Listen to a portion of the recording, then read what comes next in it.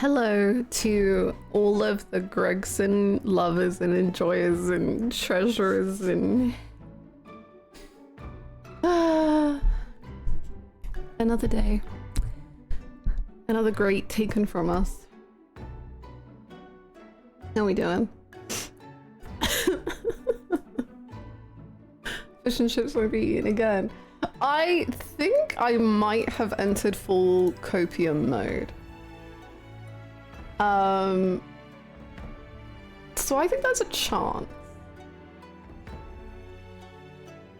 Maybe not like a good chance, but I've decided that I think they can bring him back and it wouldn't feel cheap. If they wanted to. Because like, he's on that list of names, right? So I was thinking like, what if it's like a conspiracy? And like, it's a planned thing. I don't know, but like it could be. He would have died of heart issues soon anyway. Okay, we don't have to, he's already dead. We don't have to come for him even more. Kazuma means anyone can come back. See, I thought the opposite. I thought because Kazuma came back, they wouldn't do it again. But I think they could. I don't know if I can afford to hope against Ruma. That's valid. No, I get that. No, I really do. It's tough. Bro was consuming a diet they called the Total Heart Destroyer. Yeah. He was inventing deep fried Mars bars before they were even invented. Anything fried, he would consume. Hello to Batman, Siren, Julia, Mike, Shocksaw, Delicious Duke, Holly, Charles, Giratina, Trailer, Tiger, Sherlockian, Indy. I hope you feel better. And I hope you're enjoying Metaphor. Sun, hello, Lola, hello. Bluebird, AJ, Katjan, Foopt, Winifred. I don't know who I'm missing. Quetzal, hello. Six, hello. Sam, hello. Harlock has one less person to make miserable. True. Wait, does that mean he's gonna like increase how miserable he makes me? They'll bring back Swan Lady and Great Ace of 23. Beautiful. Certainly haven't had 2 crazy streams in a row this week. Certainly. They really were like, okay, the end of 2-3 is pretty intense. How can we like warm people up to 2-4? Kill a beloved character. Put another beloved character in jail. Nice. Hi Glitch, good morning. What if faking Gregson's death is part of a grand plan to catch the Reaper? Van Ceases in on it and he wants to confront the Reaper for himself after he knows Rudowski will get it off the bloody verdict. That was actually a theory I kind of had, but it was slightly different. I didn't think Van Zeeks was in on it. And I don't think he is, unless he's like acting really. I don't think he's that good of an actor, but maybe he is. But I thought that the culprit was doing Reaper stuff in general, or like trying to frame the Reaper, because we also had in case 3 that people will just like attack Van Zeeks on the streets because they think he is the Reaper. So I thought it was a setup to put Van Zeeks in jail, so then the Reaper, who they think is the Reaper, would be brought to justice. Even though we know that's not the real Reaper. I missed the second half of stream. All I remember is Redhead Herlock and Sexy Judge Man. Oh. Are you in the position to receive bad news? Are you ready for news that might hurt you?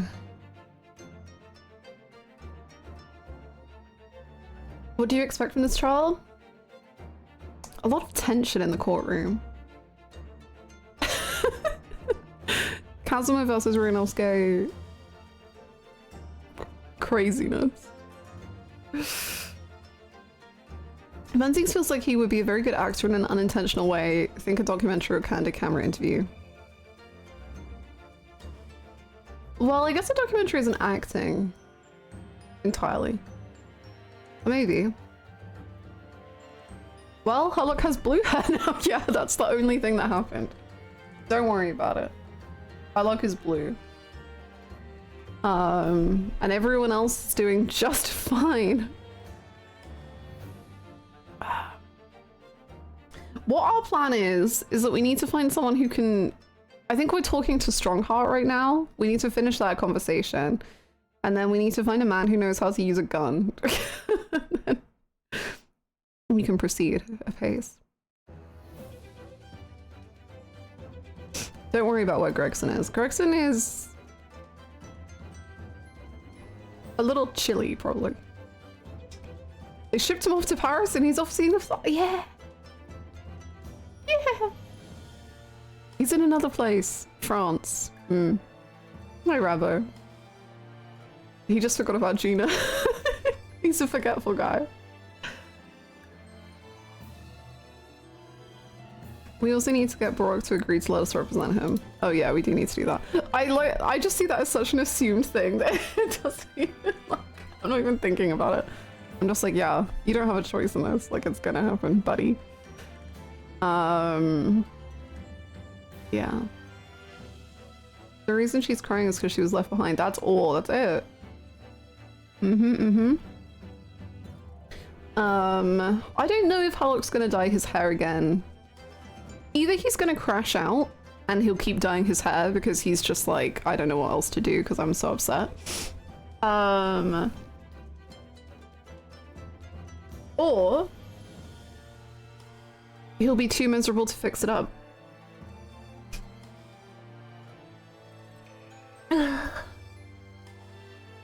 It's so funny because I was completely neutral in Gregson up to 2-4. I was intrigued by his Paris plans in case 3, but not much more. And then case 4 happened and I was like, Gregson!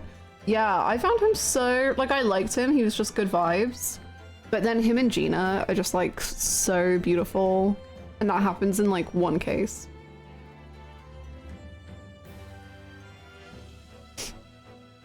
I think this game really glows him up with his stuff and then his relationship with Gina. Yeah, like, if you're, like, I think it's pretty normal probably to not be super into Gregson before now. Like, it feels pretty intentional. I just liked him because he was British. I mean, they're all British, but he was a specific breed of British that I enjoyed. But yeah, he only really starts getting the emotional stuff in case 3.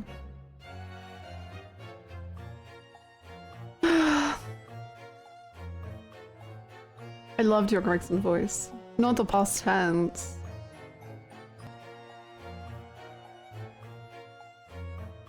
We're also inclined to feel for Gina too. I have felt for Gina since case... Well, I liked her in case 3. And then in case 5, I was like, this is the most important little lady in the world and she deserves love and trust and everything good. And that didn't end well, so great. Someone she loved and trusted and looked up to is now dead, so cool.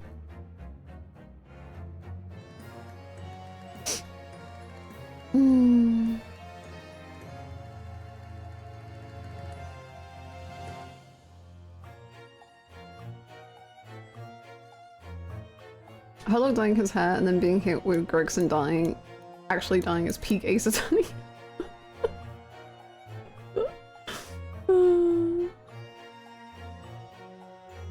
There might still yet be dead wife flashbacks, so the body might die, but the voice can live on. That's true! The voice will never die. And the body isn't dead. Like, we haven't seen it, so we cannot confirm. I've learned that if you don't see the body has not died. I don't think we've ever seen any dead body, but don't more think about that, okay? Hi, Megan.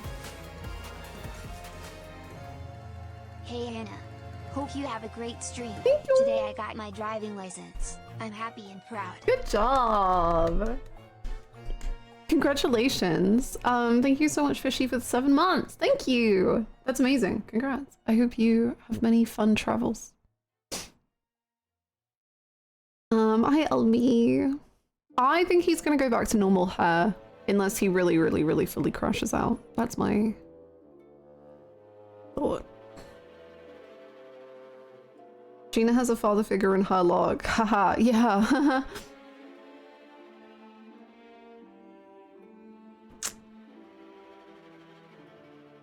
I hope he crashes out forever.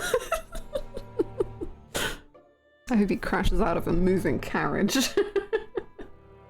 I hope he crashes out of his freaking car that he bought instead of paying rent for his child. Whatever. To be fair, he's a better father to her than his actual daughter. To be fair, that's what we're saying. That's the joke, I fear. He is. It's awful. It's terrible to watch. I hope his new car crashes. Get him. Kill him. No, don't. Like, kind of. Kind of kill him. One of my favorite things to see every so often on Twitter is someone reacting to the beginning of this case, and there's a picture of blue hair Harlock, and then following a following quote tweet being, "What the fuck?" Beautiful. We saw Kazma's body and he wasn't even dead. I mean in person. We didn't see Kazma's body. We didn't get to touch Kazma's. What I mean is that we couldn't check for a pulse. So until I can check the pulse of Gregson, he's alive. He's Schrodinger's Gregson. You can be alive or dead until I know. Until credits roll in this game, he is alive or dead.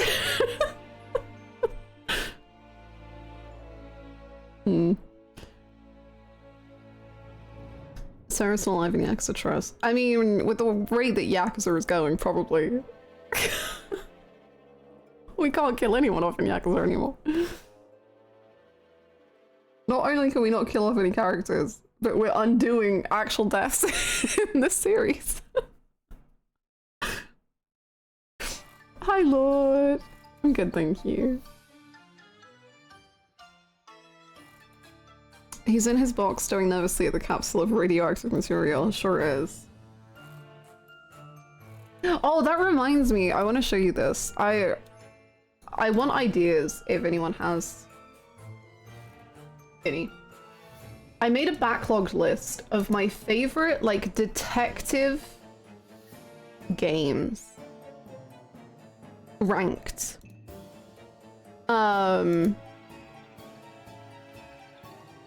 But I don't know if I've got all the detective-y kind of games I've ever played on here. Also, don't think too much about the ranking. I'm not getting ahead of myself, okay? I'm just vibing.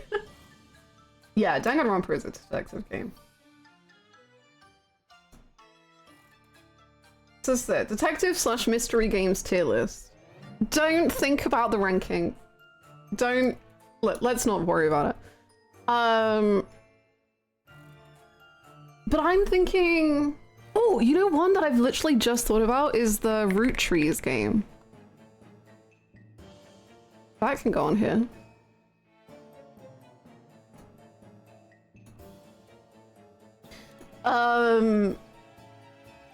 Is Wolf Among Us on there? Oh, I don't think I remember Wolf Among Us well enough to put it on. But I don't know if I've played any detective games more than this. So if anyone has any ideas that I've played... Contradiction number 1, I'm afraid. This is one of the best games ever. It's peak. Detroit Become Human? Detroit Become Human could be a detective mystery game. That's true. Would you consider Disco Elysium? Yeah, it's on here. Heavy Rain? Ooh, yeah, Heavy Rain could go on here. I think we'll leave it right there. It can stay in last place quite happily, I think. No need to move it. Is it really fair to compare normal games to the mastery that is David Cage? No. Not to the normal games, that's for sure. Hi, Saber. Oh, luckily we're really right at the beginning of the case. We didn't get very far at all. Shadows of Doubt? No, I've not played it. Persona 4? You could make a, yeah, you could make a case for Persona 4.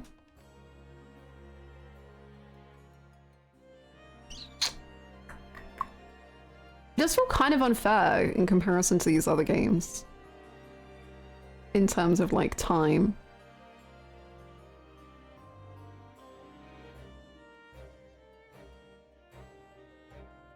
You would like Hotel Dusk? It should be on your backlog. Ooh, I'll add it. I'll add it. I really like mystery detective games. Like, these are all really good games. Well, these are all really good games.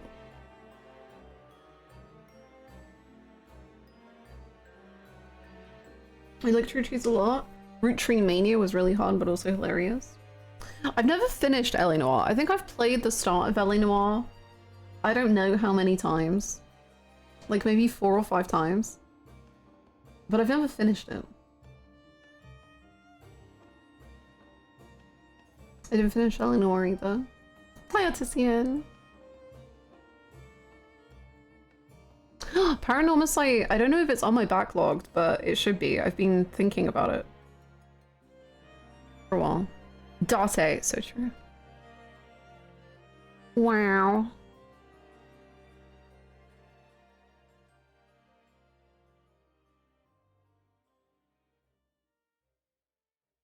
I just gotta buy Ghost Trick. Ghost Trick is the best. It's the best. Would be a good spooky season game if you don't want to. If you want to be spooked. Yeah, true. We've got a few. I've got a few plans already for Halloween, but hey, depending how long. Can I give a recommendation for a detective game? Yeah, sure. Absolutely. I do like seeing how Harlock handles the death with someone close to him. We didn't see him with Wilson. If he knows about it, probably does. So hearing him flitting around the crime scene as usual but not interacting with anyone is interesting. Yeah, like that, and the fact that he didn't even wait for Ryunosuke. Like, normally I think he would be so like, he would want to show off to Ryunosuke and Susato so badly. And he would be so like, in his element, but he's really not. Like, he's Harlocked in. He's not joking around anymore.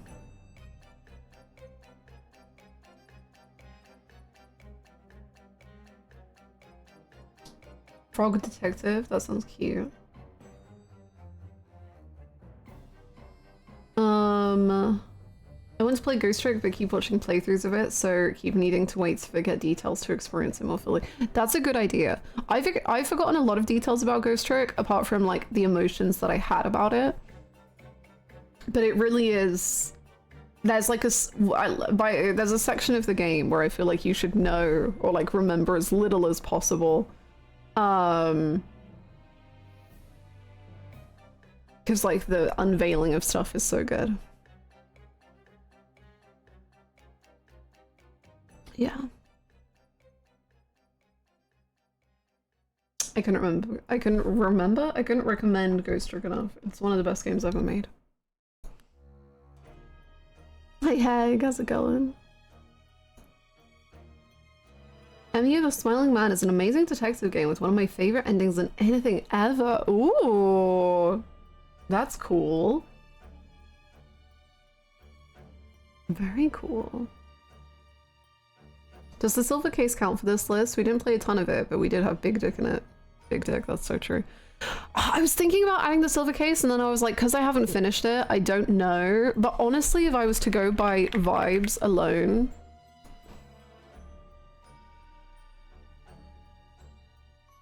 Like here, maybe? One of the funniest streams. One of the weirdest games.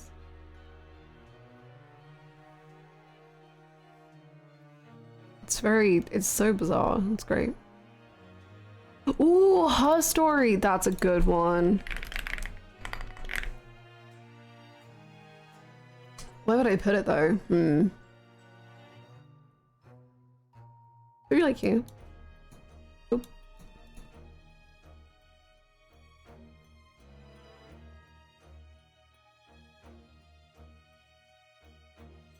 Her Story, I feel like I saw that game years ago. It's really cool. I love the like gameplay of it, but I feel like it kind of stumbles when you start losing.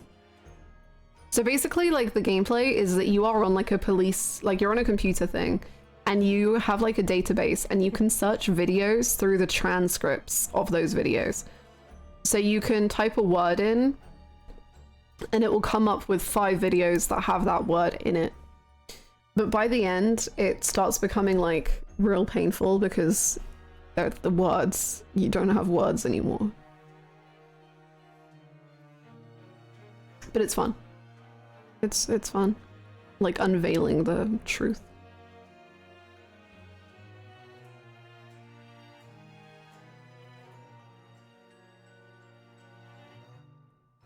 Marketing kind of shot itself in the foot. Oh, did it like kind of market itself as horror-y and it isn't?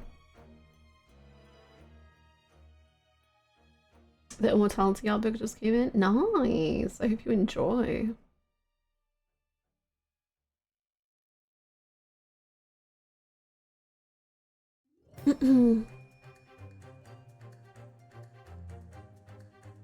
Oh. This song is the best song ever made. Not related to mysteries, but someone take Craft to Gatherers away from me. I've leveled Alchemist from 1 to 40 in the last day to avoid doing Endwalker patches and I'm not well over it. Honestly, I think that's a good shout. I hate to be the Endwalker patch hater, but just put off doing them. They're not very fun. I think crafting's probably far more fun. So I support it. Everyone thought it was going to be Nintendo's own take on horror, like a Silent Hill. Really? I can't imagine Nintendo doing horror. Some people power level the non-combat classes to cope. Do it. I took 1.5 years off the game. You're doing great.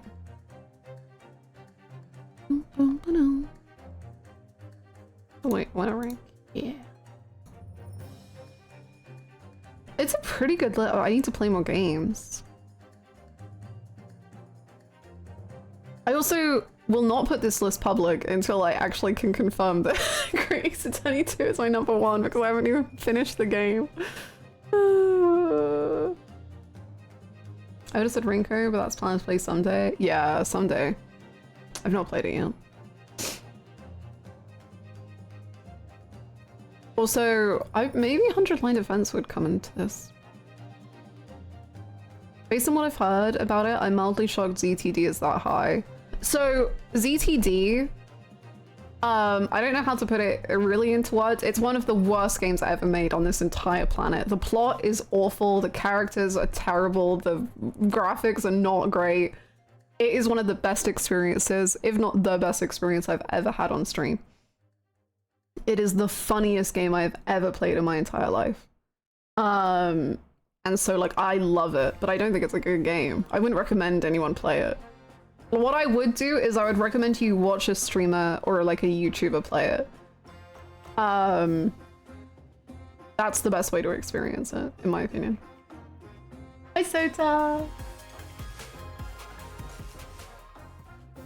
Meet a random stranger, 37. My sub has renewed 37 times. Random stranger in a row. In a row? Thank you so much, Goose, for the tier 2. Thank you for the 37 mines. Thank you. Welcome back. Might be a bit much for a stream game. It's on my backlogged. Well, I don't know why it would be too much as a stream game. Let's see.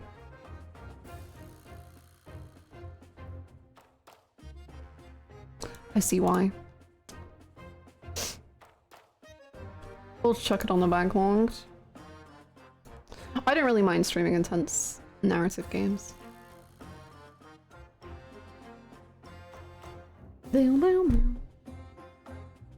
I only watched you and Crystal play it and it's still the funniest game ever. It's so good.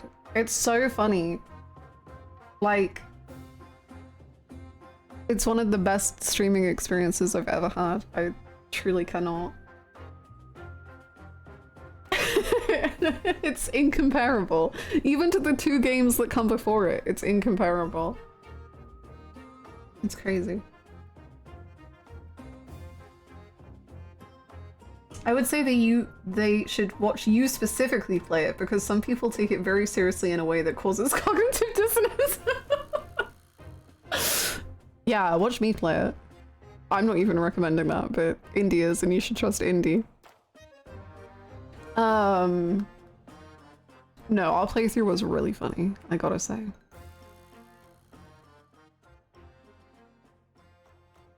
It's a film game and it did definitely require an intimacy coordinator. Manon Gage absolutely did amazing in it though.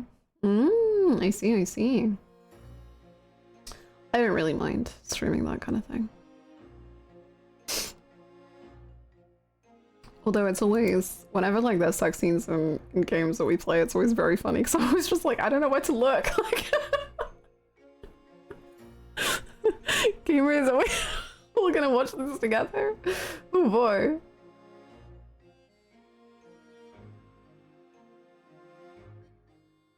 Have you heard of Later Alligator? As a game? No. As a saying? Yeah.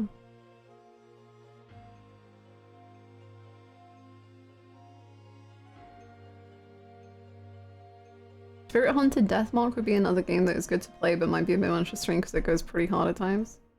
I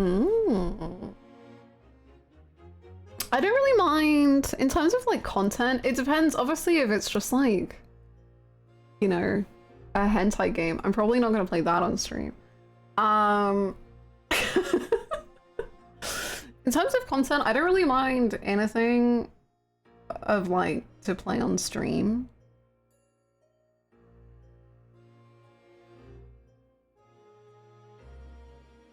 But I also don't really get like triggered or upset by any content, so I'm pretty chill with it.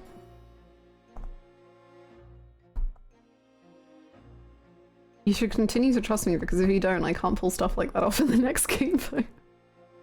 You already have plans. One popular streamer just puts a picture of Goofy over the sex scene and then describes what's happening and it's even funnier than the sex scene. That's what I did for Yakuza 0, the porn in Yakuza 0. I would just put a picture of Kiryu over the picture and then I would describe what was happening. Which was, if I recall correctly, a lot of like mostly naked women playing with balloons of all things. And sometimes bubble baths.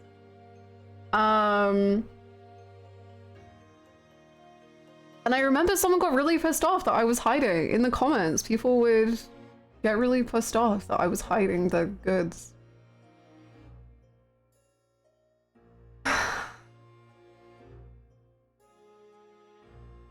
I really want to play Your Turn to Die, only when it's finished, but I really, really want to play it. They really got mad at that, huh? I cannot imagine going into someone's like Yakuza 0 VODs and being like, why are you covering up the softcore porn? Isn't there enough going on in the rest of the game that you're like...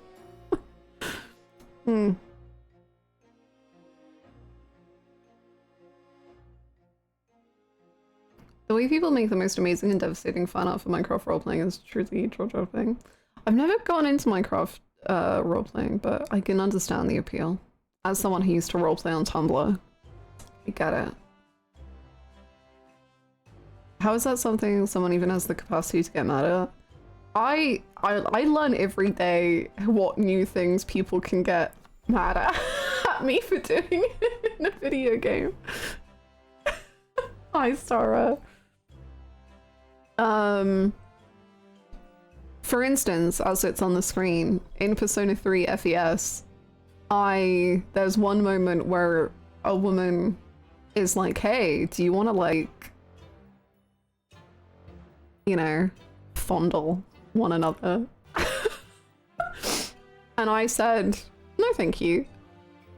And someone left a whole paragraph of like, I was enjoying this playthrough up until now and it was like really good, but this is like disgraceful and you're an anti-fun streamer and I can no longer watch this stream because you ruined it.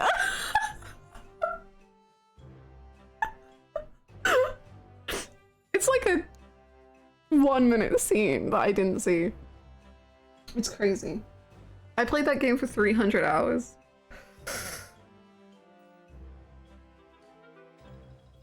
I also got a comment the other day. I found it really funny.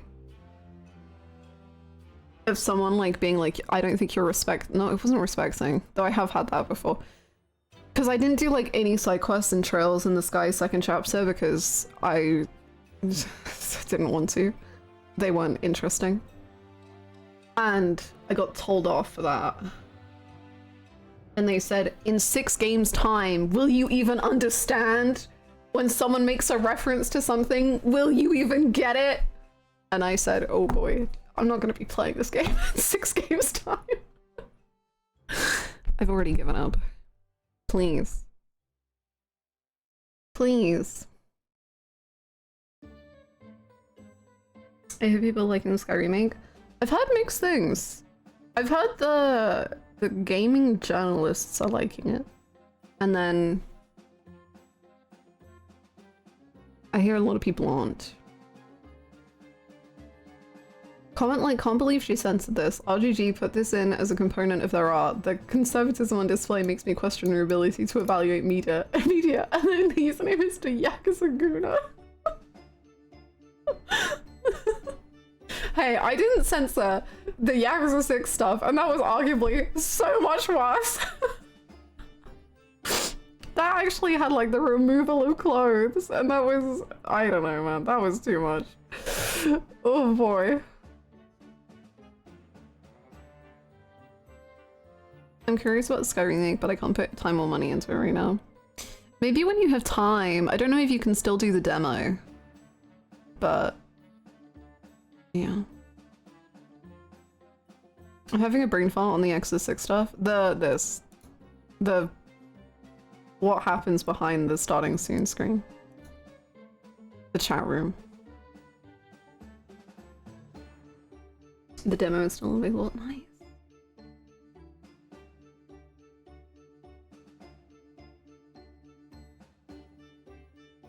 There's a section of fans that get so mad when they can't see the dirt they're looking for in an otherwise benign settings, an otherwise normal game or stream. Like, they have to see that shit right there and can't imagine just seeking out additional materials at another time. You hear it from the anti-censorship vocalizer crowd. Yeah, that checks out, honestly. Yeah, do the demo. I heard it's pretty long as well. To be honest, I wrote off a good half of those comments as no, you can't be a pretty woman playing games. I've convinced myself that's why I can't get a girlfriend, so you're breaking my brain by liking them. What? Women play video games? Does anyone know? Has anyone heard of this phenomenon? Wait, what? I know. But I thought games were made for men.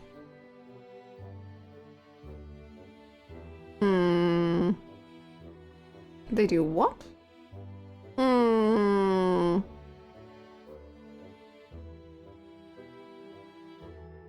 Hannah's the only woman video game enjoyer. What? I didn't think women were real. Sometimes women make video games? No. Whoa. Whoa. Is Hannah even real? Anyway, should we get into the game? There's a lot of questions being asked, and I don't know how I feel about that. Hi, Yuli. I hope you're well. Have you ever seen Hannah and Hannah in the same place? Makes you think. How's your Joy feeling? It's okay. She's deflecting. What? Please, focus up, gamers. I'm opening up the game. We lost someone yesterday. It's gonna be miserable. I met her once and she isn't even sure SMH. Sure. Women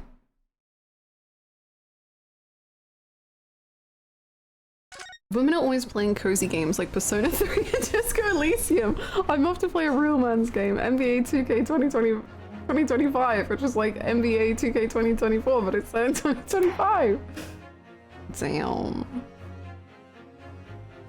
Cozy games like Persona 3 and Disco Elysium is so funny.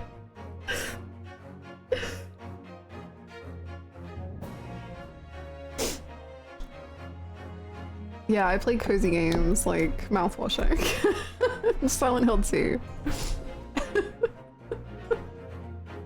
You know, Silent Hill 2 is kind of cozy, like to an extent. Silent Hill 1 is very cozy to an extent.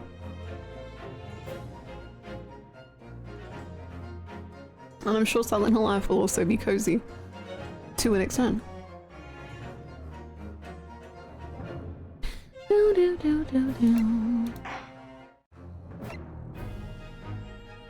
They should add a farming minigame to Silent Hill 2. I agree. I think that would improve James as a person. Relaxing with a good old farmstead. But isn't Danganronpa the coziest game you've ever played? I genuinely do find Danganronpa very cozy during sections. I love Danganronpa. Does mouthwashing count as a mystery game? I'm gonna say no. I don't think so. Although I do get the argument for it. But I don't know, because I finished mouthwashing and then so AJ and I played mouthwashing and we had like a thought about what had happened, and then I just remember AJ like reading what actually happened and neither of us got any of that at all, and we were just like, what? Huh? And so I don't know, maybe that doesn't mean it isn't a mystery, but I wasn't thinking of it in those terms, I guess.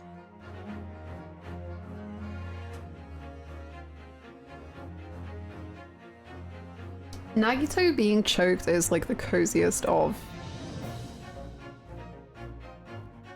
situations. I had to read a synopsis. Yeah. I didn't get any of the the stuff they were putting down in mouthwashing. Weirdly, I think Danganronpa is the coziest, even though it's ugly as the most unsettling vibes. Maybe. No, I can see that. I probably agree. I haven't played V3, but...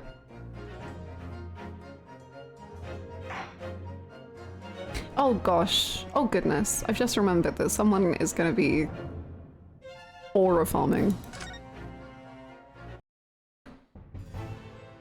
Hello. Goodness.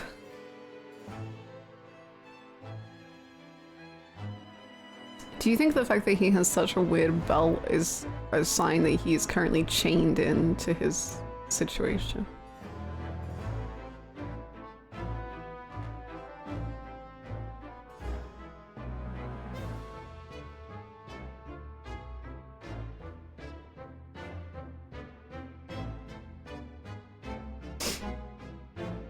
Nah, it's for the storm.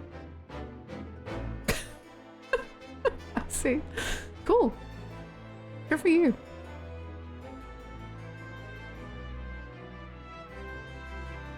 This is it. This is the entire stream.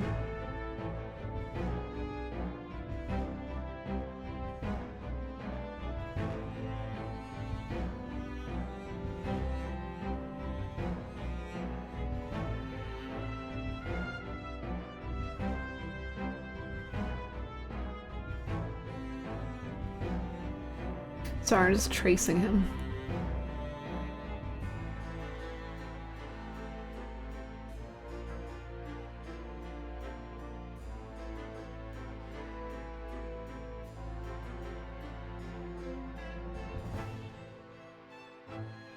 Oh, for Danganronpa? Yeah, no, I think well, I don't even think that they're... I mean, they don't read as low budget to me at all, but I think they have such like a art style. I don't know, I think with every single game ever now, if it gets a remake, I'm just so scared that it's gonna turn into another plastic, poppin', shiny clone. And I just would not like that for Danganronpa. But I don't think it would. Like, even 100 Line is still in the same kind of style as Danganronpa.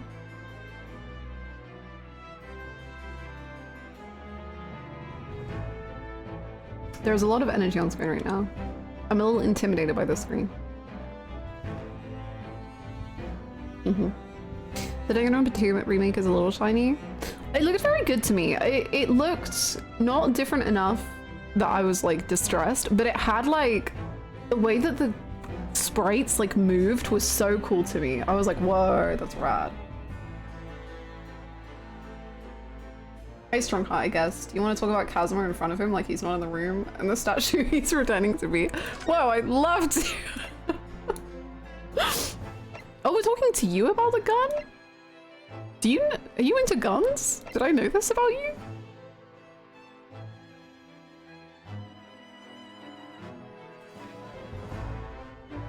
I guess so.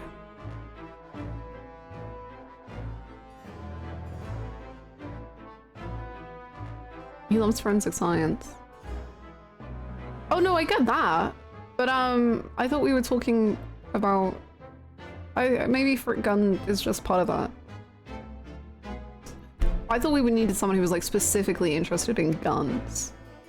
So I was going to the man who executes people for a living because I thought, hey, he has guns on his wall. My bad.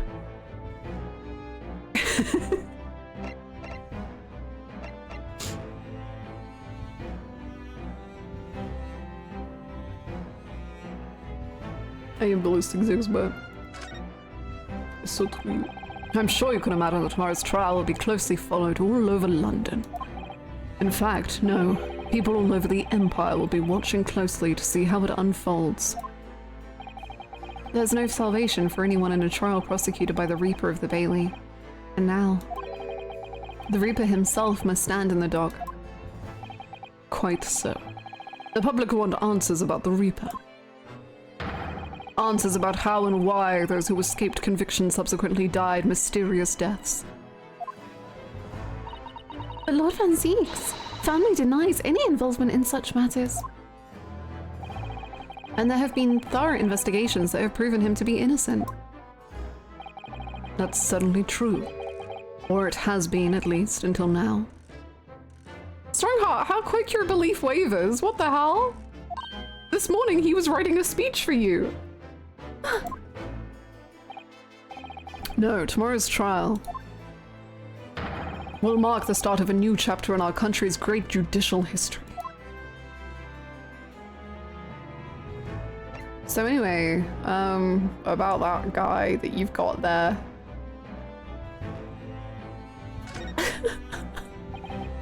So, Kazuma! So, Clint. So, Kazuma. So, So, Kazuma will be prosecuting tomorrow. So, Sejima. That's right. But he's a defense lawyer, Lord Strongheart. Not anymore, he isn't. Accomplished young law practitioners cannot pick and choose their roles. And imagine what it will mean for the prosecution to know the strategies commonly employed by the defense. A devastating combination, wouldn't you agree? Absolutely. I've no doubt at all that Kazuma will be razor sharp as a prosecutor. just see how he just is not, doesn't move, doesn't feel, doesn't think, doesn't just okay. But why Kazuma-sama? There are surely many of the highly skilled prosecutors in Great Britain.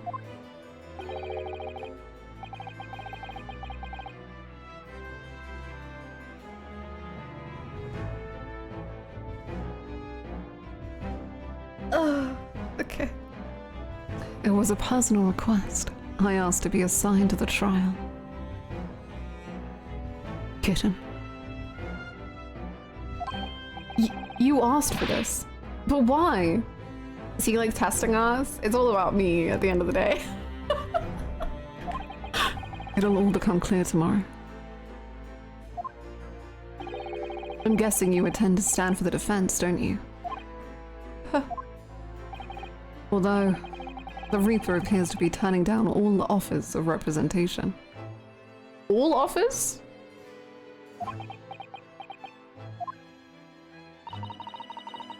I'm surprised such a personal request would have been upheld. It seems unprecedented. Quite exceptional, in fact. You are quite right, Miss Mikotoba. Tomorrow's trial will be unprecedented and exceptional in every way. After all, the accused is one of Britain's greatest prosecutors. The pride of the Empire. Damn, little darling, pride of the Empire? It would be unwise to give the public a reason to perceive it as the judiciary closing ranks. So that's why you're happy to let a foreigner handle the prosecution. Ryunosuke, let's see how your skills have been honed after practicing law in this land for so many months. So he is doing it to test me. It is all about me. Hee hee hee hee. Can you put the sword down? Wait, where's the ribbon gone?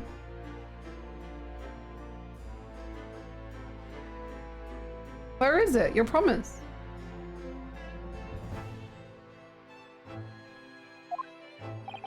Kazuma, I don't understand why you're being so hostile to me now. This isn't going to end well, my friend. Oh.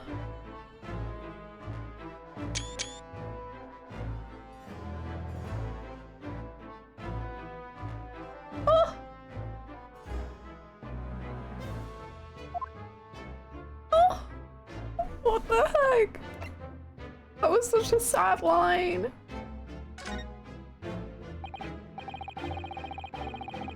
Oh yes, we noticed that there was a gun at the scene of Inspector Gregson's death. Do you know if it belongs to Lord Van Zieks?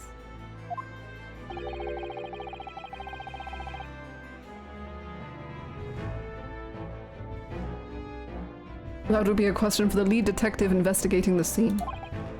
Well, the thing is, she wasn't sure, so she told me I should ask somebody higher up who might know.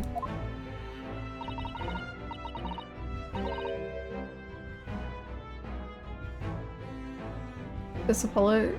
Oh, I thought you meant for this game. Yes, no, that is a really good clip.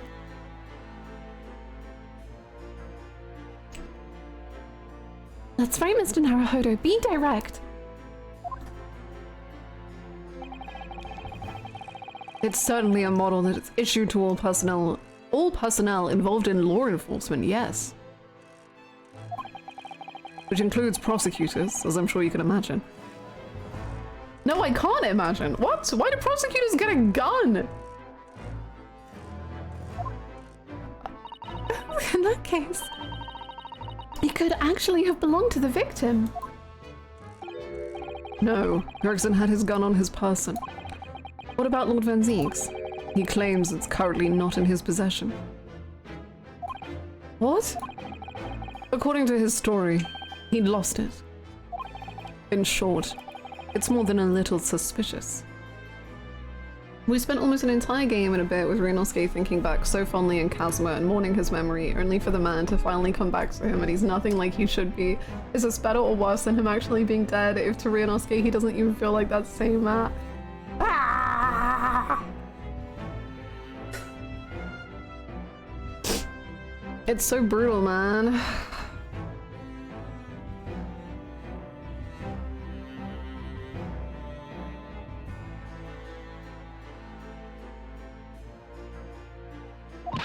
But just because the gun in question is the same type as the defendant's is no proof that it's actually his. And I think it's even better because not only does Ryunosuke think back so fondly on Kazuma, but he looks up to him in such a huge way of just like putting so much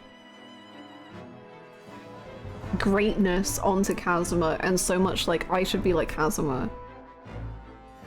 And so now Kazuma's back and it's just like, who is this Kazuma? This isn't the one that I created in my head.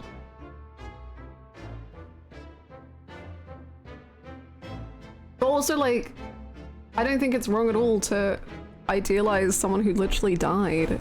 Like, it's not like he was...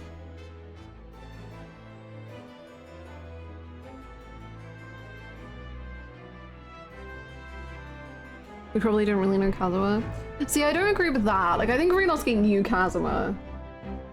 I just think in death he didn't know what to do with his memories of Kazuma. Which is valid. I get that. But it's crazy to like have him come back. Of course not. Nevertheless, the situation is grave for Lord Venziques.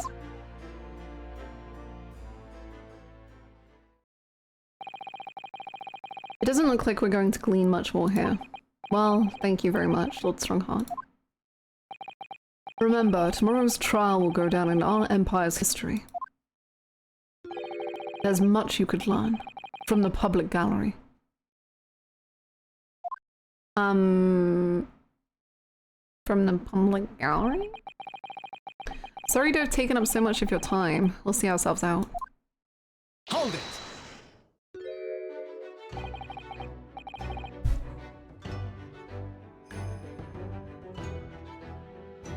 What are we? I don't understand you! Before you go, Ryunosuke. I think Kazuma's been hiding things about himself because he was so focused on getting to England, but now the Japanese government can't stop him and Strongheart is supporting him, he can be his full self. I don't see this as his full self. I don't know. I just don't think this is the real Kazuma. Like, if they ended the story as Kazuma's full self being like very hostile towards Ryunosuke, I'd be like, that's insane. I'd be like, that's bonkers, but okay. Like, the end game should be Kazuma chills out a bit. You would hope. If anything, he feels more restrained and tortured. Yeah, I think he may be bound by his legacy a little bit. I don't know. Before you go, Ryunosuke. What is it, Kazuma? I just wanted to thank you. What? I don't think he's being hostile to Ryu. He still seems very fond of and respectful. There's just a definite distance. Well, you might not think that, but Ryunosuke thinks that. Like, Ryunosuke literally said, why is he being so hostile to me? I don't understand why you're being so hostile to me now. Like, Ryunosuke himself is really thrown off by Kazuma.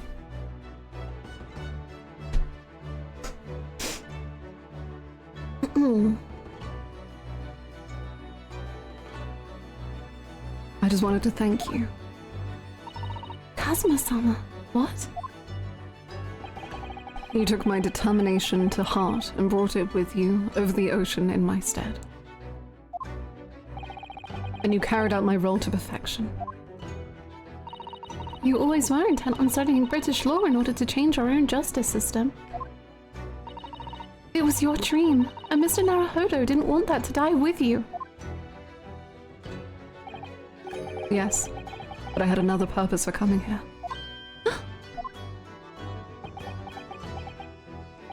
I actually have a favor to ask.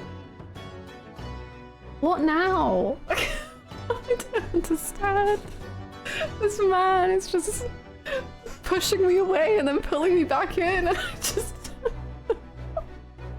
Oh. Hi, Marky. How are you? Ugh. Could you maybe ask that with a bit of warmth? Mm-hmm.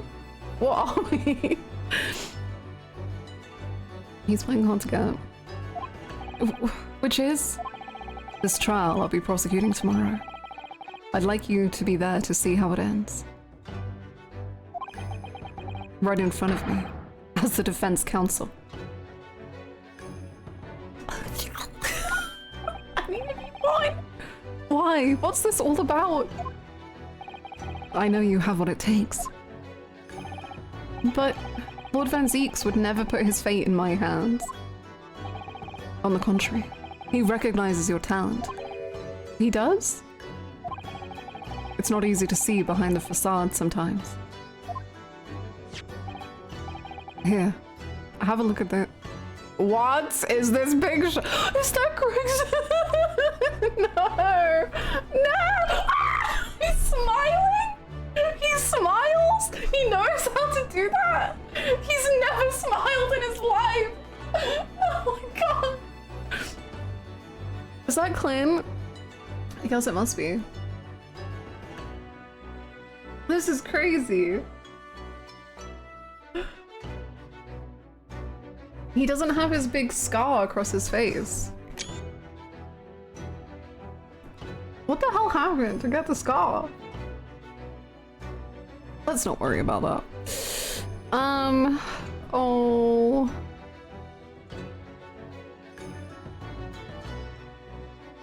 He looks like such a baby. What the hell? I'm sure I've never met this man. This looks like the after photo for a mental health treatment center.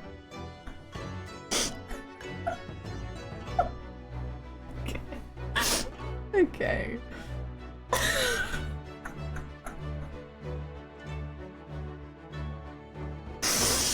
Okay. Okay. That's Lord Van Zeeks and Inspector Gregson. My mouth hurts. You're not allowed, Indy. I told you, you're not allowed to make me laugh. Oh my god.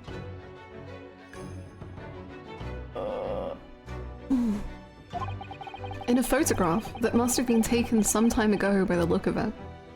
I would bet at least 10 years ago, personally.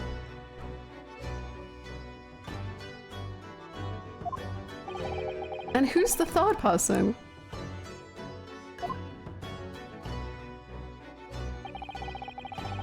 It was displayed very prominently in the detective's office. Oh, stop. Oh, stop it. Why is Gregson such a little sentimental cutie patootie? What the frig, dude? In Gregson's office, you mean? Yes. What I'm trying to say is, if you really think you can trust the Reaper, you might find that some straight talking makes him take a different view. Straight talking? Wait, I had a completely different perception of him, Kazuma. Take it. Gregson's photograph has been entered into the court record.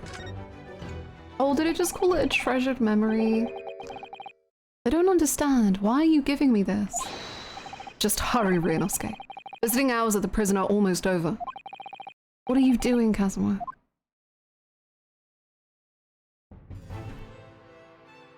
You're hot and you're cold, you're yes and you're no.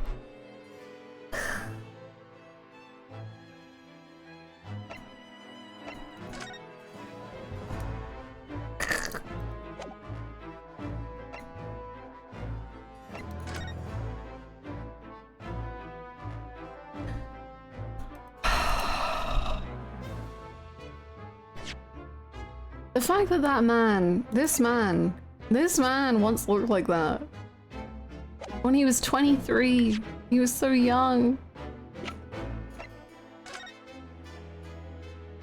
Oh my goodness gracious. Poor little baby.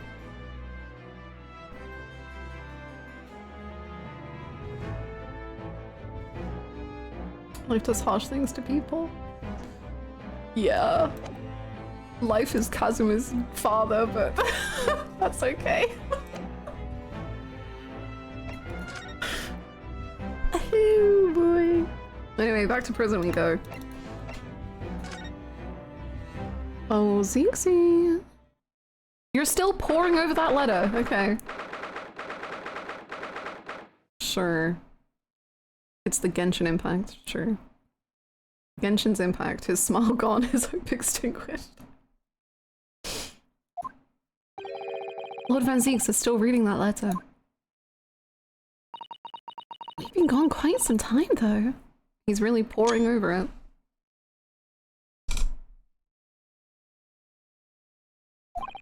Either he's an incredibly slow reader, or it's an incredibly long letter. I might even be able to read English faster than he can. Renosuke... Okay. Is now the time? Hello. I was intending to ignore you entirely. But I can't turn a deaf ear to such an insulting Nipponese! Okay! I would have preferred to ignore you, but the racism within me was so strong that I just couldn't resist.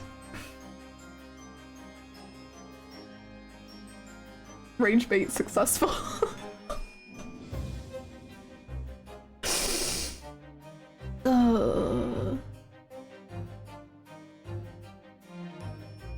Okay. Oh! Sorry. I didn't think you'd hear that.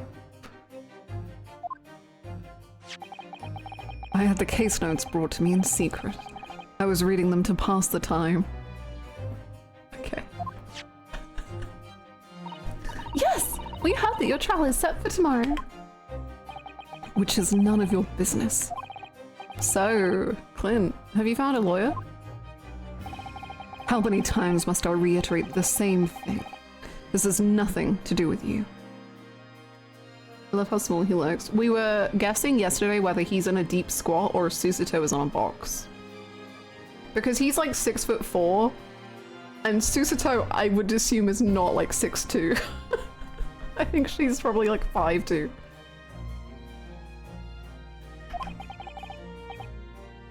In other words, no. We were just talking to Lord Strongheart, and the prosecutor for your trial has been decided. Hello, Luxury. Welcome in. I'd expect nothing less, though I have no idea who it is.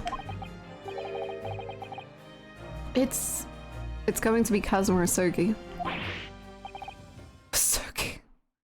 Yeah, I thought you would have a big problem with this one, and I think it's valid. Honestly, you know, I was gonna question if it was unbiased to do it like this, but why would that ever matter in a court of law? All we have is bias. That made the color drain from his face. Did it? Well then. It seems I'm going to have to engage in conversation with you again after all.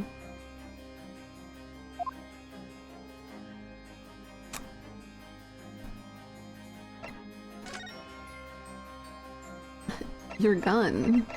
Tell me about Asogi. How do you feel about that? Good? Bad? 10 years ago. The way he clutches this freaking bat. Wait, I want to look at the picture. Hold on.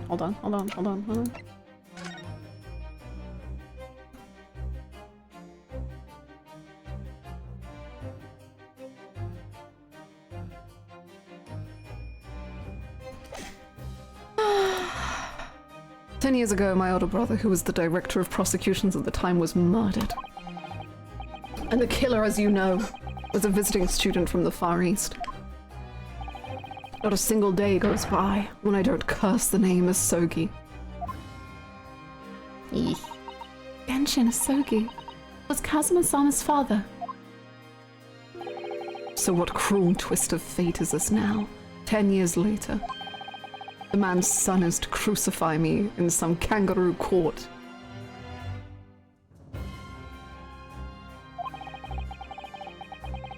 still don't understand why Lord Strongheart apprenticed Kazuma to you.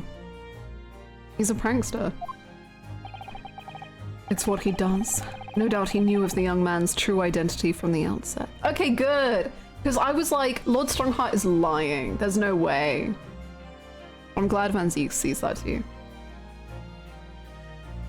Good morning, Asterix.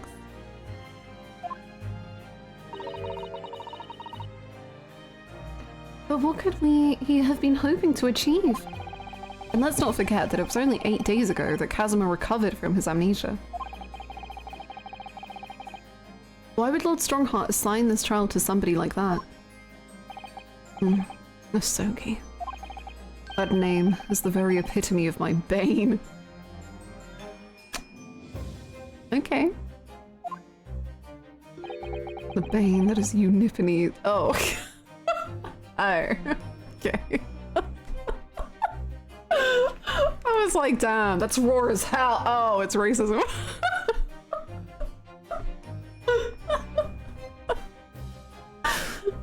Fire. Oh. Oh. Right. Your hatred of all us Japanese. The Nipponese Bane? Okay.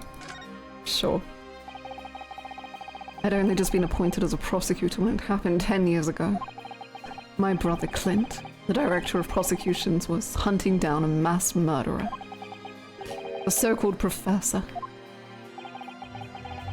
Assigned to the investigation as his partner was a certain visiting student dispatched from Scotland Yard.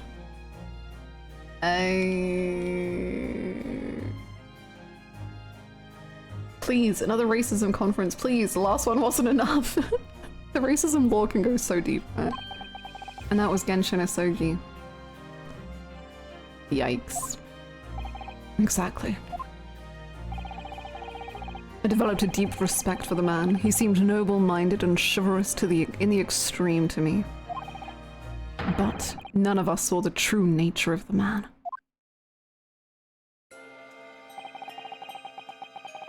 So I lost everything when it happened. My esteemed brother, the people I believed in, and any semblance of right prevailing over wrong. Oh, how awful. To avenge my brother, I prosecuted in Asogi's trial. It wouldn't ordinarily have been allowed, but I beleaguered the ascribed prosecutor until he consented. What do you mean by the ascribed prosecutor?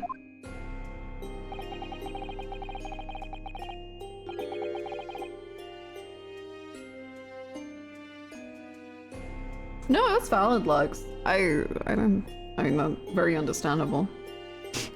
It's one of those things that for some people, like, you're not gonna be able to separate it. Or find it, like, you know, like, I always am like, well, characters are awful, but they're characters, so it doesn't really, like... I don't know how to phrase it. I don't tend to take in the morals of a character as to whether I like them or not, but it's very understandable when there is a character that pushes that line. The man in charge of the Professor case inquiry, Lord Vale Strongheart. Wait, what? Lord Strongheart?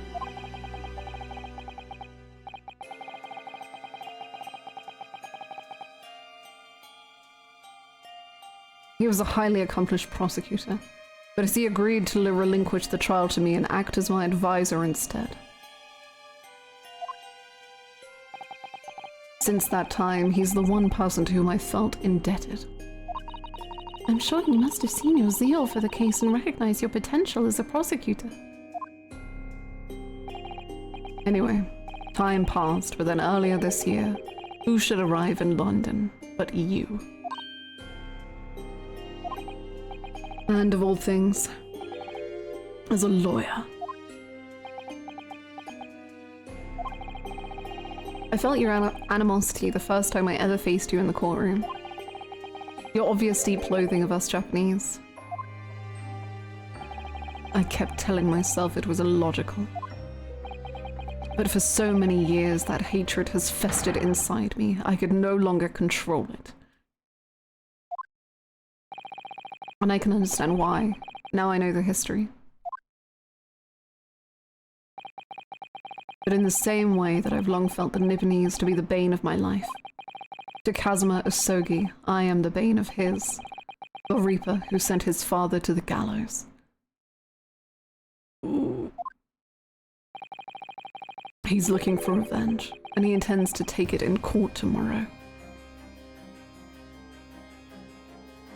Is that why he wants me to be the defense?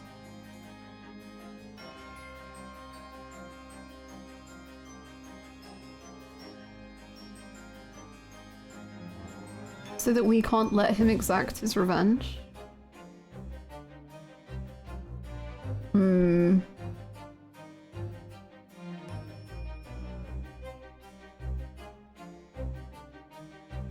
Or he wants revenge, but he wants to make sure he gets it right. Yeah, that's true too. Hmm.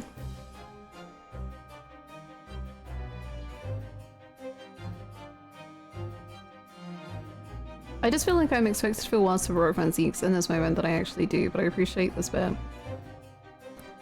I don't know actually. I haven't thought about that.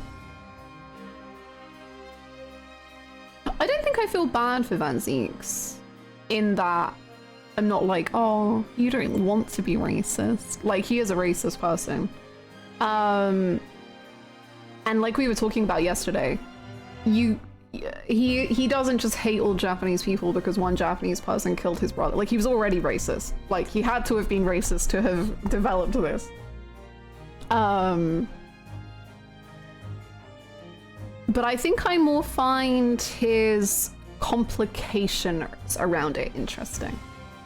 But I guess I wasn't even considering that I should have been feeling more bad for him or whatever, if that makes sense.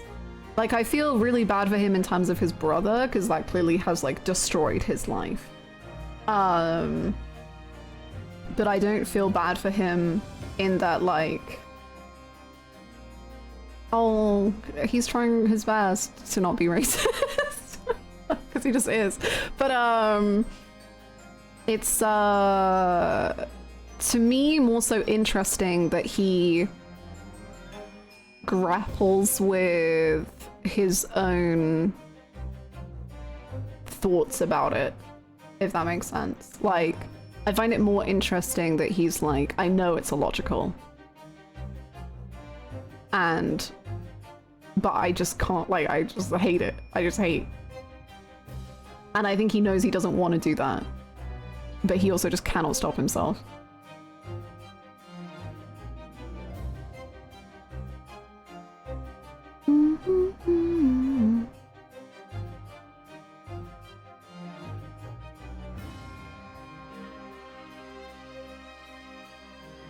I do think they could have given BBZ basically the same story but without the racism, but I don't know if he'd be the same character. It'd also be glaring if basically every the British character is racist except him, so I don't know. I think it would be a very different story and potentially, I don't know, if a worse story. I think it would have been a weaker story maybe if they just took the racism out.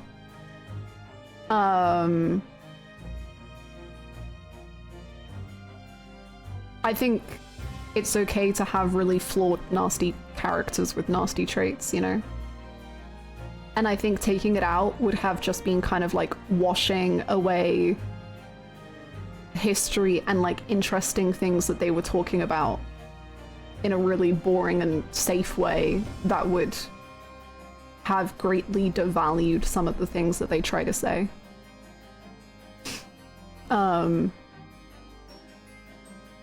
Especially with cases such as Saseki, like, if there wasn't the racism as well within them, I think it would have been kind of nastier to not have it than to have it, personally.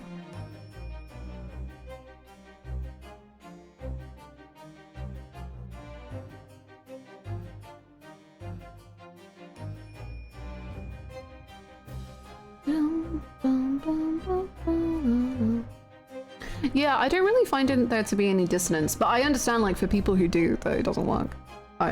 Very valid.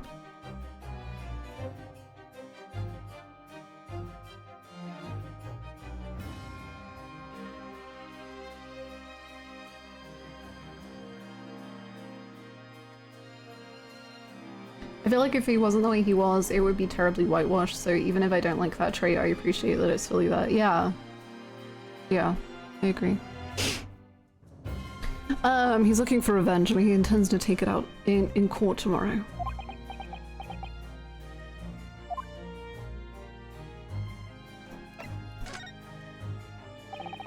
Gregson's transfer to the Paris Police Prefecture had finally been arranged for the coming month. But he'll never make it to France now.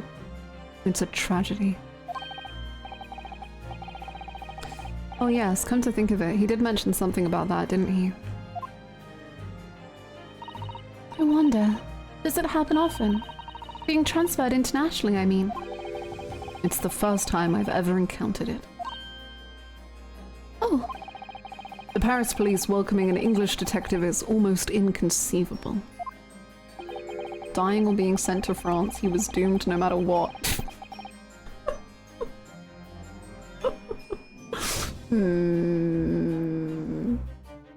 I can't imagine what kind of magic Gregson must have worked to put that arrangement in place.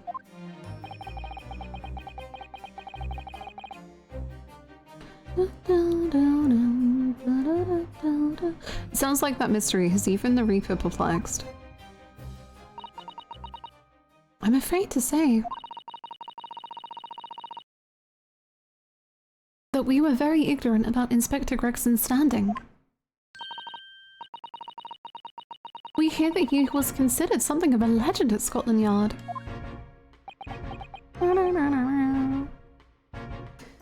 Man, I can hear his theme now.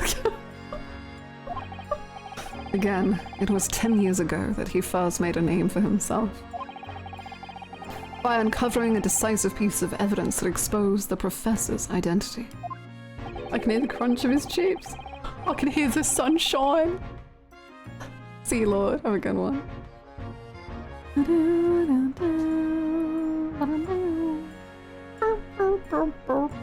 If it wasn't for Gregson's singular approach to the case, the discovery would have never been made.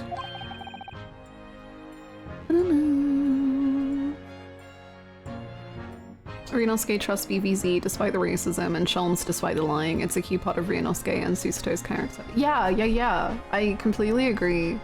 Like, they both are willing to look past so much in the means of understanding and communicating, I guess, generally with people. Like, Sholmes has betrayed them in the, like, highest way possible. And they're still pretty vibing with him. VVZ has constantly dismissed them. And they still attempt to understand him.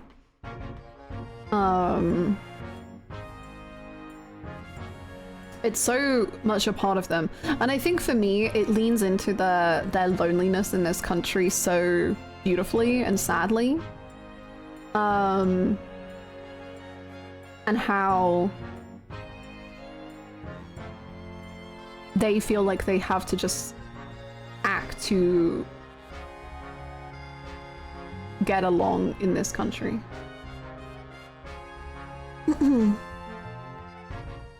I'm always of two minds about this line of thinking when it comes to fantastical stories with over-the-top characters, because it's really true that removing that element would make for less compelling, less interesting characters, but in a game where we have a detective on the stand waving fish and chips around and wild unrealistic juries and cases, I'm not as convinced that they need to acknowledge history when it comes to racism when there are a lot of other liberties.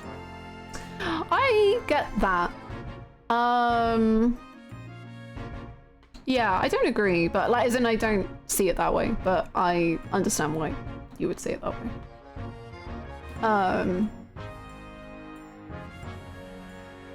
Because it seems like, at least to me, the writers have such like a love of certain things, like Saseki's story. They clearly seem to like love his time in England and want to use it to tell a story. And I feel like they are using the racism in a way to tell a very purposeful story. Not only, and the thing is, I think if it was only for Van Zieks' sake, then I would be like, eh.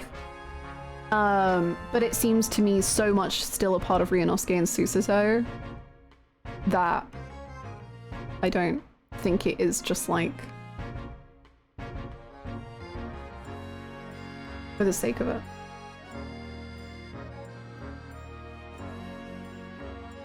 Personally. You know?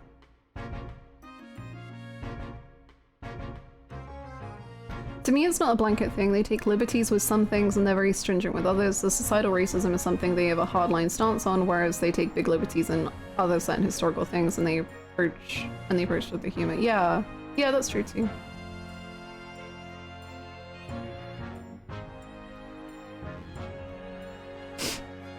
What sort of approach? After my brother's life was taken, the inspector pushed for a full autopsy. Oh my, 10 years ago? Why is that so surprising? Autopsy was considered a desecration of the body at the time and rarely performed. And my brother was of course a noble.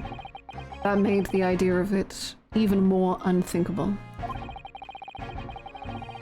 But something Gregson has dug up in his investigations made him determined it was necessary. His powerful convictions somehow influenced the House of Lords, and as a result, I could avenge my brother's death. So, you must have had great confidence in the inspector's abilities then. And it's even more inconceivable that you would have taken his life. I don't have confidence in anyone. Oh. And I'm sure Gregson felt the same way. I've no doubt he thought of me only as the ominous Reaper, just like the rest of London. What really went on between Lord Van Zieks and Gregson, I wonder? What was the true nature of their relationship?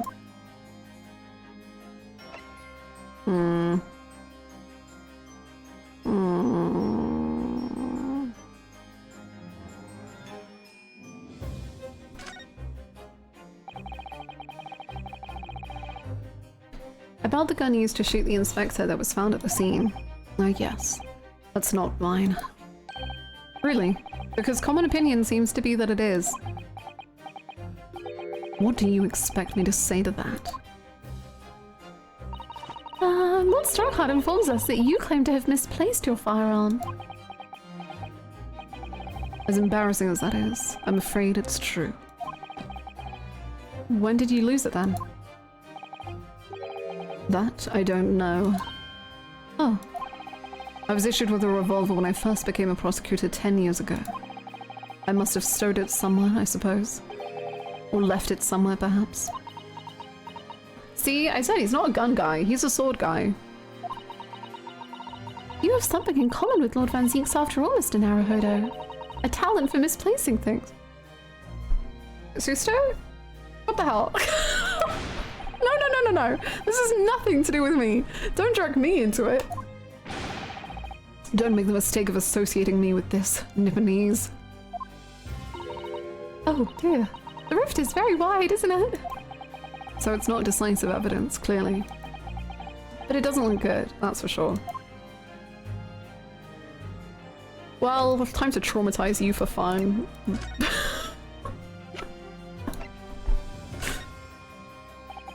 Lord Van Zieks, we came by this old photograph. Why did you get that? It was taken when I became a qualified prosecutor. It's almost undeniable, Unbelievable, sorry. I assumed it was long lost. Is this the man on the left there? Clint? Yes, that's my brother. Clint. The details of Gregson's photograph have been updated in the court record. Wait, that's Clint? No way! It had to be, really. Yeah, I did, Ryunosuke. Good, yeah. Apparently, this picture was prominently displayed in Gregson's office. He had a deep respect for you, you know. Were you aware of that? Respect? That's nonsense. No, we've heard someone attest to it very clearly. Inspector Gina Lestrade, no less.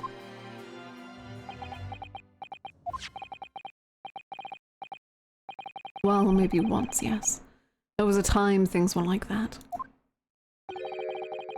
We were brothers in arms, jovially discussing the future of justice and other such lofty subject matter. That was a nice glimpse of the past. I thank you. Okay, I was trying to traumatize you though. Frick. I feel as though I got a nice glimpse of the past then too. There was a glimmer of light in his eyes, a brief twinkle. An insight into the true nature of this man known to all as the Stone Cold Reaper of the Valley.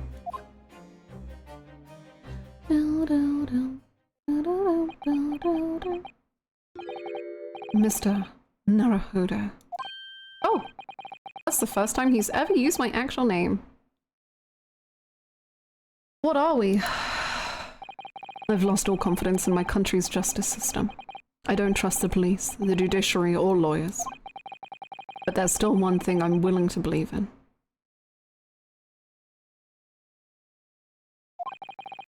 What's that? That which you see in the eyes of another across the courtroom. A simple determination to know the truth. Lord Van Zieks. From the very first time we clashed in the Bailey almost a year ago now. I couldn't deny it, even though I dearly wished I could. Here is a loathsome Nipponese, who has absolute integrity as a lawyer. There are only two other men I've known with that same look in their eyes. My brother, Flint, and Genshin Asogi.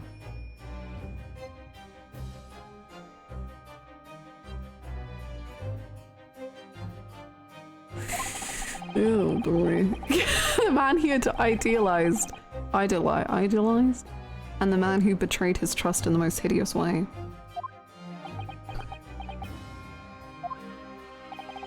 When you showed me that photograph just now, it reminded me.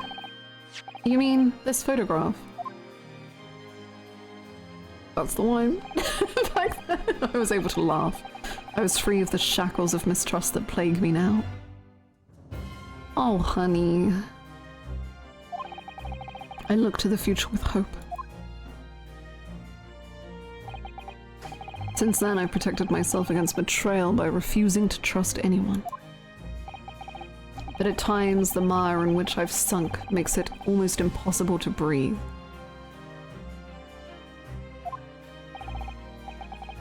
I'm so sorry. So, Mr. Naruhodo, I want to believe in that look in your eyes. I need to believe in it. In tomorrow's trial, will you advocate for me? Very interesting that he doesn't see that look in Kazuma's eyes.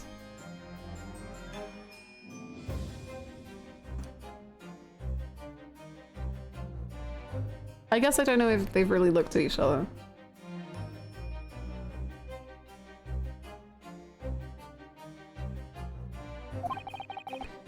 Of course I will. It would be an honor.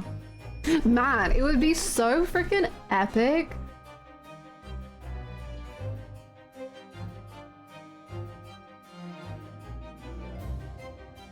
Yeah, he might not like I don't, okay, maybe he hasn't like technically seen Kazuma, like he has seen him without the mask on and he has seen his eyes, but maybe it isn't long enough for him to assess.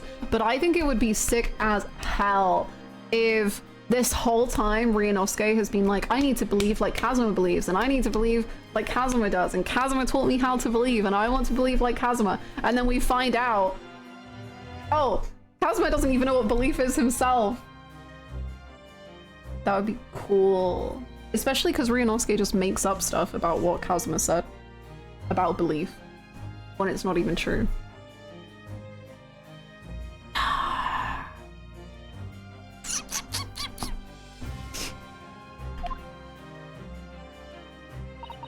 I'm so pleased, Mr. Naruhodo. Smiles so normally. Then my life is in your hands.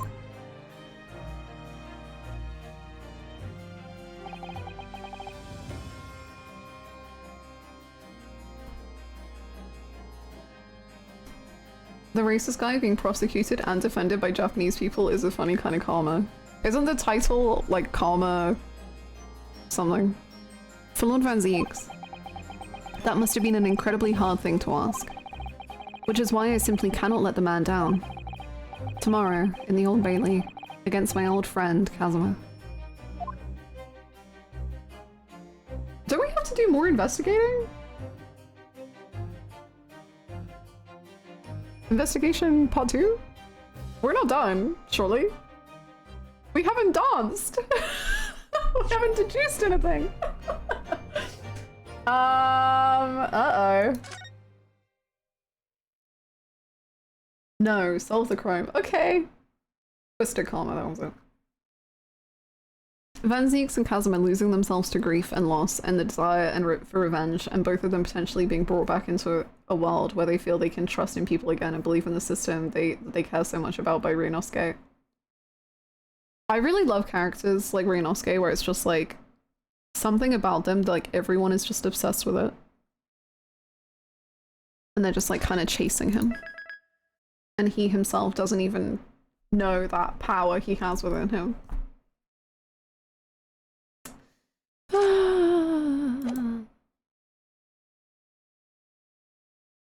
We need to dance! What the hell? We're not ready! What?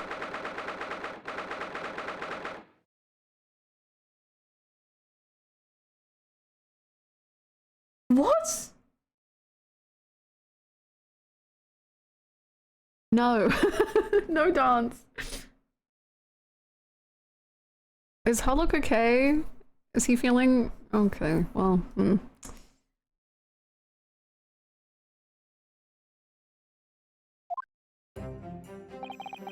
There's that old familiar feeling again. The crushing pressure of this historic courthouse. Actually, no. It's a little different today. There's an even more menacing tension in the air. There is a menacing tension in the air here today, isn't there? I suppose. Yes, I think so. Hey. It can only be the result of the menacing appearance of the defendant. A little more courtesy, if you please. Oh my! I do apologize. However, you're certainly not mistaken that this trial is far from ordinary. What do you mean? I'm not privy to the details. However, I understand that no jury has been selected. What? We're not doing— are we doing a close? Oh my god. A trial without a jury? Well, that's just like the trial of the professor 10 years ago. Close call. Oh my god. Oh my god. They're in the same room together. This is a lot.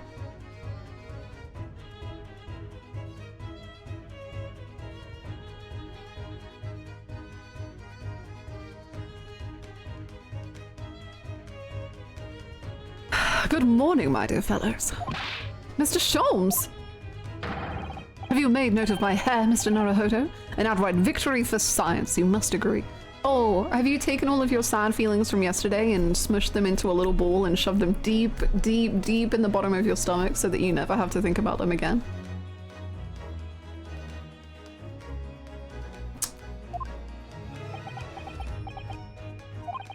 To be perfectly honest, so much happened yesterday that, well, I completely forgot about your little hair problem. Damn. Ha! What to one man is a little hair problem, is to another a day of drinking dubious potion after dubious potion. You have no idea how my stomach ails me this morning. You poor thing. Oh dear, how awful for you. Susto, don't. I'm afraid you only have yourself to blame, Mr. Sholmes.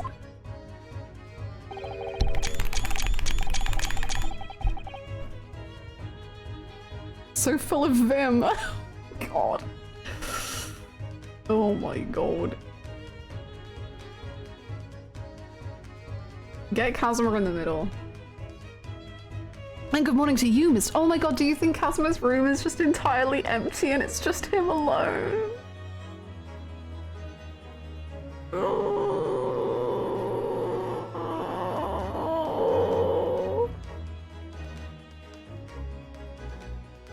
The screenshot sounds? Screenshot? What? What? I don't know.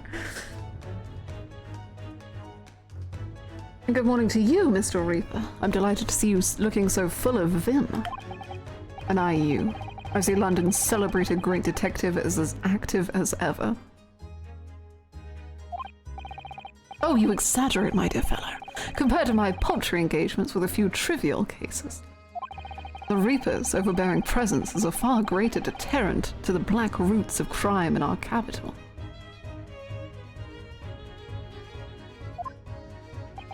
And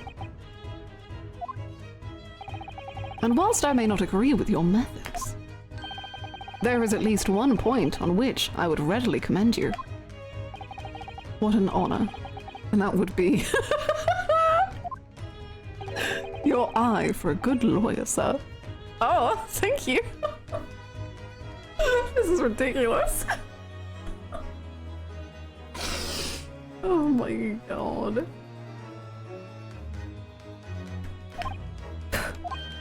Mr. Sholmes! Shh. Please. God, Van Zieks is so desaturated next to Sholmes. He's so grey. He looks so grey. I think also because my camera is like hiding the one bit of his skin that isn't just grey, it looks even worse. After all, behind this lawyer there is a very great mind. My own. Choke.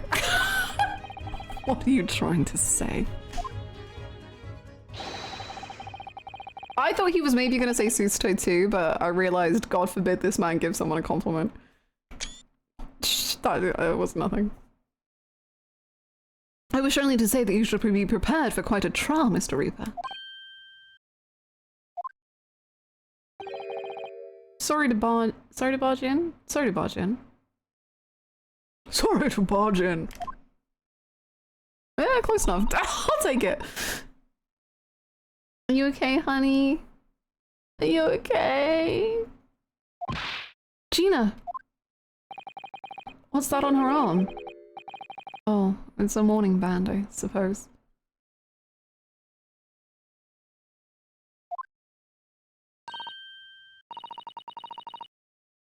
Father, shouldn't you be at the symposium? It's been postponed, so I have some free time.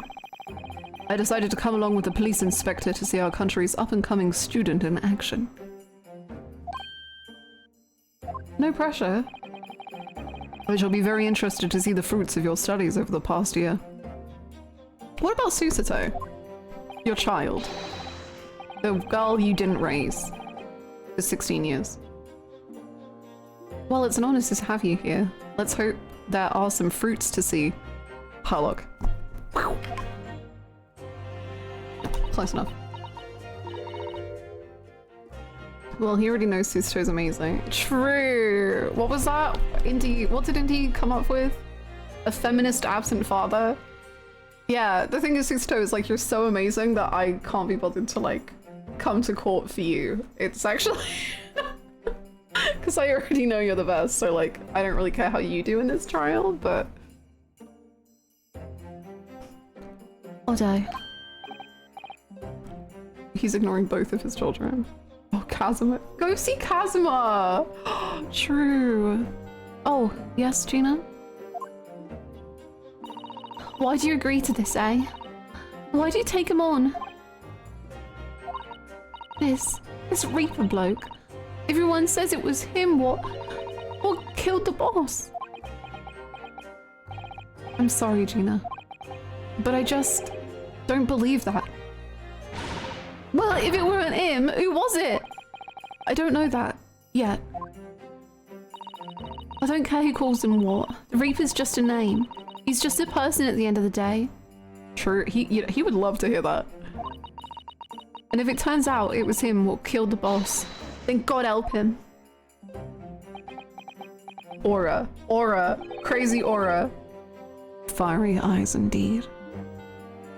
Do you want to become a girl dad? We have a girl who's missing a dad. I think this could be great after we get past the trauma.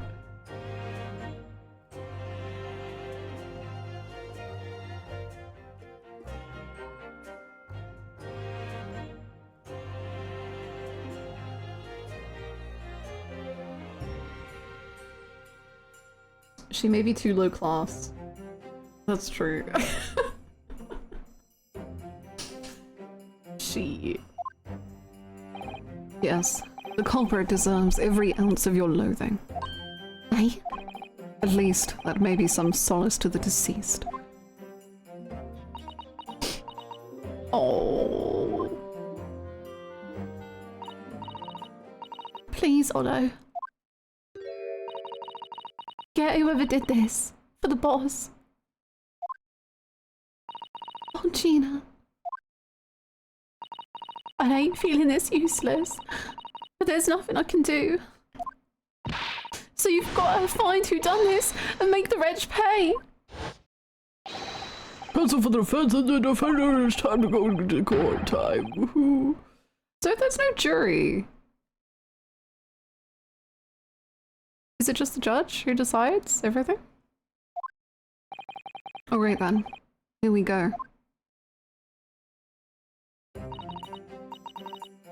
It's time, Mr. Naruhodo, Lord Van Zeeks. Kazuma, okay. One who lost his treasured brother to a mass murderer. One who lost his treasured father in a foreign court of law. And one who lost the man who helped her escape destitution.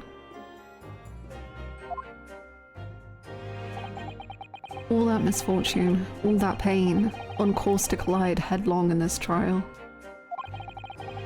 It's time to shine a light on all these dark events. What the frick is case 5 gonna— what the fuck is your problem? And whatever truth is revealed, we're going to have to look it straight in the eye. Yeah, as he hides his face. Okay. Sure. Why does this feel like a concluding case? We have a whole 5th one. I don't get it.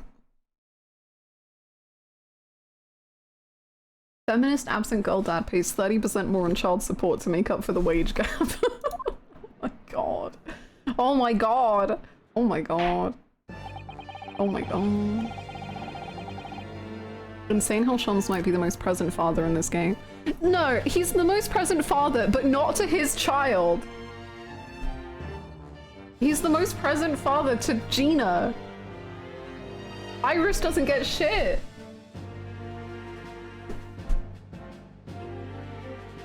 She does get shit. Not enough, though. What 5th case? Oh. He's present, as in game. Okay, he is there. He is in the house. Yes, I will agree with that. He is there. He is there. Iris gets to look at a brand new car. That's true. Iris gets to look at a brand new car while the rent can't get paid. That's fun. In the name of Her Majesty the Queen, I hereby declare this court to be in session. We are here to conduct the fair and just trial of the defendant Baroque Van Zeeks. Counsels for the defense and prosecution, are you ready to begin? The defense is ready, my lord. Oh god, what are his animations gonna be? I haven't even thought about this. Oh, jeez. The prosecution is more than ready. Is he gonna put a leg on the table? Probably not. He's a bit shorter. Hmm. Oh, Kazuma-sama. I've been wishing to see you in court again for so long, it feels.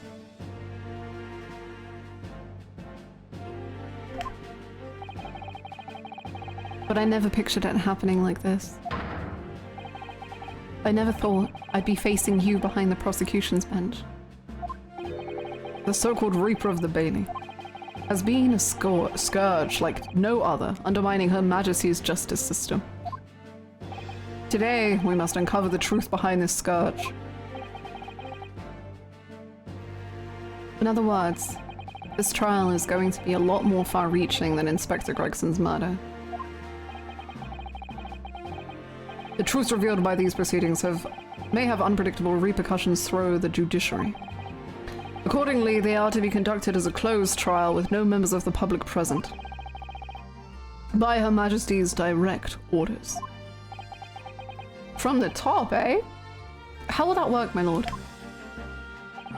The burden of all arbitration and adjudication falls on my shoulders. Therefore, as you will see, the juror's bench shall remain vacant today. If no members of the public are present, might I ask who is currently occupying the gallery, my lord? There are members of the judiciary here to witness proceedings and ensure an equitable trial. Members of the judiciary? Oh my! This is a very unusual trial already. So is the Victorian child here or not? Because I'm going to be devastated if he can't see the events of this story unfold. There is, of course, another unprecedented aspect to these proceedings on which I must elaborate. The counsels for the prosecution and the defense are both aliens of Great Britain.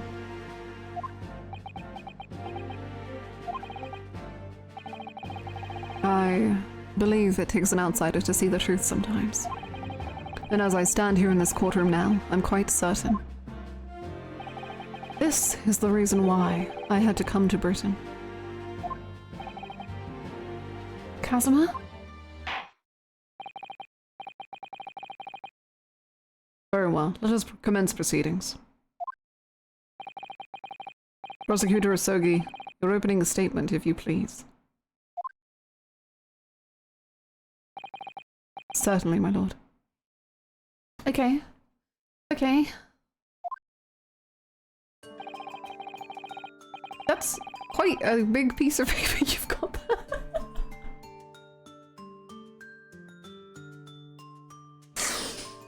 Okay. This is bigger than BBC, did you notice? I picked up on it.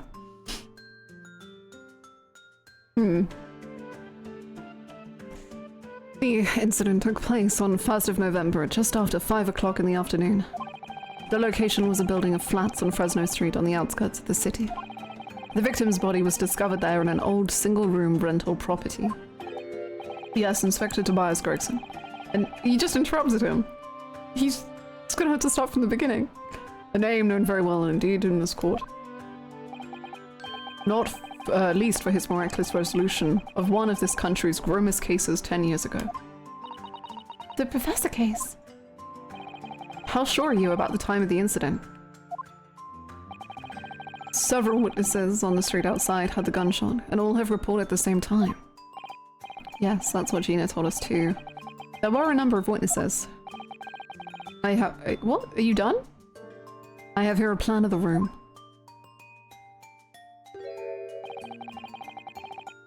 The victim was found curled up in one corner.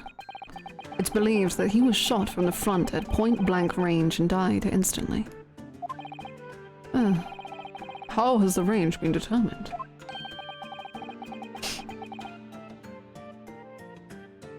There were scorch marks around the entry wound. Such marks are caused by the gunpowder used to fire the bullet. But powder hot enough to leave scorch marks is only ejected in a few inches beyond the end of the barrel. In other words, it only happens when the target is at point-blank range. I see, yes. Thank you for the detailed explanation, Counsel.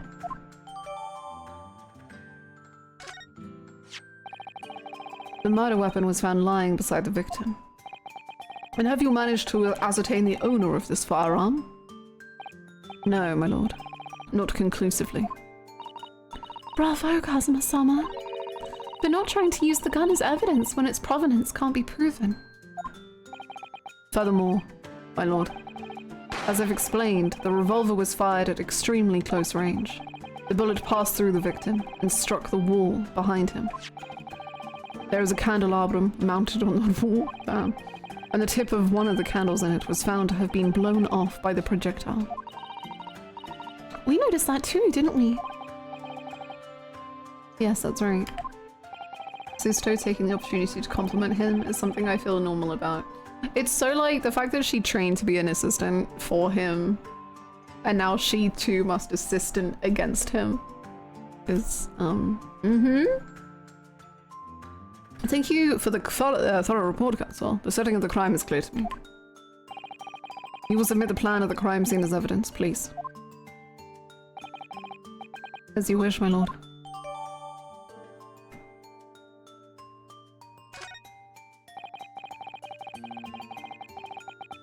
Is this Fresno Street room Inspector Gregson's private abode? No, my lord. The room is rented to a Mr. Hugh Boone. But there is precious little furniture inside, and it is generally in a poor state of repair. So what on earth was Gregson even doing there? Presumably he was investigating some case or other.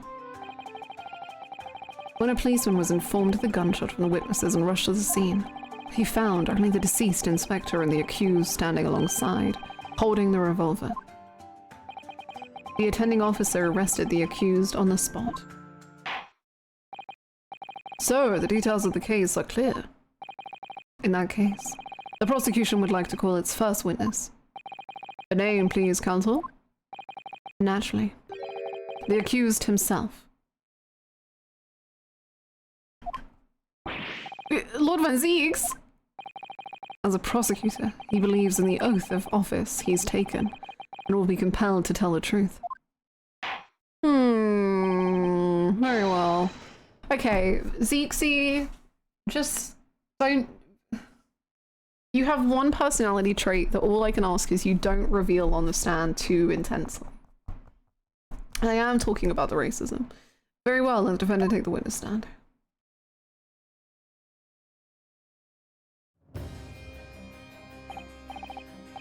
Damn, that's crazy. To go from his assistant to prosecuting him and then just being like, yep, that's my first witness, put him on the stand. Oh boy. Oh boy. That's crazy.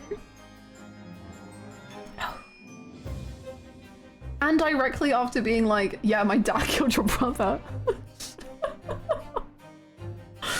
Holy. It's just...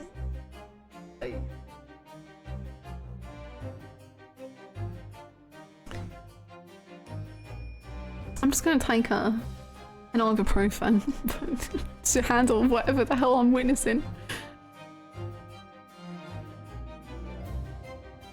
So, witness, state your name and occupation for the court. Okay, did you have to do all those? Yes, you did. As you should.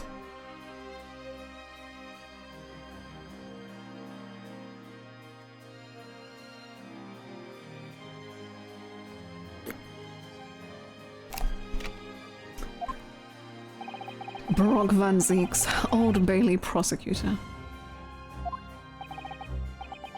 I know they mentioned it before, but it didn't fully land. Yeah, right? I think that's very interesting. I don't know what Kazuma's end goal is here. I think... I don't know. I don't know if they're going to make Genshin innocent or not, but I think they could. I presume Lord Van Zieks that you heard... What? Hold on. Prosecutor Asogi's opening precis. I did.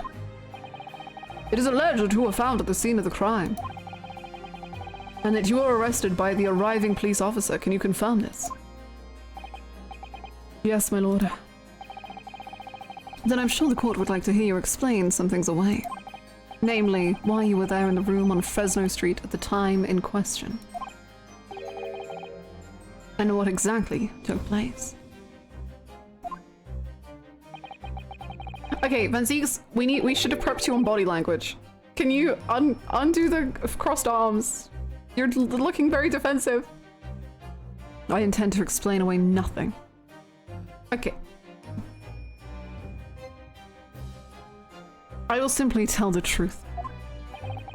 I must say, Lord Van Zieks, I never imagined this day would come. Or rather, I didn't want to imagine it would come. But since you became known as the Reaper, part of me has been dreading it. There you go. Good job. Thank you. Your formal testimony then, witness.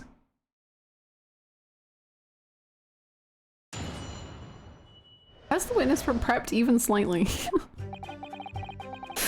I was investigating Gregson, and my inquiries had led me to that address. Why were you investigating him? When I first entered that room that day, it was dark inside and I saw no one. A moment later, I heard the gunshot. I spun around and saw the revolver on the floor. Just as I picked the firearm up to examine it, the door flew open and I heard a man scream. It was only then the body of Inspector Gregson appeared before me. Okay. That testimony was the whole truth. It was. So, you heard a shot being fired in a room with no living occupants. And moments later, a corpse somehow appeared before your eyes. Is that it? This all feels like stuff we should have discussed with his defense before the trial. Maybe. You're right. You haven't explained away anything. In fact, that would barely qualify as an excuse. Oh boy. Put the arms down. I thought you were my mute apprentice. Oh boy. Yet it turns out you have a way with words. Prosecutor Asogi.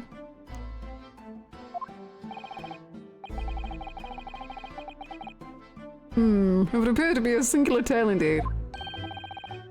Singular isn't the word, it's laughable. What's got into Kazuma? He's not behaving like himself at all. Oh, Susata. Very well done. Counsel, you may begin your cross-examination. Yes, my lord.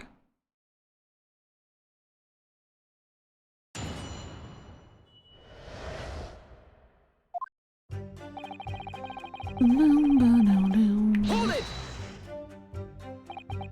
You were investigating the inspector. Oh my god, I didn't even look at the Kazuma mosaic. I was so just like disassociated in my little mind world of like, what the hell is going on? I didn't even think that it was gonna be different. I was just like, I was thinking about Kazuma too much to acknowledge Kazuma. Sheesh. Keishan, thank you so much for the 29 months.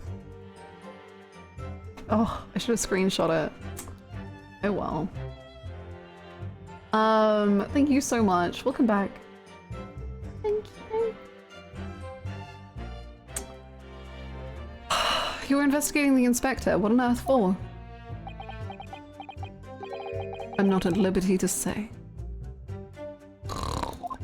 Ugh, sorry. What?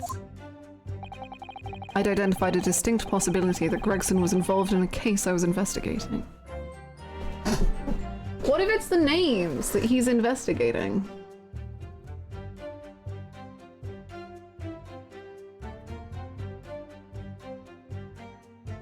That's gonna be the final case. I don't know.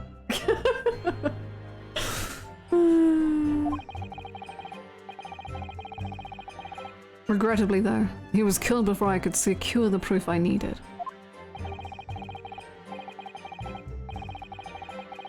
It's the court to understand then that on the day in question you followed the victim to the scene. No, I was privy to his movements in advance. How? I stole into his office in the yard and consulted his diary. The address on Fresno Street was noted in the 5 p.m. entry.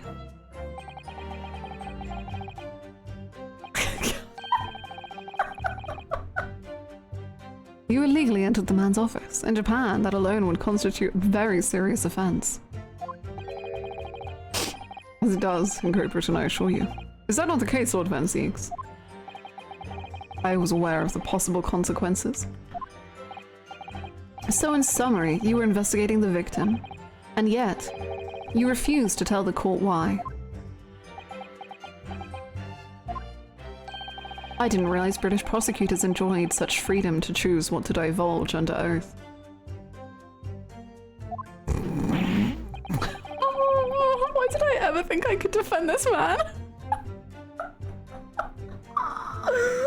Oh boy. Oh boy. This is a lot. When I first entered the room that day, it was dark inside and I saw no one. You know, I was saying yesterday, it feels like Kazuma should be a defense lawyer, like that's who he is someone who defends, but you know what, maybe he's pretty good as a prosecutor! Oh my god! Had you ever been to this address before?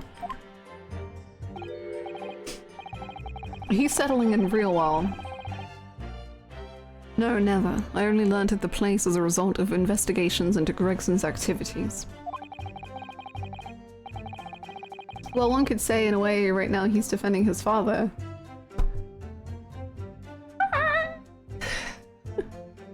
Yeah, I guess. Yeah.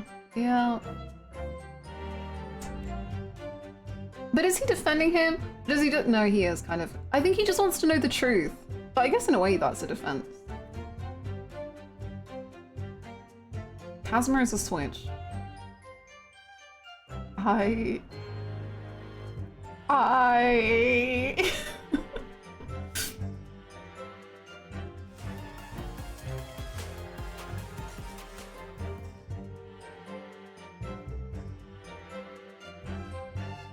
Man, my mind is going like 100 miles a minute, like making different scenarios of like what this could be.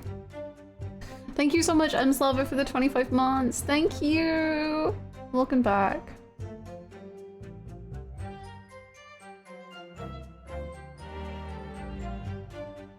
Because I was thinking, okay, so the murders did stop, as far as we know right now. The murders stopped after Genshin got put in prison.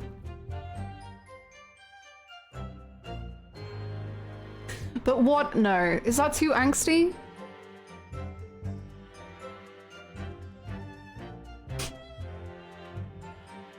But it was Clint and Genshin who were working together on the case, right? So like, what if no? What if there was another person who was, I don't know, like the leader of prosecutors or whatever, who could potentially also have been hidden underneath his position and caused problems.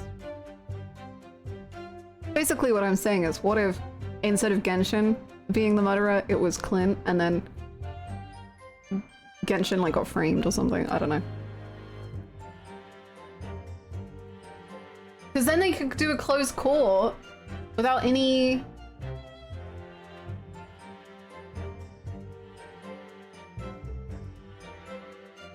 consequence. I don't know.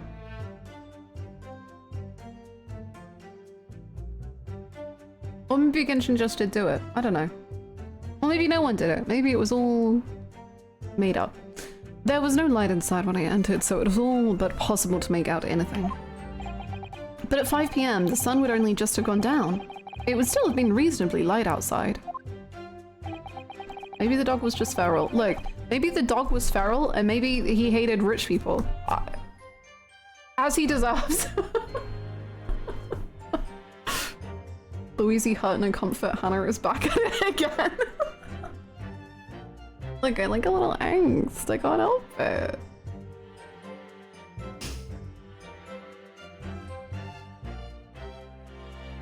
Like whales colliding into yachts, yeah. Yeah. I also want to know where Van Ziek's got this scar from. It feels important now, considering he didn't have it in the previous picture. But I will say that the scar doesn't look like a dog bite. I'll give him that. The room has a window and it was boarded shut. Very little light found its way into the room from outside, so it was extremely murky inside. I wouldn't have noticed if the victim was already lying on the floor. I hope you got it in a really stupid way, like he tripped on a rake or something. Like he like stepped on the end of a rake and then it like hit him in the face. Shit. Oh my god. There was no artificial light in the room, you say? You're quite sure? I'm quite sure that the part of the room where the body was found was very dark. I have a feeling there was a small oil lamp burning on the desk, though. I couldn't say for certain. Look, Mr. Naruhodo. There it is. There is a small desk in the room just here. Yes, I remember. And there was an oil lamp on it, as well as the framed photograph.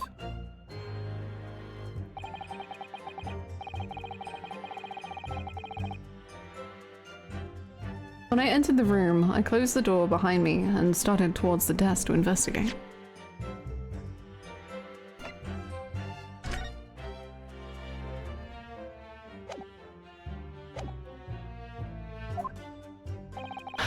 And what did you find? Nothing. I never actually reached the desk. A moment later, I heard the gunshot. I spun around and saw the revolver on the floor. Hold it! So, who fired the gun? I have no idea. I didn't see anybody else in the room. But you say it was very dark in there. Yes, that's right. All I can tell you is I didn't sense another's presence. Ah, then could it be that the gunshot actually originated from somewhere outside the room? No. That's out of the question. Dude, don't embarrass yourself. Chasm is here. Oh. Without doubt, the sound emanated from inside the room. I could smell the gunpowder. Ugh. This is going from bad to worse. And you say that's the point at which you notice the revolver on the floor? Correct. And I foolishly picked it up. That was carelessness on my part. Presumably then, the gunshot you heard came from the firearm that you somewhat hastily took in your own hands. In point of fact, my lord, I believe it did not. What? The barrel of the revolver I picked up was cold, and there was no smell of spent powder. But then, where on earth is the gun that was fired? Whilst I would like to oblige you with an answer, I'm afraid I can't. I too would dearly like to know that. Oh. Thank you for the hydrate. Just as I picked the firearm up to examine it, the door flew open and I heard a man scream.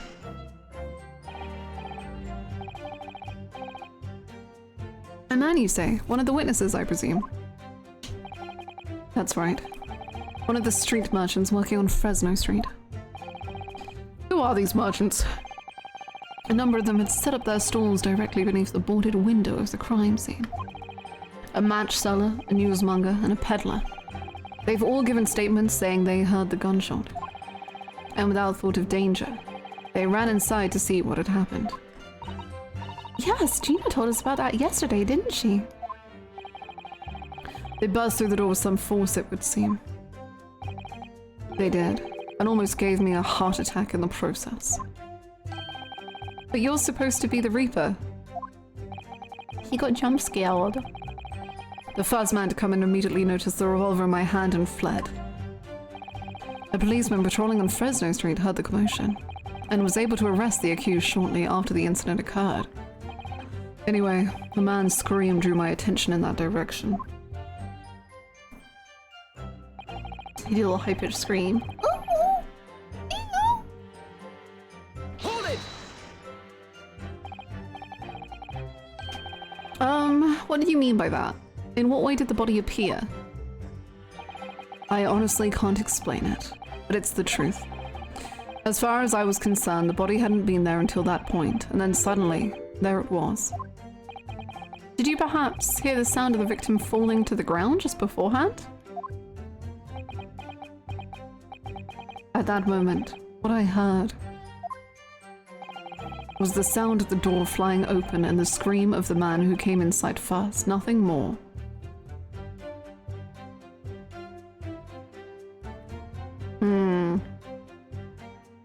The kinesis machine works! I love how it almost seems like Ryu's lost a good deal of his confidence slapping the desk, kind of floundering a bit when he's supposed to show his skill off against Kazuma. Yeah, I was thinking that because he did like his like weak-handed slap. Instead of his like pound, he did his little like wet fish slap. And it feels like we haven't had that in a while. Maybe we have, but it feels different. I see. He's just a guy. Wet fish slap. After the man fled, I examined the body. I was stunned to find that it was Gregson. Most curious circumstances indeed. How the inspector was killed, or how his body seemed to appear out of nowhere. I have no idea. He was a twin, and Gregson is fine and alive. Objection! Okay. What the hell? You don't think he's alive? Surely the court has had enough. My lord, the cross-examination has clearly revealed that the accused, Baroque van Zieks, is lying on multiple fronts.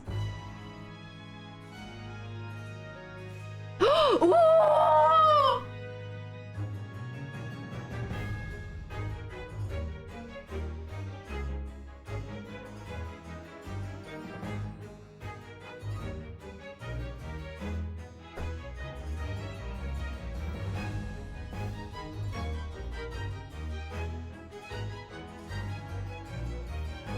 What if Kazuma had a fucked up theme or what? It is fucked up.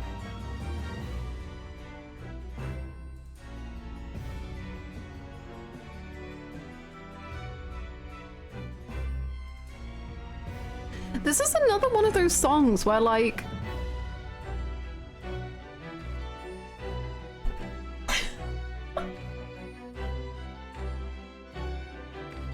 hey honey, why is your song sad now? What's happening? Why is it like kind of pretending to be happy and then there's like, you know, a distinct misery that's happening?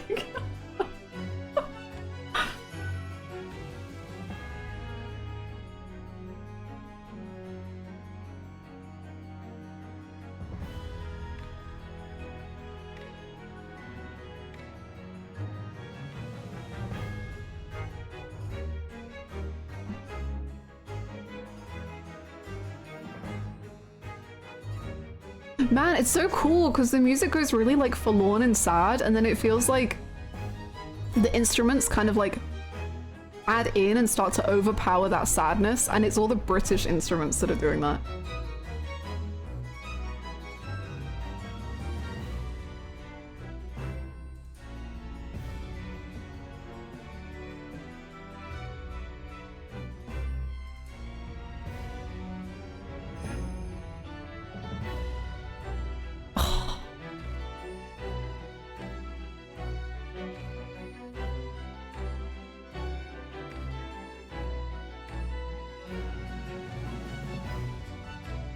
There's a big facade element to it. Yes! It's like he's miserable and the only thing keeping him going is his thirst for revenge. Oof. If triumphant, why sorrowful? It's so... This is why I really think that this series has... Great Ace Attorney might have my favorite music in any video game ever, because like, the fact that almost every single character song you can think about like this, and you can be like, oh, the whole story is here in your music. It's insane.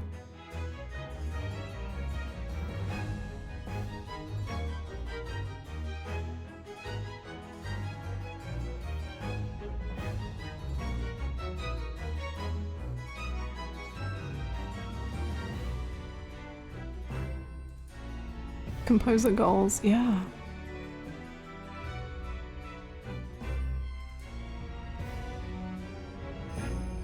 Kicking my feet and giggling, he's so miserable.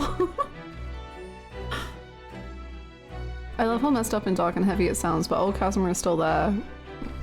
Yep. You're kind of drowning a bit, but there. I love that it's like, there is Casimir there, but then the British instruments that they use for all the British people are the ones that are drowning it out and just being like, no. He doesn't have his like traditional instruments anymore.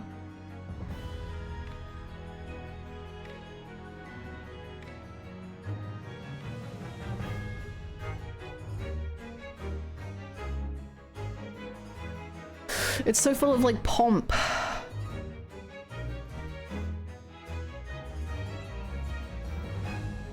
And the fact that like his whole speech and his whole like goal is about like, no, class system, boo, rich people, boo. And then the fact that he now has this theme that feels so like rich person. I don't know.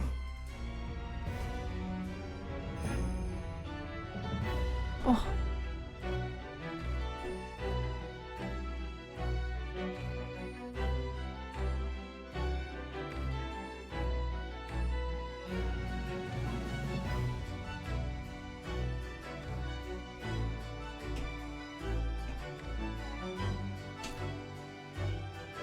Man, I love reading all your thoughts. Boyf is back. His music is now evil coded, but it's a banger. The accused Brock Van Zeeks is lying on multiple fronts. What?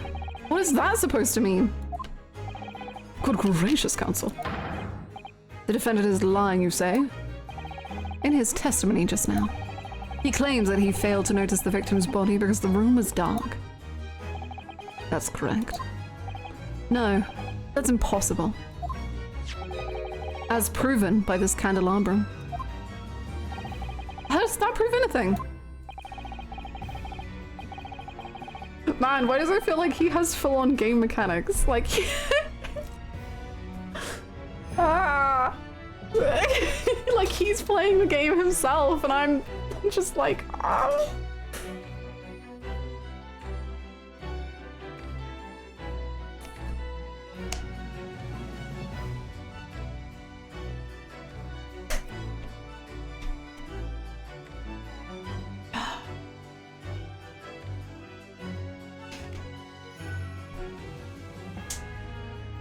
This is so fascinating because he has been this hostile to the opposition, ouchie, but it has wildly different energy now that we are at the receiving end of it.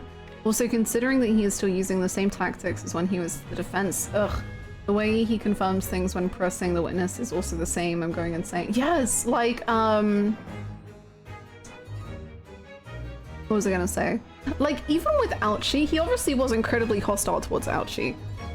But even that, like, it felt like it was for a cause, and like it was because he was defending his friend, and like I don't know how to describe it, but it felt like his aggression towards ouchie was born kind of like love, but also like wanting a good outcome.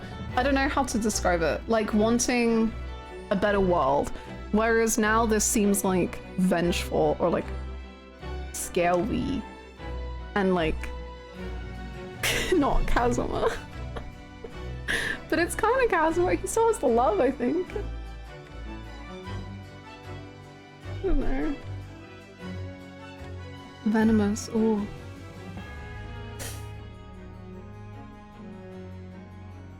Yeah, it's crazy. The fact that he's like contradicting statements and objecting, and I don't know. I'm scared of him. Oh, sorry, I don't know if I read that out loud. And now it's still coming from love and wanting a good outcome, but his reality is perhaps different from the perspective of everyone else. Mm-hmm.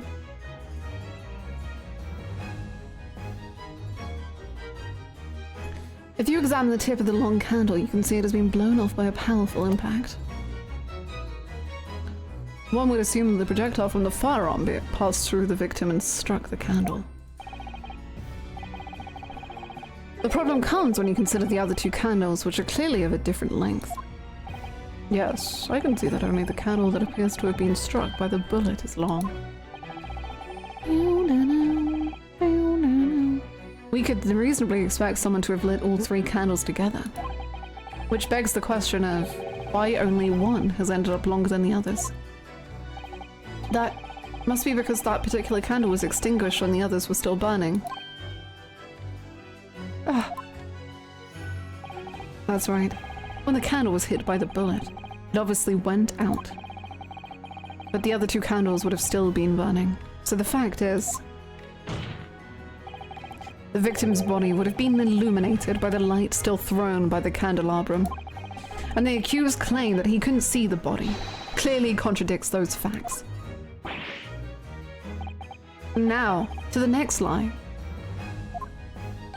What? The accused also claims never to have visited the scene of the crime before. That's the truth. In that almost empty room, the police discovered something very unusual. Tiny, a board covered from top to bottom in police documents and newspaper cuttings. Yes, that's right. We saw it too.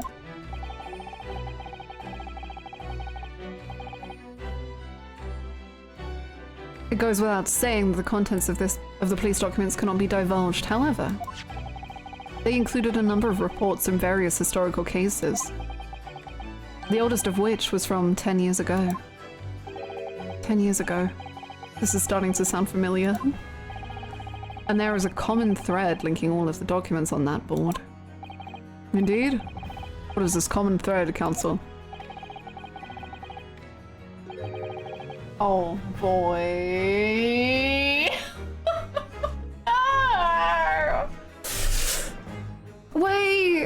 Wait, no. Do you think Gregson was— oh my god, his face, what the hell? Shit, what the— sorry, hold on. Okay. I gotta restart my whole brain. I'm coming back, okay.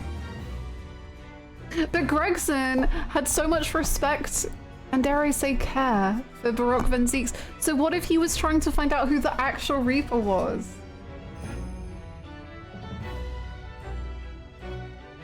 Like, I don't think he was he was coming against Baroque. I think he was trying to find out who the actual guy was. Oh.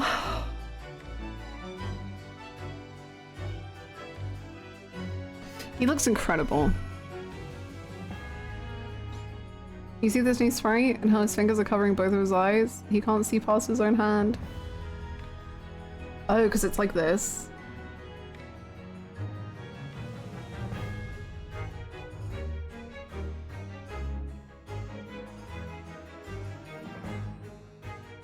One finger per eye. Yeah, it's not like him tapping, it's him like— I go easy, yeah. His truth only. The related case is prosecuted and called by Baroque Van Zieks. I miss when he called us kitten, and it was good. All of them. And furthermore, all those cases are ones in which the defendant was acquitted. Good lord. Interestingly, none of those defendants are alive today, because all of them have been sent to their graves by the Reaper. Oh no. In short, that dingy little room is the Reaper's secret hideout and his base of operations. Oh. That's what you're saying. The Reaper's hideout? And yet the Reaper would claim never to have been to his own secret hideout? No one would believe that. No. The truth is, we've been looking at this backwards. Backwards? Explain, Counsel. Inspector Gregson was— so who's the woman? No, I don't know. Okay. Inspector Gregson was investigating the identity of the Reaper. When he discovered the location of the man's secret hideout, he was killed. As I'm sure everyone can imagine, by the Reaper's hand. What?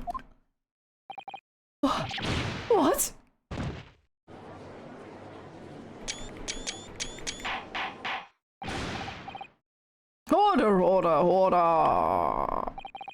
Very well. I hereby state the current opinion of the court. Rock Van Zieks is an outstanding prosecutor who has rendered great service to his country. However, it is with deep regret that I must concur with the prosecutor's Sogi's contention that the defendant's testimony exhibits a number of stark inconsistencies with the known facts. But it's not a known fact, the second one. The first one makes more sense. All I have done is state the truth as I know it. Chasm has done a brilliant job as ever. He's drawing on his experience as a defense attorney to build his prosecution case, and it's formidable. Counsel, you will submit the board that you just showed the court as evidence. I believe it to be fundamental in establishing the facts surrounding the Reaper's existence.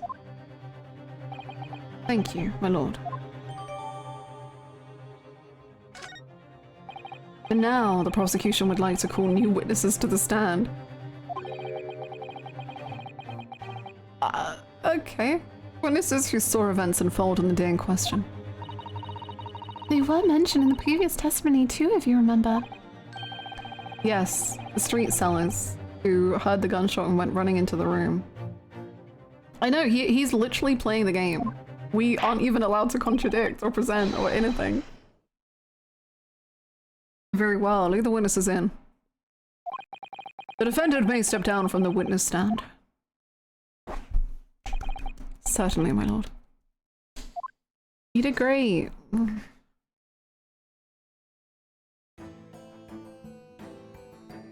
Oh. How the mighty have fallen.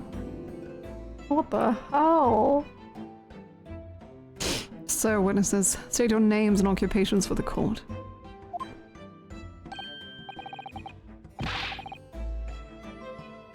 You know, funnily enough, this was me when my wisdom teeth got taken out.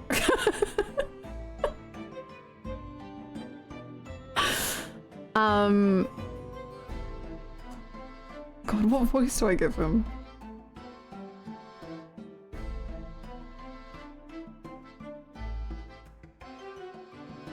Those? What are those names? Far too fancy for the likes of us.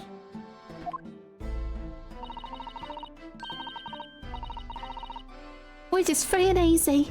Sell what we like, live where we want to live. I'll give him all the vacant stairs, eh? Walk down, Fresno, and spin a few words into a verse for them.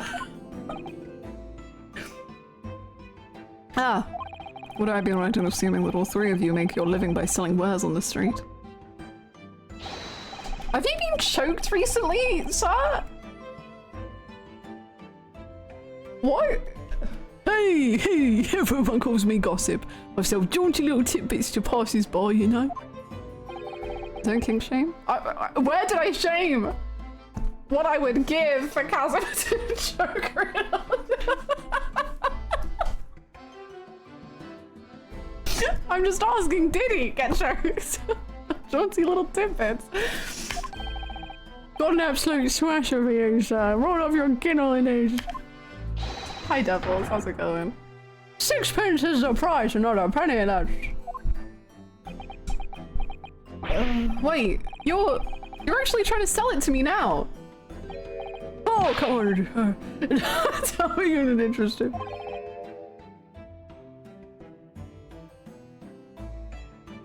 Kazuma truly was formidable, but seeing Renosuke being destroyed by him and still having the time to go, oh, Kazuma is so amazing. And Susato too. Try the man. What? Give him the money and see what it is. How are you two on the same team? Pay the man. What? You two? Alright, jeez, okay, 6 cents it is.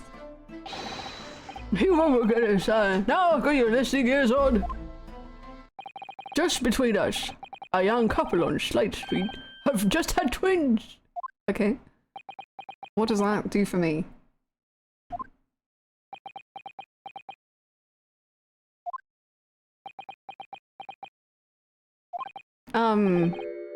Is that it?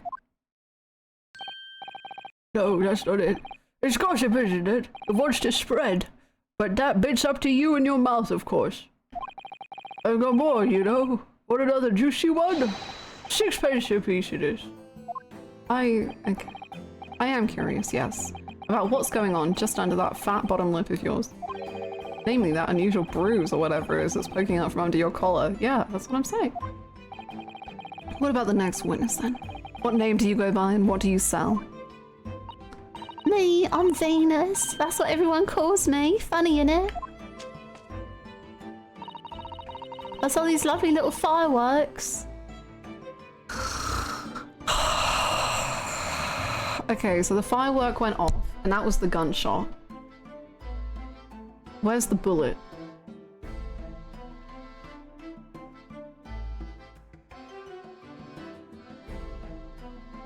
So tell all the local school kids. Sorry, what? 6p a pop, what do you say? You just light that on your ass? That's incredible. I am ballistics expert. You weren't exaggerating with little. Do they actually sell? Oh yeah, they second years can't get enough of my Venus firecrackers. Especially when I tell them that if they get 100, they could blow up the school. Not the most savory of ideas, young lady. What do you say then, eh? Wanna... You just kiss it? Wanna part with 6p for a pop? Wait, what? You want me to buy one? Tell you what, I'll let you in on a little secret. If you get 100 of them, you could blow up the whole courtroom. Hold on. Try the woman. Give her the money and see if she's right. Try the woman, cancel. Oh, alright, I'll buy one. Lovely stuff. Right then, this is something a bit extra just for you. The Venus special. Only 600p. 600? Your match has gone out. It's 100 of my regular fireworks. Nothing little about that, is there? And there'd be nothing little about the punishment if I blew up the Old Bailey, either. What sort of bang could it make? And the last witness, what name do you go by and what do you sell? Have a think of me. Think all sorts of thoughts. I think, therefore I am. I am, therefore I think. Cause I stand here there on the street watching the world go on about me. They call me the observator even. Yeah, right, man. Everyone calls you Sandwich. Sandwich? So you don't actually sell anything? Above and shared is a problem halved, as they say. I give advice, I do. Think what it means. Hot? Actual? Hero? I don't actually sell anything. No, come to think of it. Pity. Why are you teasing me? What are we? I don't understand. No more purchases today, please. Well, we have quite a cast here, it seems. Every case of this game. They conduct their business on Fresno Street from morning until night, my lord. And always in the same place, directly adjacent to the crime scene. I see. And thus, they heard the gunshot, I suppose. Not only that, but they bravely ran inside to see what was going on and witnessed the crime. I'll be begging you, I thought, just between us. Venus de Milo, what am I to do? What a terrible thing I saw. Well, all I think is, with what I see is light and shadow playing with our eyes. Is any of it real? Very well. The court will hear the formal testimony of these 3 witnesses now. You will describe in detail what you witnessed and heard at the time of the incident. How can mirrors be real if our eyes aren't real? What? Wait. I saw the whole thing from start to finish. We did everything from the moment that I went in the building. Oh, it was less than a minute after the Reaper had gone inside that we all had a big bang. It seems to me that quick to talk is quick to walk. Gossip couldn't wait to go and see what had happened. I went to a room and there was the Reaper got his hand standing over the dead body.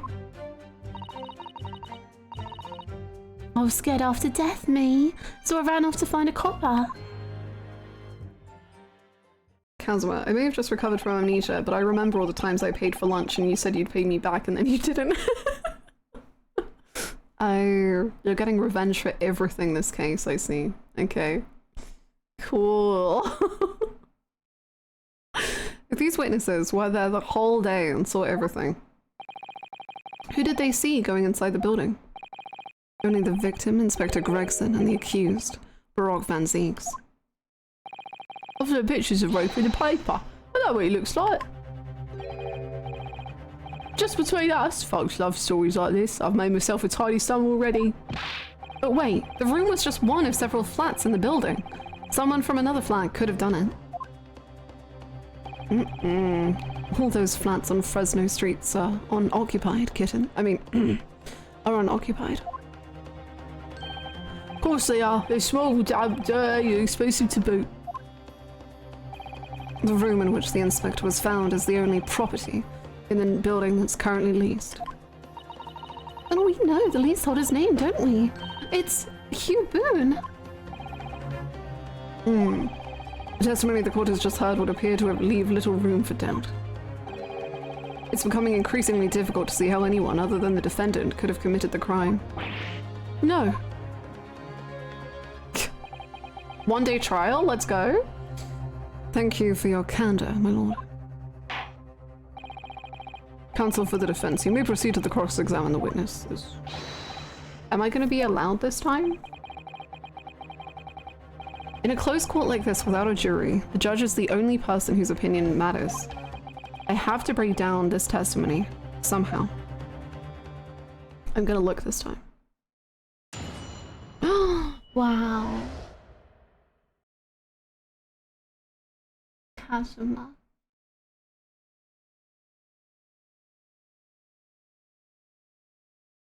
Cool.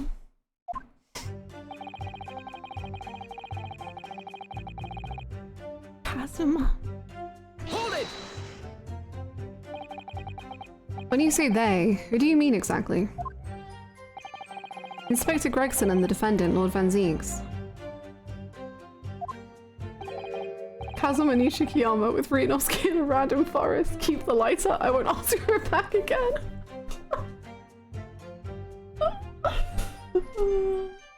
Remember when you said he was the ugliest man in the world? What? Did I? Kazuma! Sometimes I do say things when I get slightly irrationally intense about something. But I don't remember saying that. I feel like I would have said that about her lot. And then I'd have gone, no, I'm lying, but...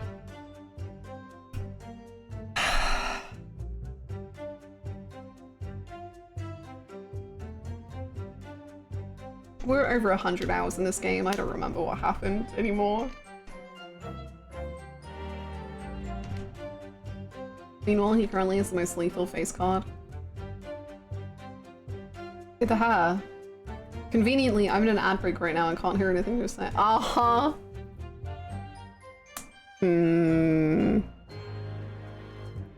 I suppose so. Let's rush out over names from hard mighty. But I'll tell you one thing. It was the old Reaper that went in last, that's for sure, insane.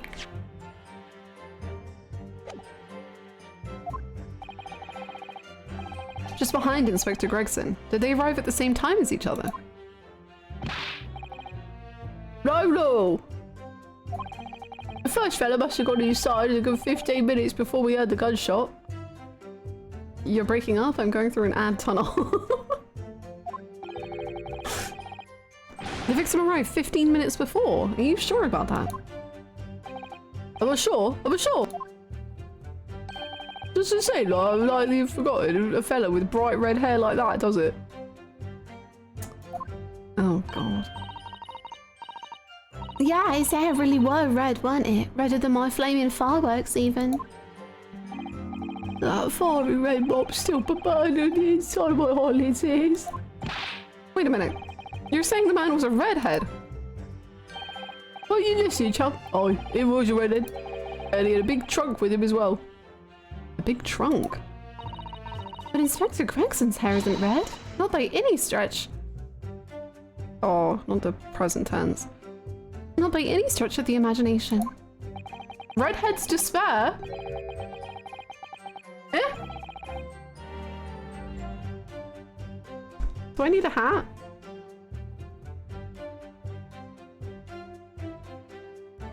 Whatever.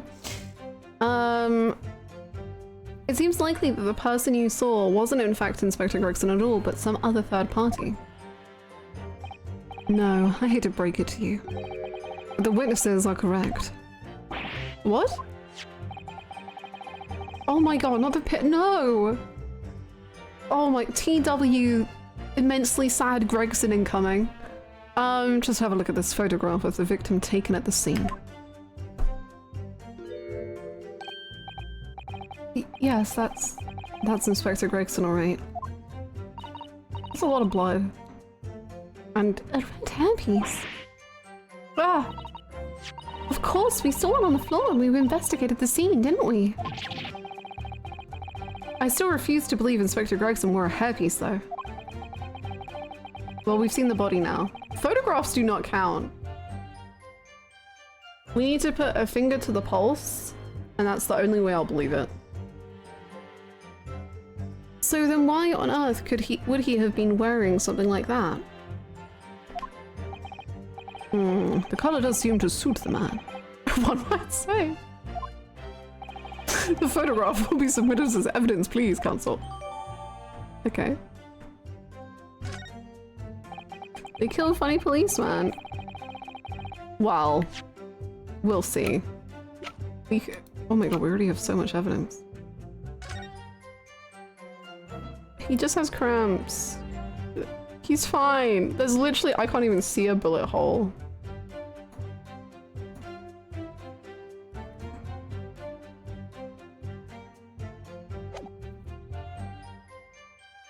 This is so off topic, but who the hell styled Kazuha? I think it would have been Strong Heart, yeah. I would suppose so.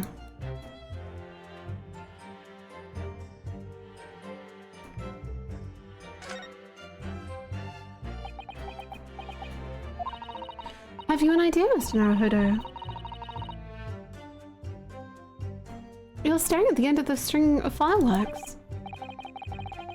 Sorry, it's just that it's the Venus special.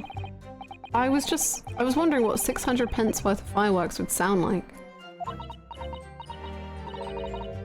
Shall we find out? What? But she said it could blow up the courtroom. Wow, it sounds exactly like a gun. Alright. This was a fairly sizable... That was a fairly sizable bang. Why is it still ringing, Mr. Naruhodo?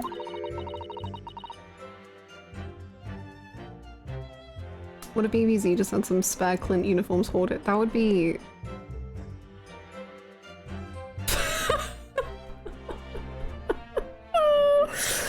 Oh boy, it sounded exactly like the detailed movie. Cool. But dare I say, you know, not to disrupt this headcanon. I support the headcanon. Headcanon it away. Do what you want with it. Clint is way bigger than Kazuma.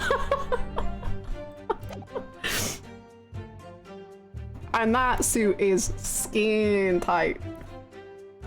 Maybe it was when he was younger or something.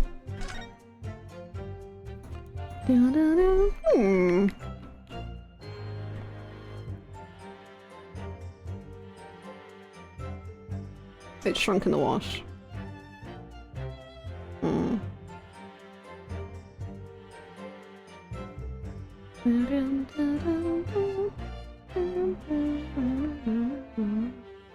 I like that they don't dance around that deduction. Like, you know that's, you know if the gunshot was made the moment you saw the firecracker. Yeah, right. Oh, what's this? Mr. Naruhodo, look! Oh yes, it's a smudge of some kind. In fact, it looks just like a handprint. And the color! That's blood, isn't it? Oh dear, how disturbing. Well, what a shame. There are details of a whole raft of cases dating back years on here, aren't there? This paper from 10 years ago is browning with age, look. Out of interest, the most recent thing appears to be this newspaper cutting here. Oh, it's the same Red-Headed League advertisement that Mr. Sholmes had picked out. And do you remember, there was a red hairpiece at the scene too? Was Inspector Gregson an exponent of the Red-Headed League then? Almost definitely.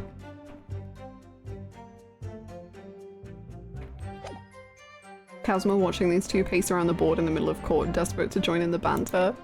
He can! He just needs to get over the revenge thing and come chat. Who's Mariah Gorey? What an incredible name for a coroner. Gory. Just get over it, King. So what? Your father may have killed people or may have been held as responsible for killing people unjustly. And you seem to have very, very big thoughts about your clan name and like what it means. But like, just get over it, bro. Please. Victim was shot in the chest at close range from the front, resulting in an instant death. Scorch marks at the point of entry. The melee except the body from behind.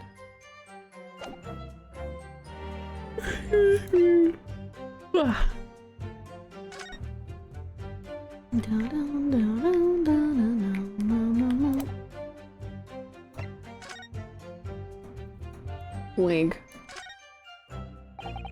I've always wondered what the underside of a hairpiece looks like. That doesn't surprise me at all, Mr. Naruhodo. You always want to see what lies beneath, don't you? I'm not sure that's quite how I would put it. You must have to use a lot of bird lime to keep it in place on your head. So it doesn't get blown off in a gust of wind, I mean. That might be a little inconvenient when you wanted to take it off again, don't you think? What did she mean by that? I truly have no idea. That he wants to find out the truth. Wow, what an incredible parting. It looks like the diamond that used to be on the back of Kazuma's shirt before he got Britished.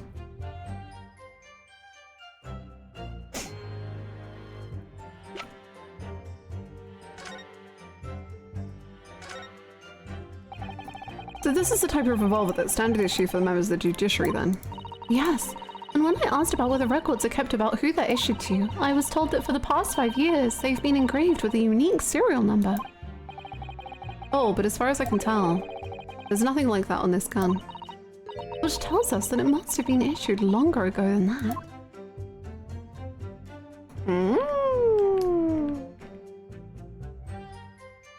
If where we go, he will always be there.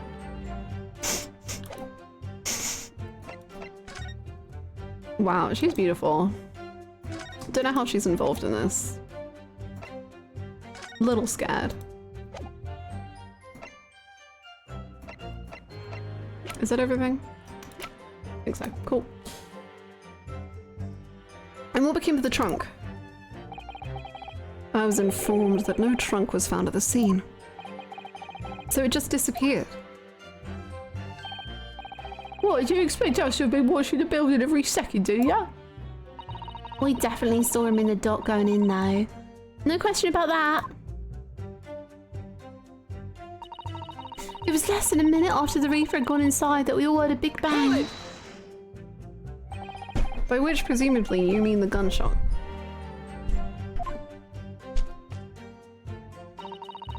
I sell these little things, don't I?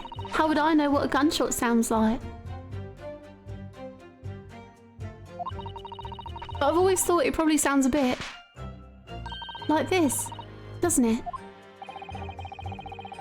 And you say that you heard the noise almost as soon as you saw the defendant here enter the building.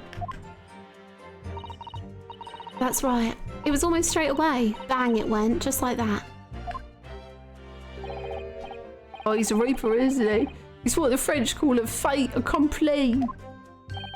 And it, oh, wait, we are looking over here. Wow, that was when the reapers around. People are going in the ground. I mean, that's what he does, isn't it? I think we get the message. The reaper couldn't allow the inspector to live after he discovered his secret hideout. There can be no clearer motive for the crime. Unlocked impact. Genshin's impact. Yes. It's certainly an eminently credible motive. Great. And at that point, you ran inside. Is that correct? Oh, seems to me that quick talk is quick to walk. Hold it! So, when Gossip ran to see what had happened, did you go too? Oh, well, me, I'm a bit hampered, see? All the signs of that I can't move very well. You're way behind, presumably, with that sandwich board around your neck and that big sign in your hand. What a great burden you bear. Pardon me for asking, Mr. Sandwich, but is it possible you and I have met before? I'm not anybody, me. The signs are what make me who I am now. So you weren't employed as an omnibus driver just under a year ago then?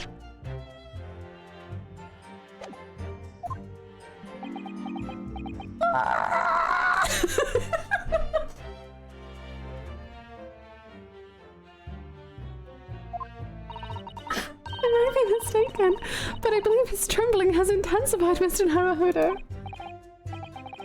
Yes, I agree. He's clearly been through a lot. I would imagine. Oh! Turn down King Henry Street and the Black Widow's arms is just there. Oh dear.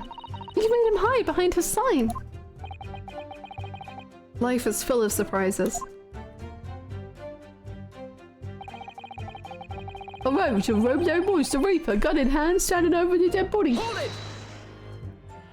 I know, I think we really did make this man lose his job, huh? Eesh. So then, you were the first person to arrive on the scene, is that right? That was. Keep the door open like a professional, I did. Yo, what's going on here? What's all this then? Lord Van Zieks claims all he heard was a man scream, though. Yet another lie of Van Zieks, my god. I love the duality between the core intrigue of this national conspiracy and the Professor and Casimir's dark secrets of Van Zieks and Gregson's demise juxtaposed by these witnesses. Was it dark inside the room? What do you mean, Deb? Yeah. Yeah. No dark at all. There were candles burning on the wall. Really? There was a fella collapsed on the floor. Just between us, it's the first thing I noticed when I got inside. Ah, I see. Casimir trying to give his case legitimacy. I love my circus and my monkeys, they're so brave. Even though Lord Van Zieks claims not to have seen any such lights in the wall. The next thing I noticed was someone standing right beside the body. The accused Baroque Van Zieks. That's right, the pale-faced Reaper himself. I was a little shocked, I won't deny it, but no, I'm no lily-livered coward. Oh, Mr. Sandwich, got something to say? Excuse me. See you, Lord. Have a good one. Do you have something to add, Mr. Sandwich? Oh! There's really nothing to me. Empty in the head I am, just 2 slices with no middle. Oh. So I don't know what you could want with me. I think that maybe you just remembered something. Having heard Mr. Gossip's last statement, I mean. What I think is we're all nothings, really. We try to dress ourselves up as something else, but at the end of the day, we're all just street sellers.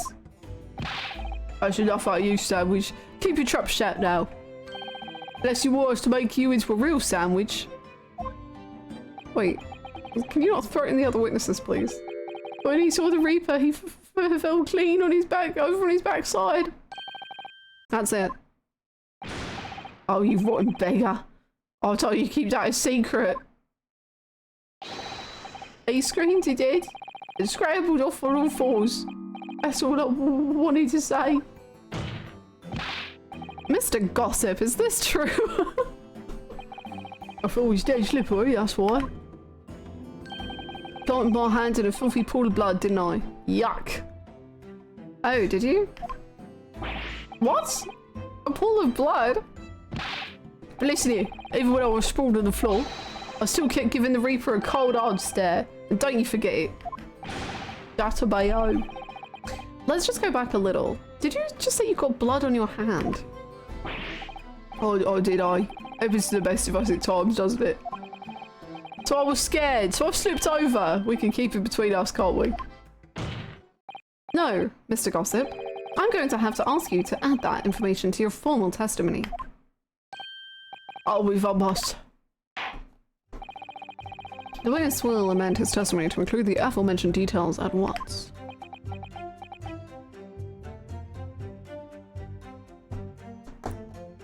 Kazuma. He's watching with his eyes shut. Hold it! You wiped your hand on the floor. He's noticing. Oh, it was bloody Zandai, horrible stuff. And they might have thought I'd done it. No tar. And you don't think that might be a problem? Does it really matter if I left a few grubby handprints on the floor? They'll get cleaned up in the end, won't they? Don't make such a fuss, that's the message from all of us.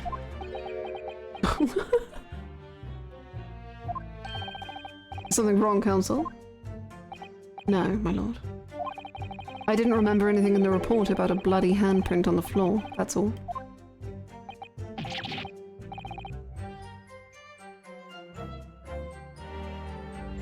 Is he like trying to help? I can't tell. Don't come out with me with all that. You can't intimidate me. I know what I did. I wiped it off on the floor. The blood. I wonder. Could that be what happened? Mr. Naruhodo. I don't have all the answers yet, but I think we may have just uncovered a vital clue. I was scared after death, me, so I ran off to find a copper.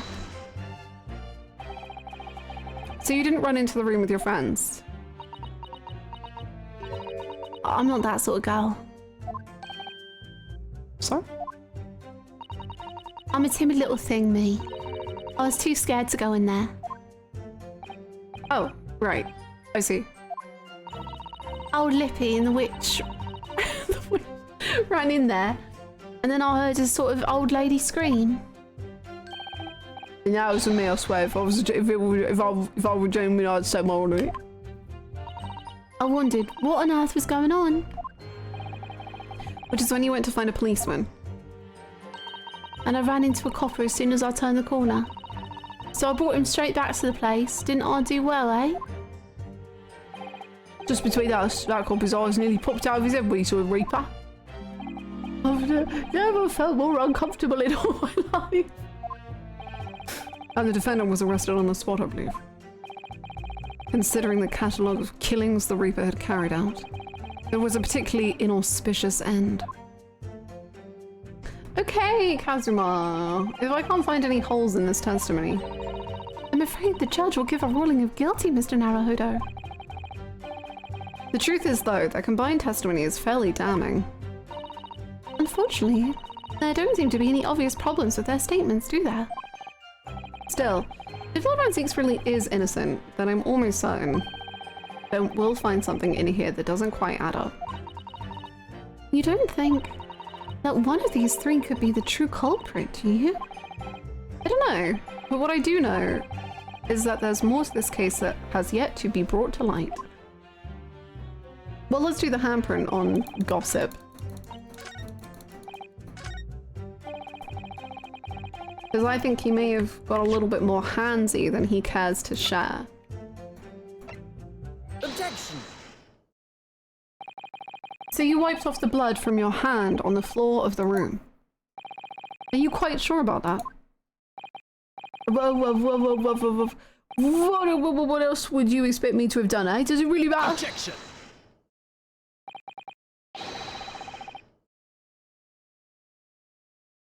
Are you taking over? The police found no such handprint on the floor during their investigations. What exactly is the defense asserting? Gentlemen! If you listen, you'll find out. Oh! Oh! Rinnosuke!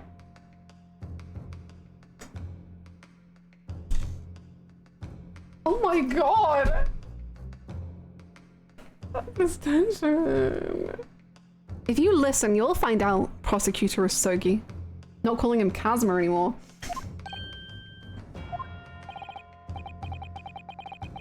Certainly, there was no bloody handprint found on the floor. Boys, you're both pretty, please. This kitten's got claws. What are you trying to say? There was a handprint in blood left very clearly at the scene. Didn't you see it? On the back of this notice board. But I guess you didn't notice it. Ha ha ha ha ha! And then Kazuma kills me with Kuruma, and then the case is over.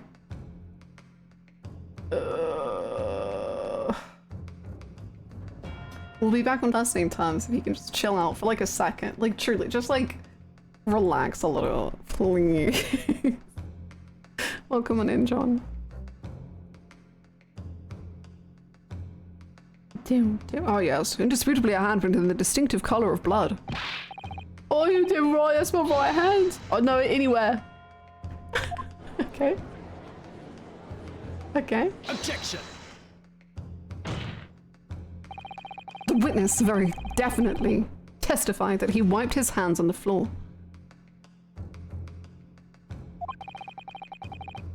Any handprints on the back of the board are irrelevant. What? Objection! Are you on about? Not if the board itself had fallen over onto the floor. In that case, it's quite possible that the witness's handprint to have ended up there. Just look at the floor plan of the room. The notice board was in the opposite corner of the room to the victim and in an upright position. Well, Kazuma, I don't mean to insult your drawing skills, but look at the size of Gregson. Like, this is not well proportioned. The room in real life is far closer together. Even if it had somehow been toppled and was lying on the floor at the time. Sorry.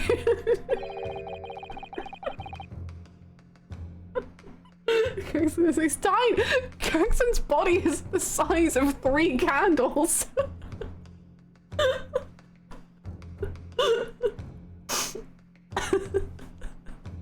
There would have been a considerable distance from the body. I fell over when he came across the body.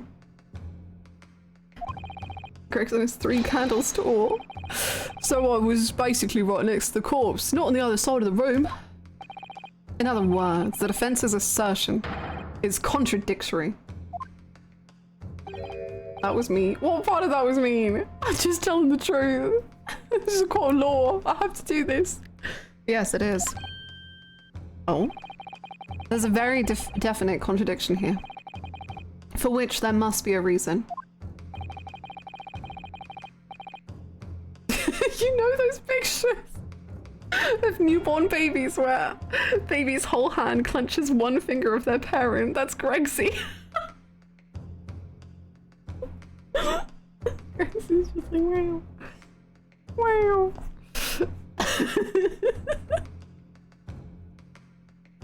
I take it we formulated a proper hypothesis council.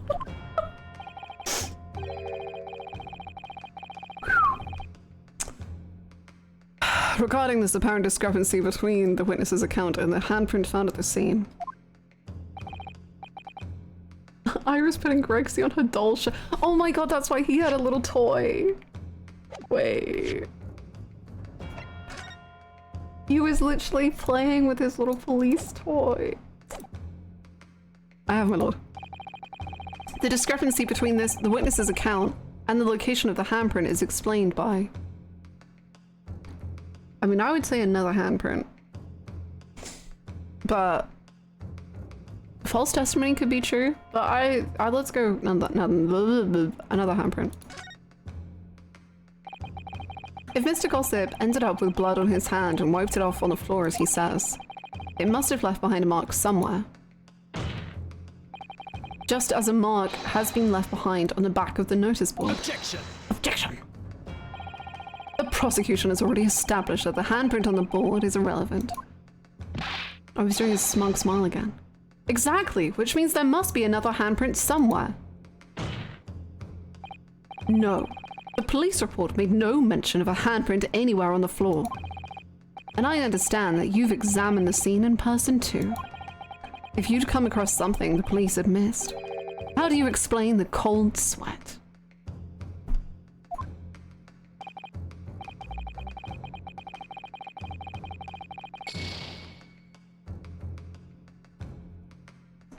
Whatever. Don't even talk to me. That sweat was just from the warm-up. Oh? What?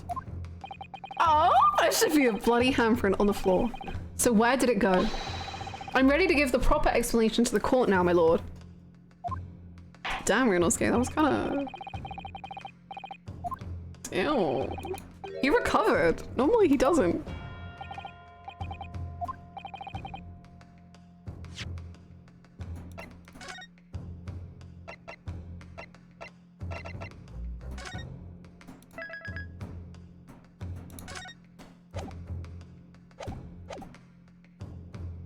Seeing Kazuma gives him strength. You can remember when Kazuma believed in him in the first game, when he was on his side, when they were friends.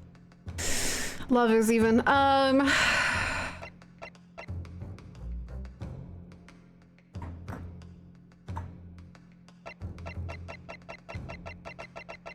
Is it on wheels? No.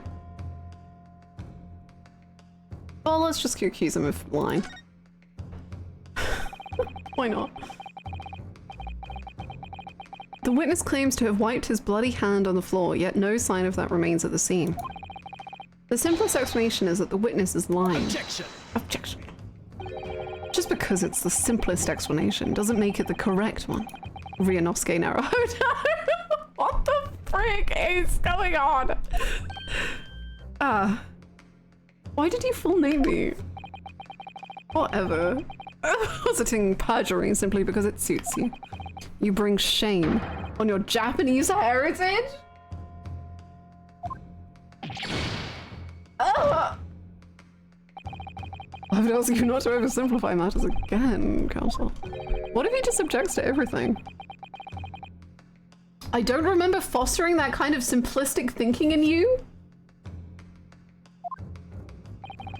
Since when were you my father?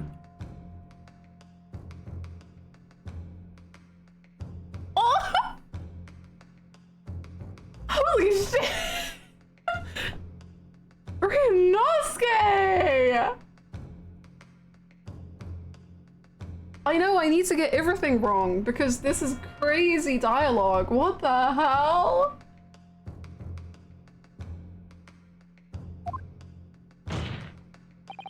Anyway, I was always taught to consider all possibilities. Then show me. Dude, I'm gonna lose my mind, I think.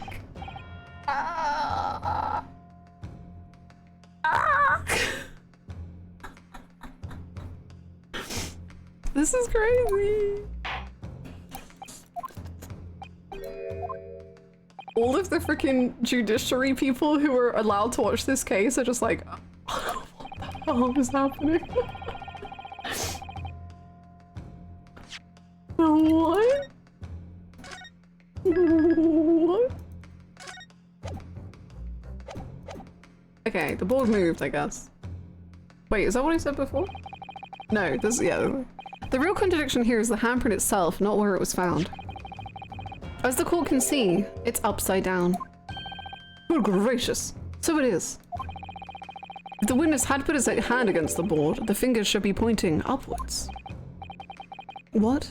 What does that tell us? It tells one simple fact. When this handprint was made, the board must have been lying on the floor, as I previously suggested.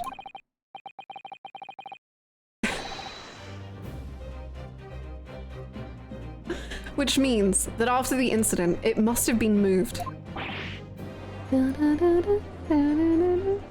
Objection! Objection! Objection! You're claiming that somebody moved the notice board after the shooting? Then tell the court who. I don't know. But the point is, when you consider all the testimony we've heard so far, we can now be very clear on one point. And that would be the position of the notice board at the time of the incident, my lord.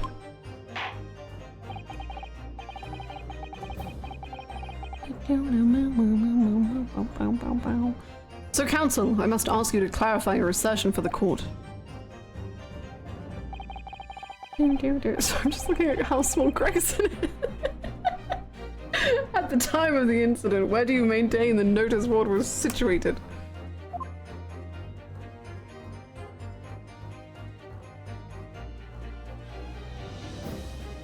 Goo goo gaga ass pose? What the? Elf on the shelf, Gregson? Oh god. Okay, I'm confused because the guy said that he came through the door and saw the body first, but that's so silly because all of this is stupid because the door opens this way. So if you came in through the door and then you looked, you would see Van Ziek standing here before you would see the body. What kind of utter tomfoolery is happening in my courtroom?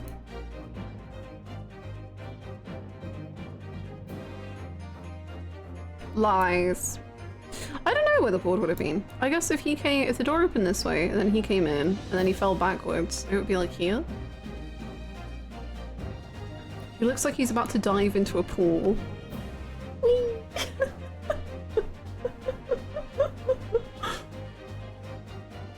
Vinicius was at the desk. But he'd picked up the revolver by that point.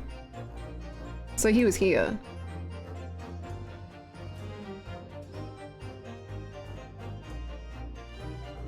I think he said he was going to look at the desk, but then he didn't.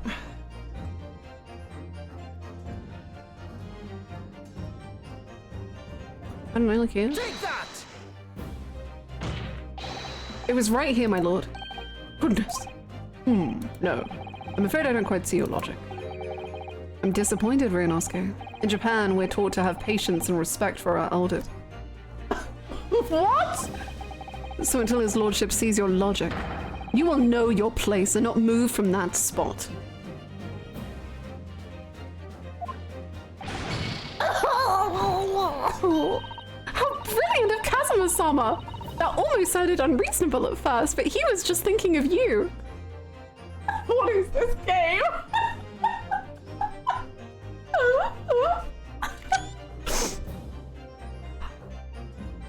He was just thinking of you, right? Thanks, Suzuto. Unreasonable. Try unfathomable. Anyway, I think I've almost lost all of my heal pip things. Anyway, I think I have the right answer now. I know my place, or rather, I know the board's place. What the frick is going on between them? So, counsel, I must ask you to clarify.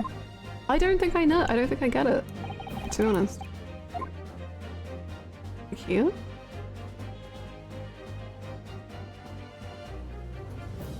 Here?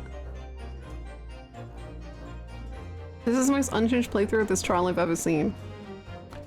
How do people normally do it? What? Don't you have to stop every 5 minutes to make fun of how small Gregson looks in this picture? Oh? It was his right hand, so he would have walked in and gone, oh! Wait, but he put his hand in the blood, which was over here. What? So the guy walked in, fell into the blood here. How does this make any sense?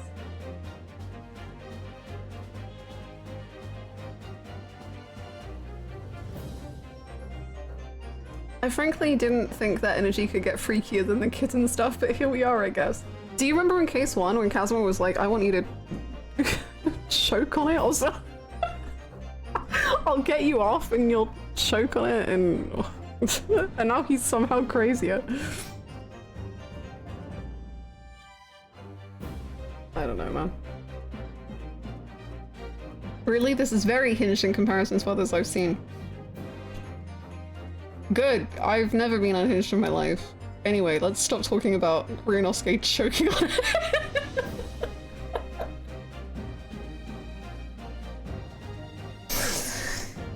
Thank you for the follow.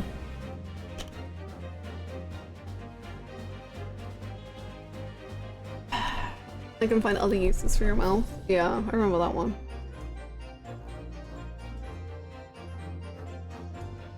What? Okay, so this man came in, somehow saw this. Me spending years feeling sick to my stomach every time I picture Gregson's dead body, and you're coming here calling it a goo goo gaga pose.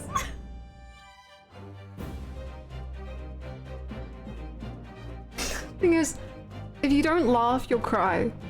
So you have to make jokes to be able to be strong enough to, like, talk about it.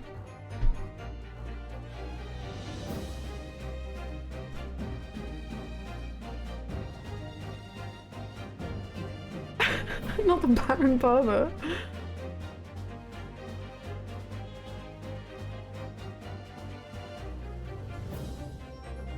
I don't.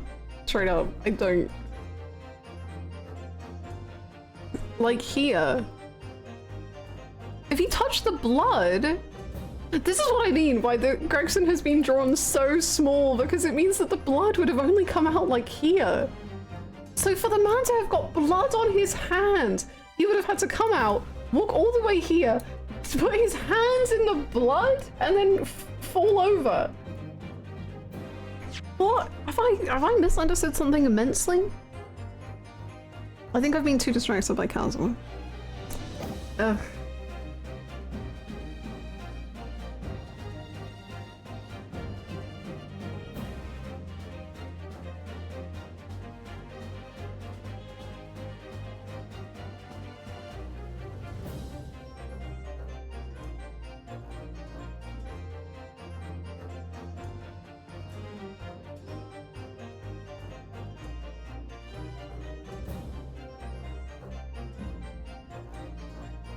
Take that!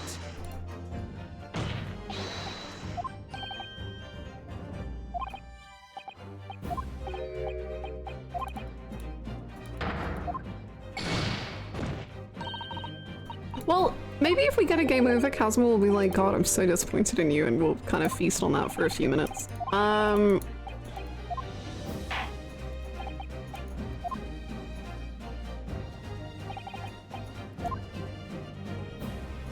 Take that!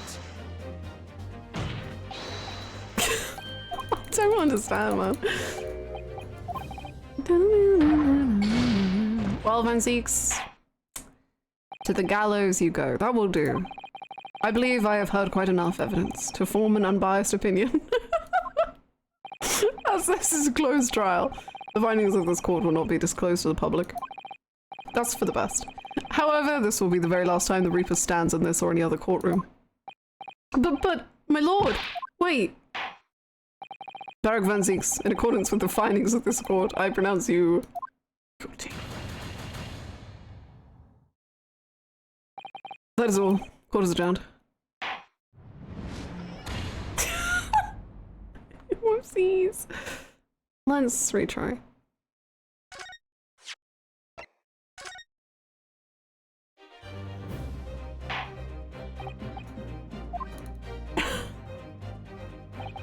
I don't understand. How is this the hardest one? No, I know why this is the hardest one. This is the hardest one because Kazuma's here.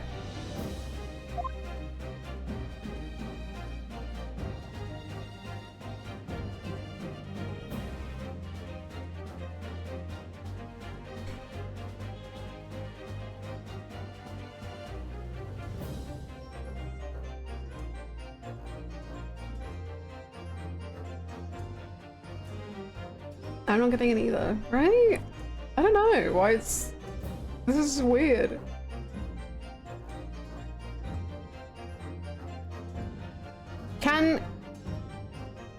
Chat, can you give me like a quadrant? Is it in the northeast, southeast, southwest, or northwest? Oh, right. Okay, thanks.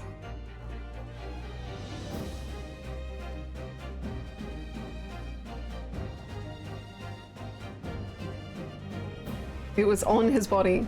It killed him! Shit. He was so small, he got crushed under the weight of the notice board. This is devastating.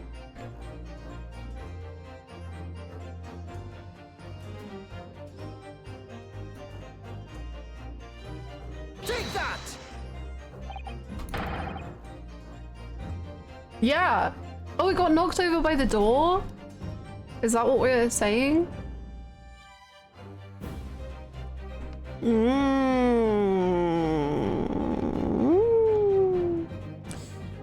This is the only possible location. Immediately adjacent to the doorway. Who organized this room? That's weird. If the court would think back to the testimony given by the defendant earlier, he said that when he entered the room it was dark and that he couldn't see the body. Boy, if the notice board had been here, the body would have been completely hidden from view.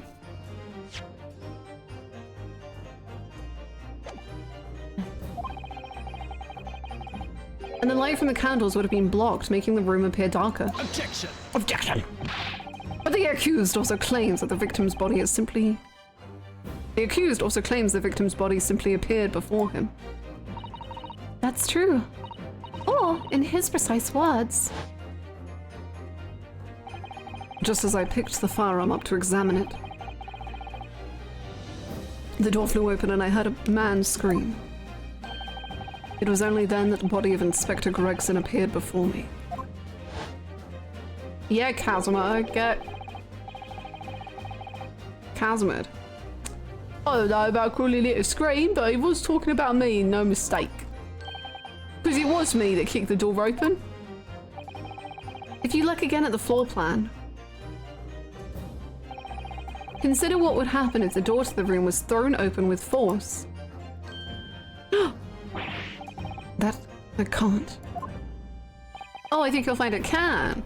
The door struck the notice board, knocking it over, and making the victim's body visible. Good gracious. My client has told nothing but the truth. He has simply described what he saw. Ooh, ooh! That was a good animation. Order, order, counsel. How has this not come to light before now? After the incident, somebody must have righted the board and moved it into the position where the police, myself, and my colleagues saw it when investigating the room. Witness, what have you to say for yourself? what? My lord? You and your fellows were there at the scene before anybody else. It goes without saying that you must know something about the position of the notice board. The witness in the stand will testify again. You will each explain exactly what you did upon arriving at the scene of the crime. Hey, stop looking over your glasses at me, I get the message. You're so bouncy.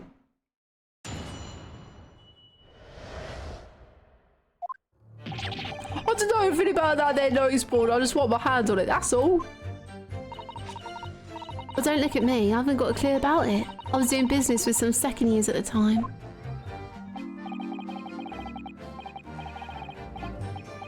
I I don't know anything about anything. I'm just a bystander to me, just a sign at the crossroads of life. It was that Reaper, I bet. He's got a face that screams bored. I can't see how this changes anything anyway. The detective still died when he heard the gunshot. We heard the gunshot. So none of you can elaborate any further. Shaken by the crime they witnessed, and with only the light of a few candles and an oil lamp by which to see. We can't expect these witnesses to be able to give a more precise account of what happened. That's right, yeah. You don't pay to expect too much. This man's endless quest for knowledge is just destroying the world. That's what I think. Damn, Bruce played Bloodborne. He gets it. Do you? Really? In any case, as this testimony shows, even if the notice board was moved by somebody following the incident, it makes no difference. When the gunshot rang out, the accused was the only person at the scene. In short, the only person who could possibly have committed this crime is Baroque Van Zieks. None of this wrangling over the board changes that simple fact. Quite so, quite so. What? Does the defense still wish to cross-examine the witnesses despite the circumstances? Most certainly, my lord. Very well, then you may proceed, counsel.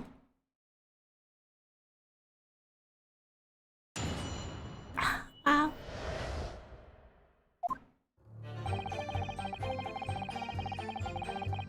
Hold it! So you admit that it was the board you wiped your bloody hand on?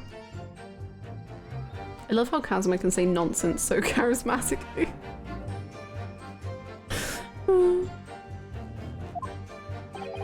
Admit it? What's to admit? It was there plain as day for all to see. A smashing print of my right hand. Perhaps you wanted to hide that handprint. So you righted the notice board and pushed it into the corner, did you?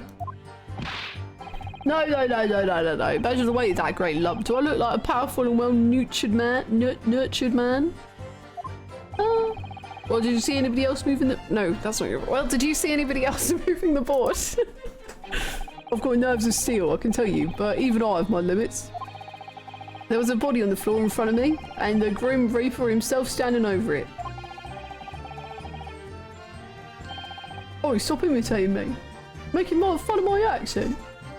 And there was precious little light inside either. My bottom lip was all a quiver. In other words, this witness is unable to give definite testimony on that point. Yeah, so it would seem. Oh, don't look at me. I haven't got a clue about it. I was doing business with some second years. I thought you were getting the police. When you say you were doing business with them, you mean you were selling them fireworks? Yeah, what else? There's the priory school just around the corner, see? Those cheeky little so-and-sos have got a plan to blow their school to kingdom come. So I've been telling on them, letting their teachers know what they're up to. Oh, you have? Yeah, I wouldn't want anyone to get hurt, so I let the school know the kids are playing with dodgy toys. Then, praise the Lord, the teachers take all their fireworks off them, And then they buy more from you. and then praise the Lord again, the kids all come back to me to buy more. Everybody's happy, see? What a racket. Of course, and sometimes the teachers give me a little bonus to thank me for letting them know. It's a busy old life selling explosives. Venus is a goddess indeed. Well,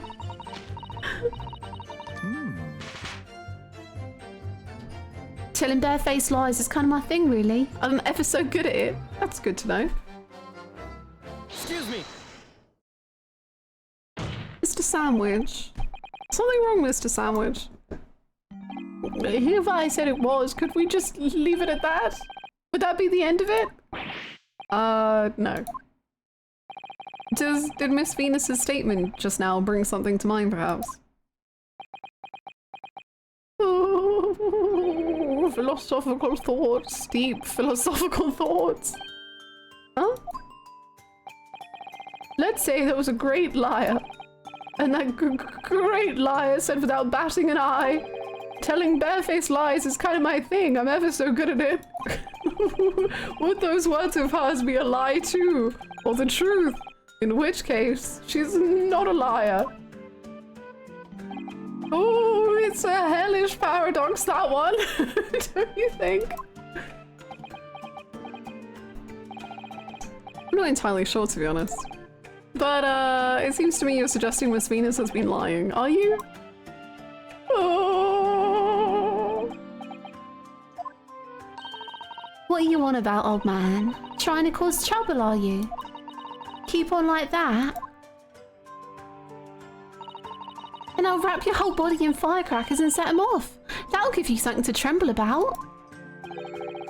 You have startling, disturbing mind behind that sweet and innocent face, young lady. Thank you. So Miss Venus has lied in her testimony. Is that what you're saying, Mr. Sandwich? Oh.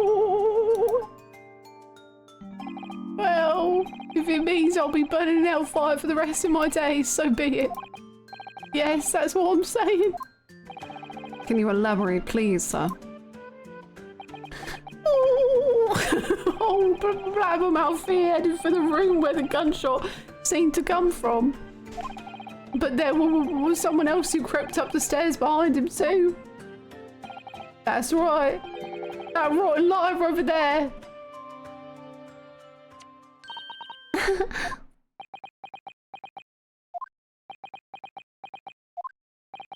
Casimir, your witnesses seem to be a little out of control. Do you mean to say that you did in fact betake yourself to the scene of the crime after all? Well, what did I tell you, eh? I said I was good at telling barefaced lies, didn't I? Yes, you mentioned it. Well, that revelation rocked the whole courtroom, didn't it? Who knew firecrackers packed such a punch? So you did indeed visit the scene of the crime, did you, young lady? Good grief. Well, now you come to mention it. I suppose perhaps... I do clearly remember climbing the stairs to the room, yeah. Either you clearly remember it, or you don't. Well, I shall consider a fitting punishment for this perjurer's act later. What? Sorry, a punishment for perjury? That exists? Well, I guess she's poor, so it can exist for her. It's just rich people it doesn't exist for. For the time being, you will immediately amend your testimony to reflect the truth. It happened to Gina, but she's poor again, so...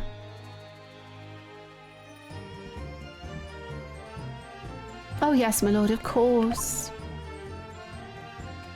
And a woman, God. God forbid. Maybe I did sneak along behind gossip and have a little peek into the room where it all happened. You make a habit of lying, do you, Miss Venus? Well, I suppose so. I don't really know, to be fair. If you want my advice, though, I'll take everything I say with a big pinch of salt. Alright. But you did in fact go to the room where the victim was killed in question, didn't you? Oh, please. As if I would. I can't think of anything more terrifying. The truth, please. Well, alright. Just a bit then. Okay. I sense some favoritism in the co-op. Why when the sexy hot prosecutor asks her to tell the truth, does she just decide yes, she will? What the hell? I mean, a girl my age is curious about stuff, you know? Did you touch anything at the scene? Oh, please. As if I would. I mean, there was a dead body on the floor.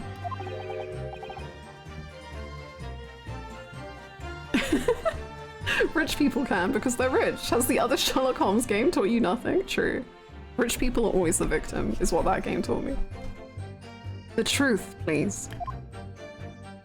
Oh, well, alright. Just a bit then. I had a look to see if there was anything I could sell. So I did give the place a once over, but it was nothing to write home about. Oh, you think her age is a lie? She's gonna be like 65. Question marks. Question marks, a lot of them. Oh my god, wait, he looks so good. My best friend, who I believe to be dead. He lost his memory somehow, but it's now materialized as a prosecutor in the British courts. Wow. He looks so good. His hair is so lopsided. Do you remember when he like smiled and had joy in his life?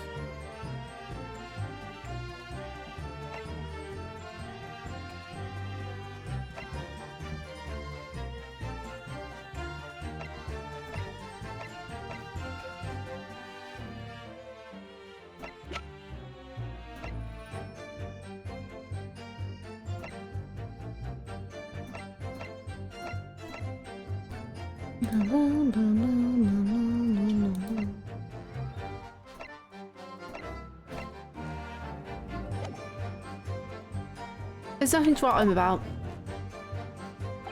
Right. Now, I hesitate to ask, but you didn't move the notice board by any chance, did you? Oh, please, as if I would touch anything like that. Just a few bits of loose change is all I had. The truth, please. Oh, well... Right then. I thought there might be something worth having underneath it. So I blasted the flipping thing. Sorry, flip the blasted thing. You're telling us that you did. Oh, you did move the board. Oh, he looks so anguished. He needs the truth. He needs it. I think that did slip out, didn't it? What? You daft bomb pot. Oh, don't believe it. The girl doesn't think. So, did you find anything then? Something that you might have taken, perhaps, to sell? Oh, please. I should be so lucky. The truth now. I might have found this old pocket watch under the notice board, I suppose. But a bit of old junk like this can't be worth much if you ask. Ah!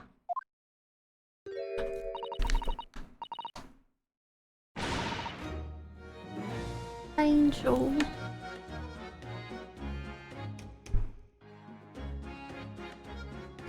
So it's you, was it? You're the one who took it. What took it? Gina, young lady, may I remind you where you are? That watch there. That was a present to Inspector Gregson from the yard for a big case he solved 10 years ago. The professor case, no doubt.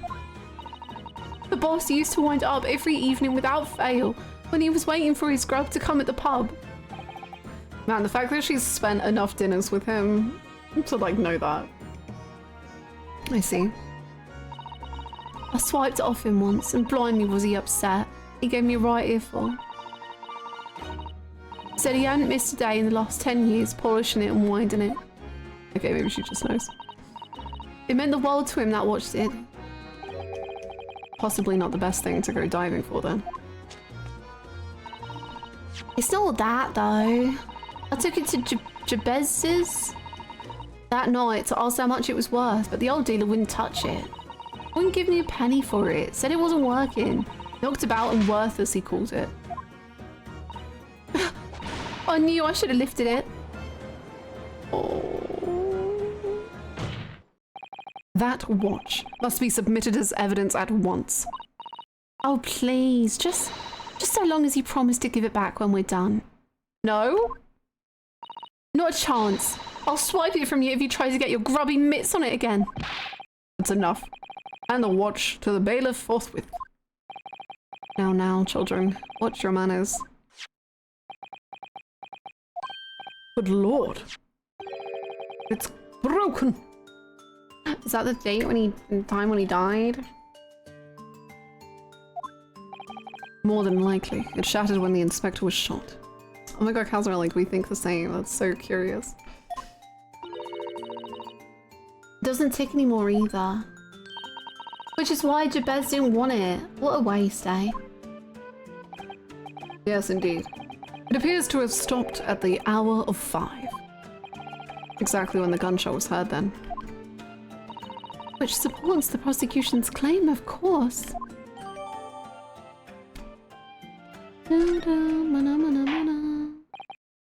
Well, it would appear that the mystery of the moving notice board has been solved at least. And as predicted, it had very little bearing on the case. Look what I got. Don't give me that. Ugh. Now then, continue with your cross-examination, please, counsel.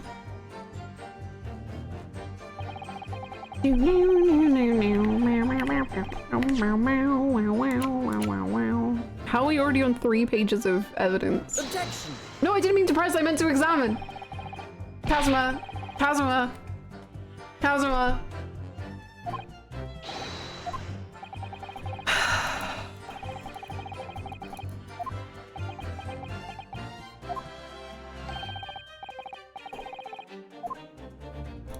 Okay, Kazuma literally doesn't even have words for me, which might be worse.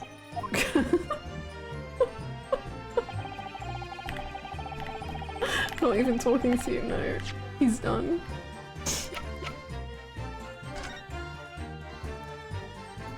It's missing the dial. The key! The key! The key! The key! The key from the...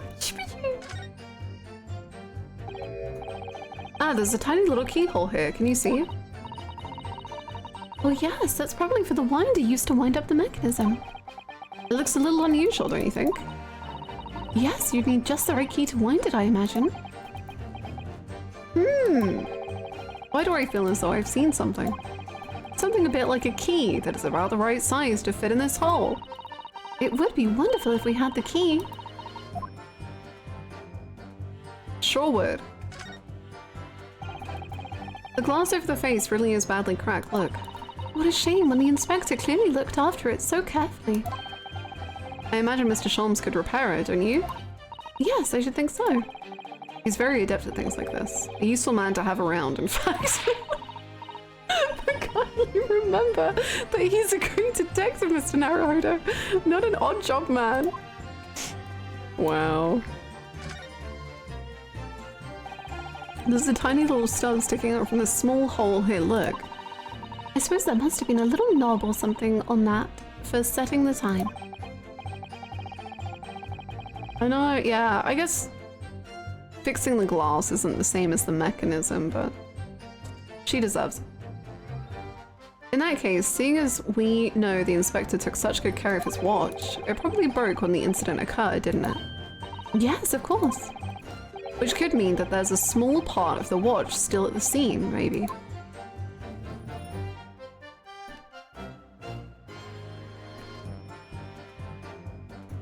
Okay. So do we have to re-examine the key?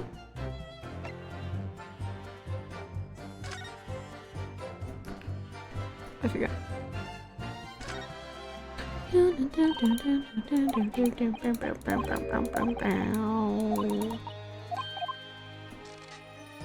Whoa!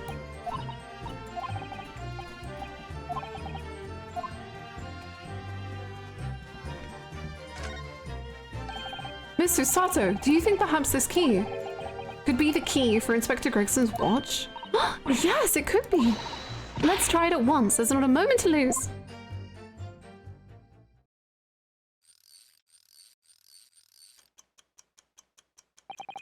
I knew it. A perfect fit.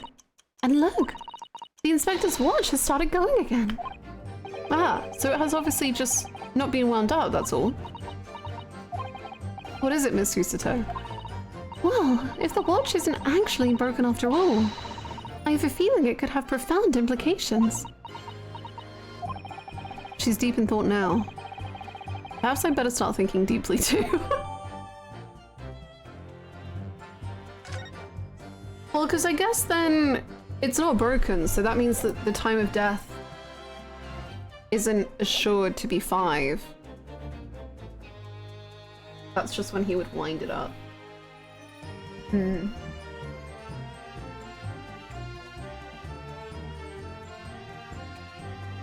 So he's alive!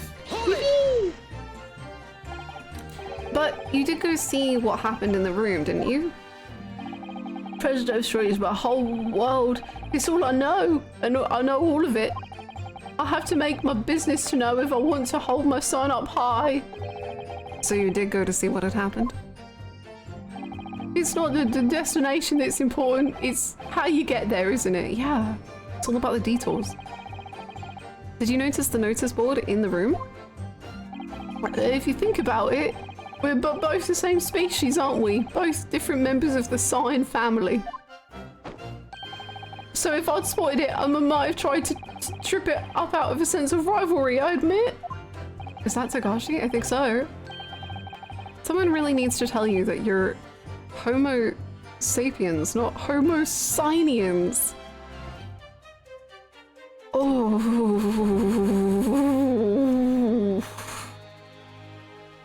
And you're Homo sex. Does that mean that you didn't notice the board? I can only repeat what I've said before. I don't know anything about anything. I'm just a bystander, me. Just a sign at the crossroads of life. In which case, just who was responsible for moving the notice board?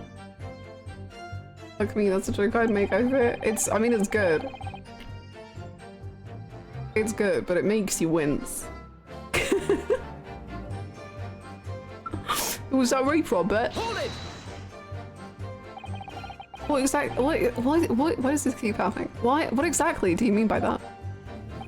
Oh, come on now, don't tell us you've not noticed. He looks like he hates everything in the world, that fella. But not notice boards, they're the one thing he likes. You can see it in his eyes. I can't say I'd ever noticed. I'll tell you one thing for free though. I never took my eyes off that man on the floor. Or off the Reaper. Not for a second. Okay, so you, by literally your own admission, you did take your eyes off them because you had to look at two that you can't. Whatever. Sorry? But I was that scared I couldn't. You never know what a fiend like that might do if you look away, do you? If you didn't take your eyes off the defendant, you should be able to confirm categorically whether or not he was the one who moved the notice board. Oh, that can. The Reaper did nothing of the sort. I can swear to that. I couldn't have missed it if he'd have heaved the thing upright again and dragged it into the corner. Right. Glad we've cleared that up. What happened to the face that screams bored? I feel your pain, Kazuma. I don't think I was chasing anything anyway. Hold it! It was 5 o'clock in the afternoon that you all heard the loud bang, wasn't it? Maybe the notice board fell over, or maybe it didn't. Maybe I fell over, or maybe I didn't. But the Reaper's fate is sealed either way because of that gunshot we all heard. So your fate is sealed too. My fate. That's right. The defense is fated to lose. Shut up and kiss me. And the prosecution to win. In other words, it all hinges on that single gunshot. So if I could just find some problem with that part of their story. It may be possible to change all our fates. Of course, none of that changes the fact that I heard what I heard, does it?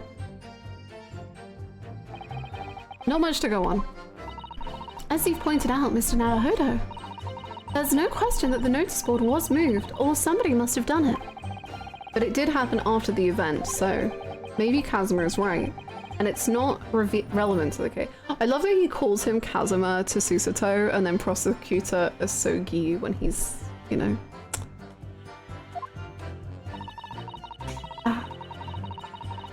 But it seems to have been deliberately positioned as to hide the body from view. So I feel sure that there's some deeper significance to all this. Yes, I know what you mean. I've no doubt there are more clues to be uncovered. You're on the right track, I can feel it. So follow your instincts. Alright then. Oh. So I guess it's the clock.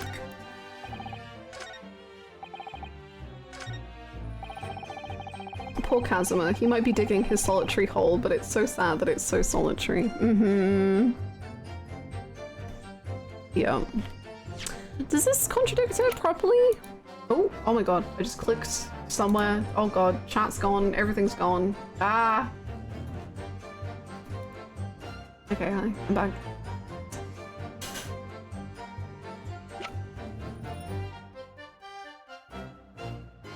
Does this... Boom, boom, boom, boom. Does this contradict this? He's all alone in the world as long as he stands with his father.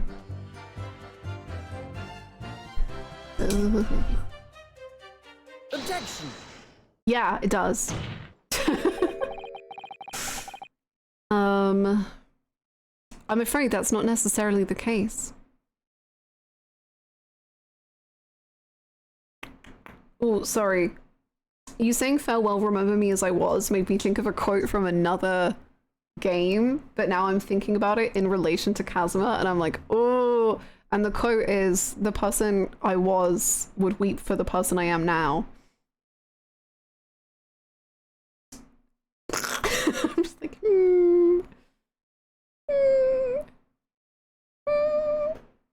That's fine. I'm afraid that's not necessarily the case. Oh. At the scene, we found this key to the winder of the inspector's pocket watch. Sonny, no! Which game? That's from Endwalker. Final Fantasy XIV.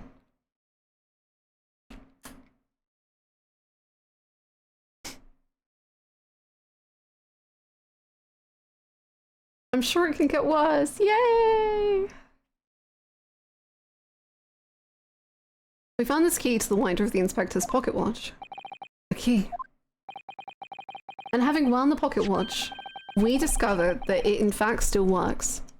Oh, I love his new confident. He doesn't have the sword anymore, but he's still confident. You see, the watch didn't stop because it was broken at all. And that fact completely undermines one of the most fundamental premises on which this entire case has been built. What? Order, but counsel. He doesn't have the sword, but Casimir is still inside him. Huh? Excuse me? Such a fascinating damage pose. The fact that he has to like look away. I don't know.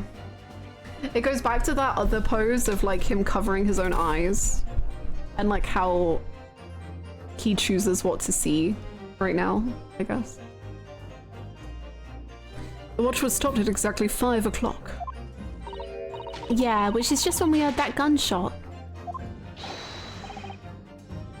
It's exactly the hour. The time that was showing on the watch tells us nothing other than when it was wound down.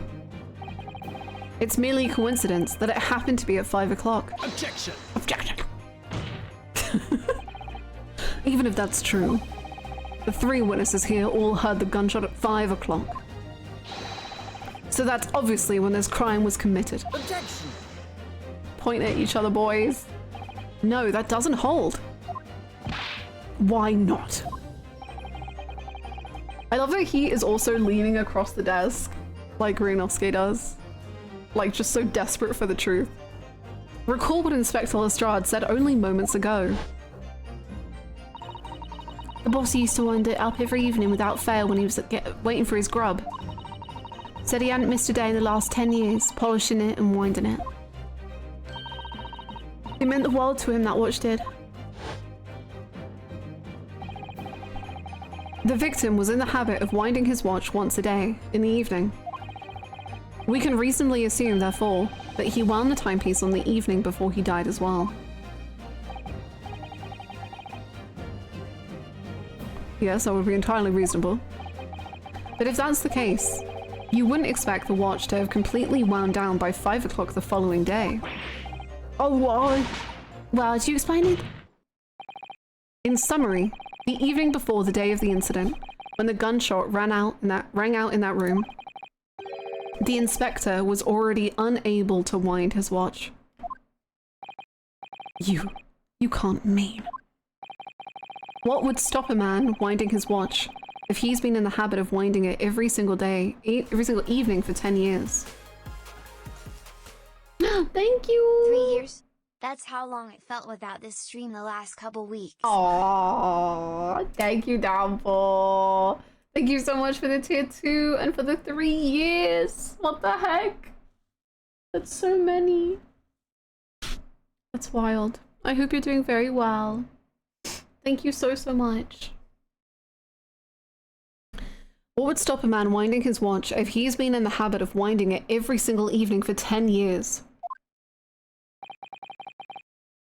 The obvious answer is that he was already dead.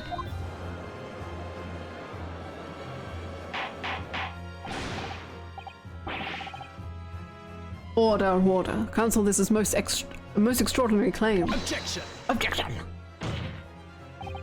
Extraordinary isn't the word, it's absurd. You claim that he was already dead the night before? Do you really think that Scotland Yard's coroner would have overlooked something like that? Yes! Because they're a brand new coroner to the job, because we just kicked out all the other coroners for being corrupt! Well, on that subject, there is something rather surprising.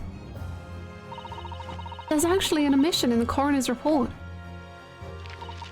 The time of death is not noted. Oh! Yeah, that's right! Wait a minute, you're forgetting that my legs went from under me when I kicked the door in. What do you mean? Like I said, applying my hand in a dirty great puddle of blood. Yes. So the victim's blood hadn't dried. It was fresh. He catches on fast, doesn't he? Yes, Casimir is quite good at being a lawyer, you're right. Oh, sorry, objection. But that blood could be explained in any number of ways. It could have been put there afterwards. Some fresh blood could have been poured over the victim's body. Does my learned friend...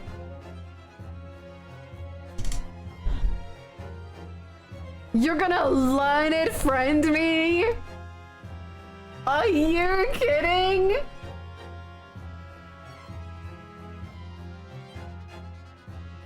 What the hell? Who does he think he is? Who? Kaz, thank you so much for 11 months. Welcome back. Who does he think he is? I see Kazmir's back. Did we reverse the common rivals to lovers arc by doing lovers to rivals? Yeah, I think we're doing friends to lovers to rivals, enemies to hopefully lovers again.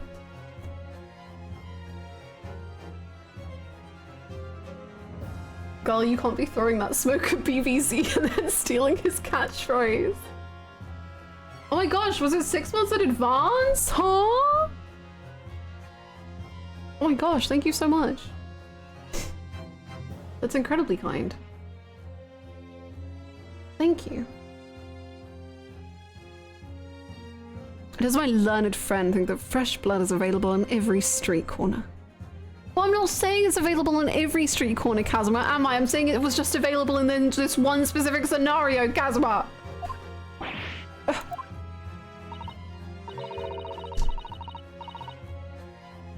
Well, it needn't necessarily have been human blood, of course.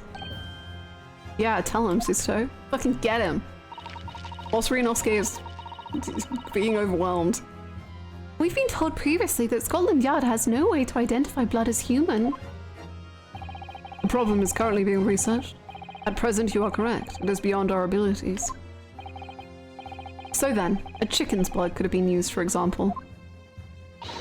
It's certainly a possibility that it wasn't the inspector's blood at all. Yeah, Kazuma. My learned friend. But the gunshot was heard at 5 o'clock that afternoon. That is beyond question. Is it though? Yeah, is it though?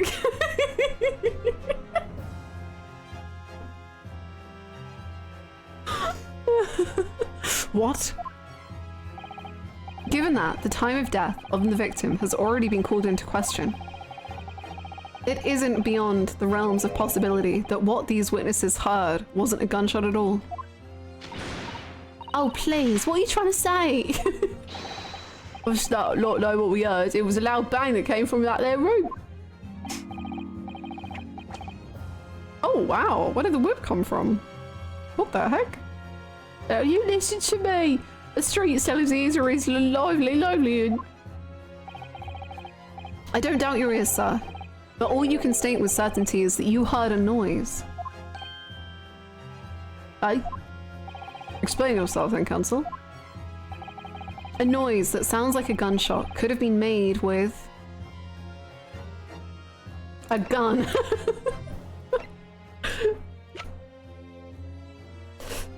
Would it have a funny option? Oh...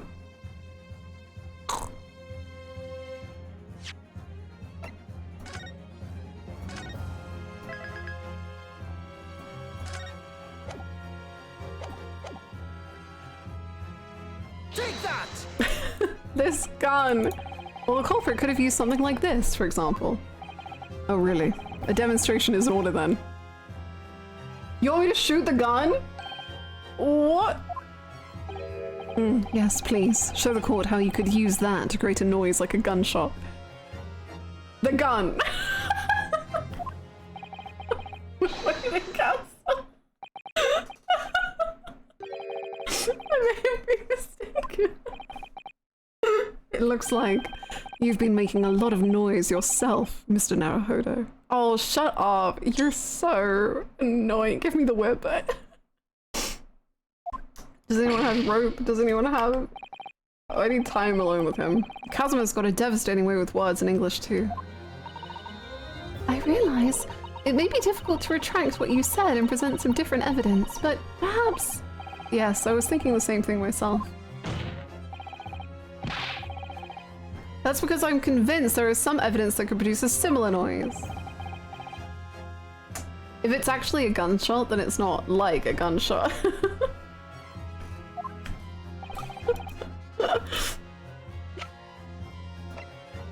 Take that! Something like this. The culprit could have set off one of these to fake a gunshot. Oh gracious. The very fireworks that are sold by the witness. Now hold on a minute. Are you saying I did it? My pretty little firecrackers only make a little pop anyway. See? But your big ones, ma'am. Not 100 of them together. The Venus special you sell for 600 pennies sounds like this. As the court can now attest, it sounds very much like a gunshot, in fact. Ah! You're trying to suggest that somebody set one of those fireworks off at the scene. I'm suggesting that somebody knew the defendant was in the room at 5 that day, and sought to implicate him by creating a sound like a gunshot for these peddlers on Fresno Street to hear. Objection! Objection! But even the accused himself has testified that he saw no one else in the room at the time. Whether it was a gun or a firecracker, the only person present to cause that bang was Baroque Van Zeeks. One whiff of a match and my firecrackers go pop. See? It's why people like them. I fear for your fingers, young lady. Objection! Recently, during my time here in Britain, I've learned of a very useful invention indeed. Something called, a time bomb. Sure? Okay. Good heavens, a bomb? Yes, a device that allows you to blow up whatever you like, whenever you like. Mr. Naruhodo, I worry that your unfortunate phrasing there may lead to yet another international incident. No, wait. It's the whenever you like part that's important. A time device. Yes, exactly. A time device. Something of that nature could have been planted at the scene. A device that was able to produce the sound of a gunshot long after the culprit had left. Your extravagant claim will have to be substantiated with evidence, counsel. What proof do you have to suggest in any way that a time device was employed to create the gunshot sound? The candle?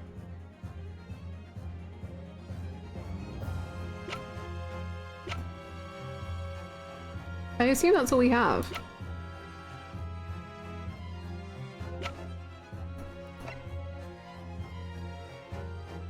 Oh, could it have been blown off by the firecracker? Take that! As the court has already discussed, the tip of one of the candles in this candelabrum has been blown off. Indeed, because it was struck by the bullet with which presumably passed through the victim. I don't think that's possible, my lord. Not possible, why? Because of the scorching. There are gunpowder scorch marks clearly visible in the broken candle. There are? Goodness, yes. But is it not the case that there was also scorching on the victim around the bullet entry wound? That's right, there was. But as we heard earlier, scorching like that only occurs when the target is at very close range, a matter of centimeters from the gun. Ugh. Which means that the scorching on the candle can't possibly be the result of a gunshot. You're suggesting it came from the fireworks? How can that be, eh? The fact that there's such visible scorching on the candle suggests that the fireworks must have been right next to it when they exploded. Or, to put it another way, the candle and firecrackers were joined together. Oh. The culprit somehow attached the firecrackers at a point partway down the candle. After the killer had left the scene, the candle slowly burnt down along with the other two, until eventually it ignited the fuse of the firecrackers, generating a loud... He's very good at impressions.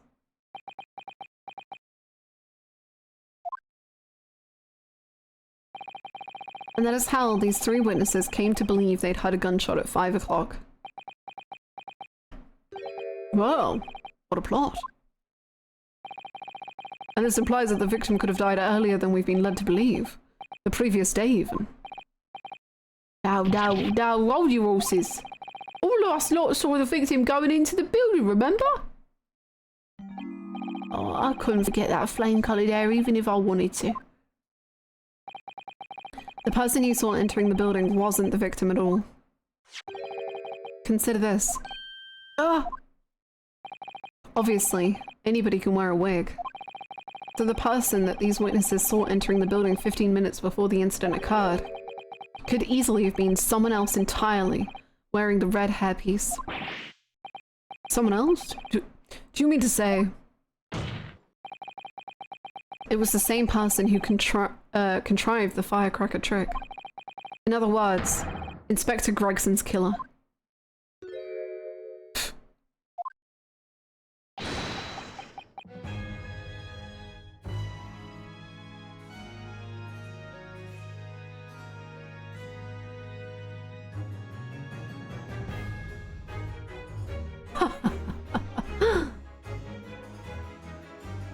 Is this good or bad?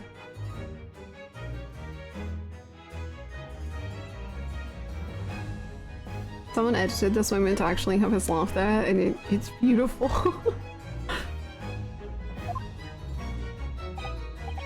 Oh, very impressive, Renosuke Naruhodo.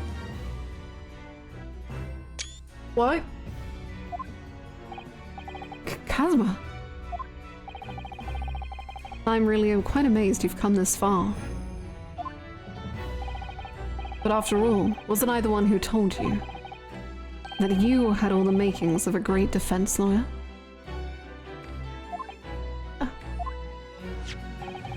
I also noted the lack of a time of death in this report, a stark omission.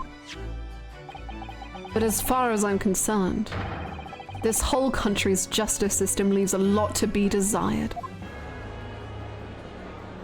Okay. Order, order! Prosecutor Asogi, what on earth do you mean by that statement? I hear that many of the leading members of Britain's judiciary are present to observe this trial today. Okay. So we cannot allow even the slightest doubt to be overlooked. He is performing. The defense's assertion about the time of death based on the victim's stopwatch is just conjecture. But while the possibility exists that my learned friend may be correct, we have a duty to explore it. Well, certainly. I would agree with you. And what immediately comes to mind is, of course, what was Inspector Gregson doing? And where did he go on the day before the incident? Do you know? The inspector always carried out his investigative work alone. His movements were treated as confidential within Scotland Yard.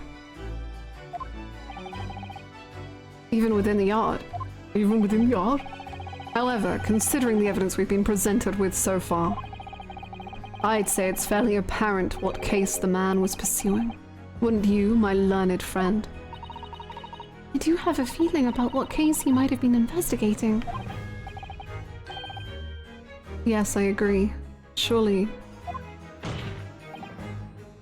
My lord. The defense believes it could explain to the court the case that was being investigated by Inspector Gregson at the time of his death.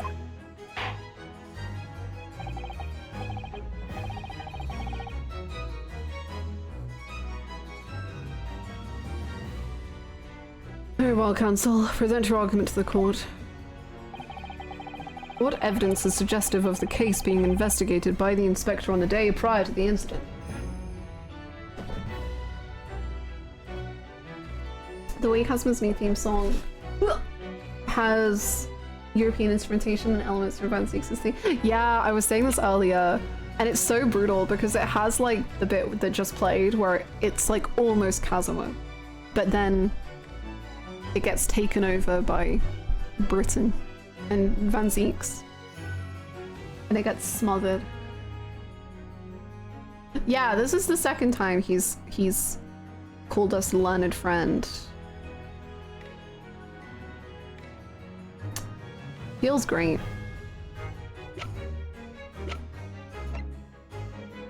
Take that!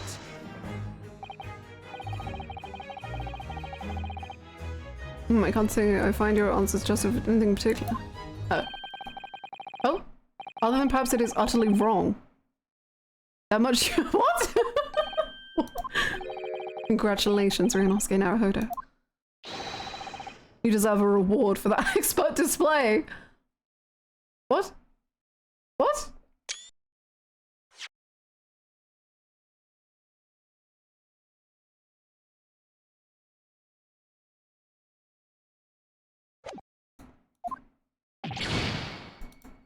Oh, it was just a wrong ending. Okay, well, did you just draw Karuma on me, my friend? Oh, oh, oh. I think, Mr. Naruhodo, that there's one particular piece of evidence that really does stand out in showing what case Inspector Gregson was investigating. Oh, the red hair? I have the answer now.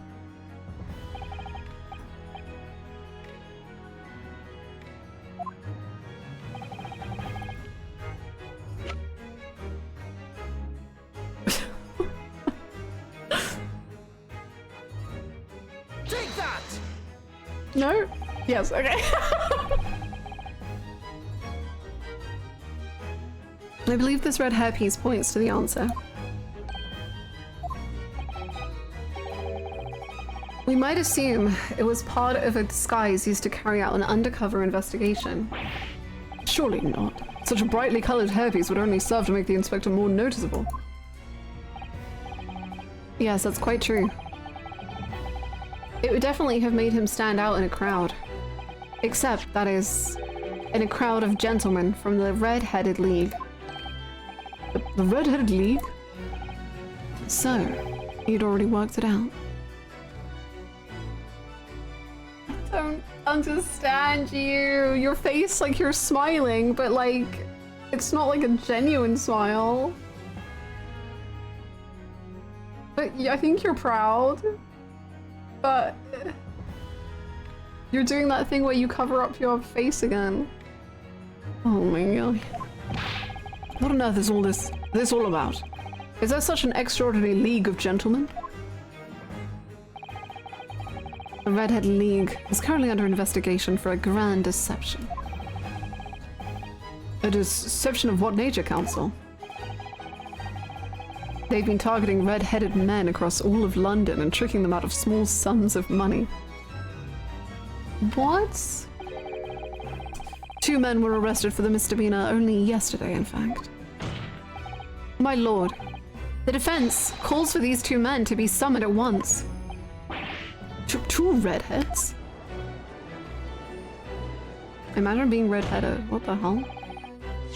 Inspector Gregson clearly infiltrated the Red-Headed League using this hairpiece. So it's very likely that he had direct contact with these criminals. And it's quite possible that such contact led to more serious events. Howdy folks, how did the divorce proceedings and custody battle over Fancy? I don't think either party wants him, so pretty well.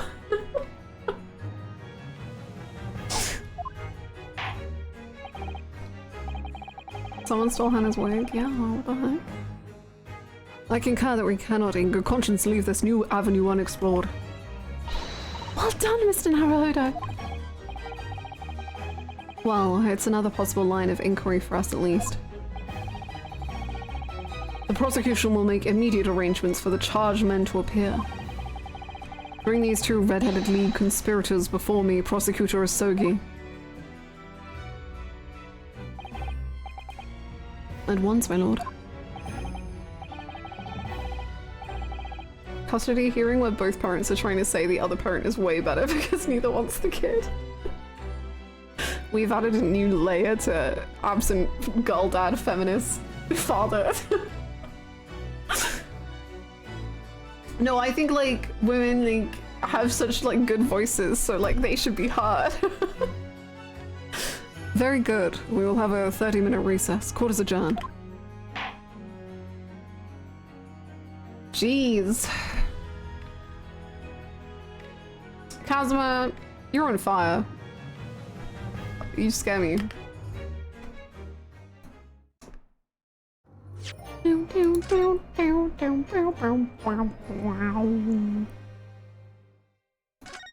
Goodness gracious me.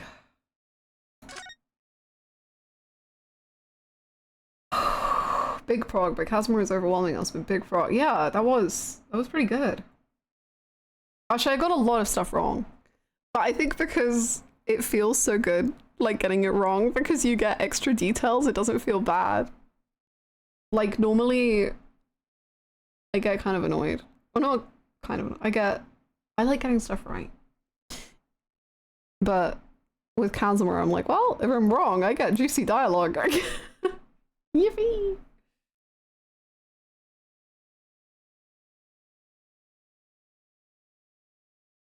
Kazuma does look you in.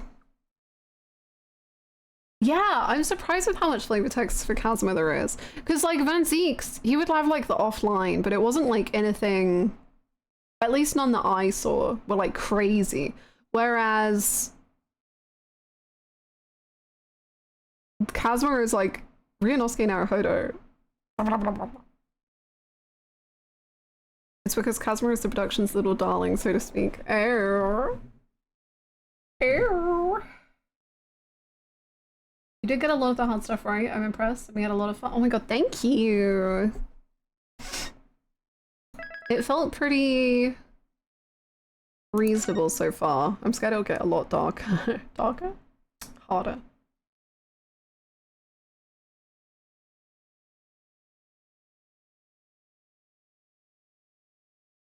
Yeah, right, Sonny? He's crazy. I think what we'll do, I think we might do this scene and then maybe end after that.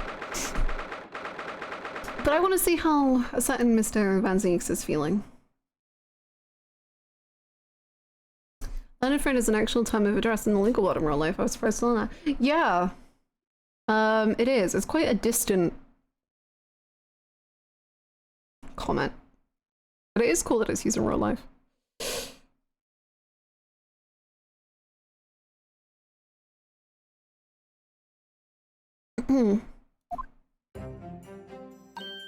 Oh, hello.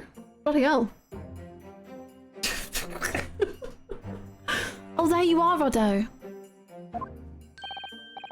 Oh, look at that. Stop. They break my heart because I'm like, why isn't Iris involved? But they're so cute. Oh. What kept you, my dear fellow? Hello, Mr. Sholmes, Gina. Are you sure about what you said in there? That the boss, you know, actually died the day before? It's pretty hard to swallow. Yes. I was shocked by the revelation too, Gina. As was I. Possibly more shocked than both of you. Yes, I'm sure, Sholmes, no matter what, you are the most of anything ever. You're the number one. We could never come into competition with you without the grief and loss of a friend.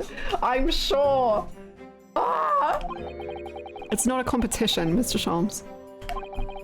But I was more shocked than all of you put together. Nasuke. This is the autopsy report in question, is it? Yes, it's strange that there's no time of death noted. I suppose there's a simple explanation, or perhaps it was a deliberate omission. Don't stoop to his level. Oh dear, if it was deliberate.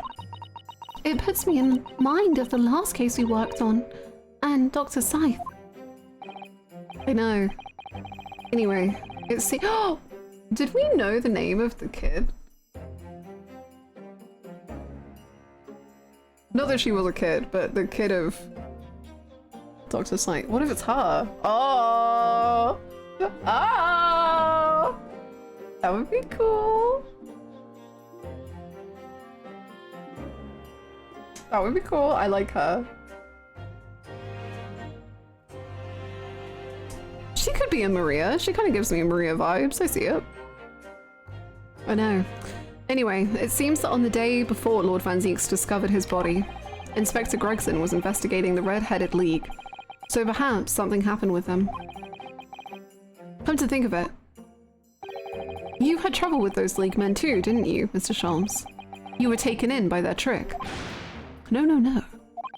Naturally, I wasn't taken in, as you put it. My sleuthhound interest was merely piqued slightly by the rare scent of a weekly £4 income. Mm-hmm.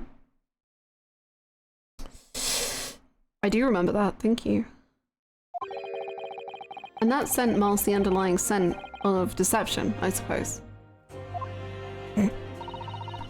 These two criminals in question are the pair we saw being arrested yesterday, aren't they? In Mr. Sholmes' suite, I mean. That's right, Suze. And it was me what took him in. Thanks to a tip-off by a good law-abiding citizen. Indeed. Yours truly. Law-abiding? Good. Citizen! So it's going to be that pair in the witness stand next, is it? Rev up those accents again. Oh no!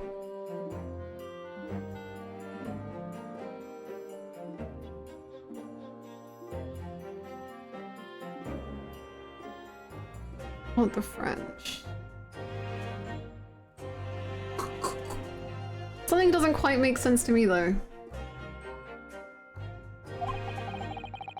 The day before Inspector Gregson was found, you hadn't had trouble with the Red-Headed League yet, had you?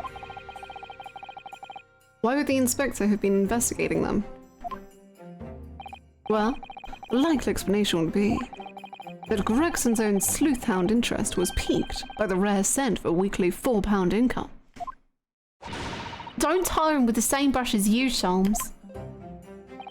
Yes, well, then there's the whole issue of Inspector Gregson being investigated by Lord Van Zieks for some reason. Do you think Lord Van Zieks is here? Like, just like across the sofa? Just like, do they know I'm here? They're just talking amongst themselves.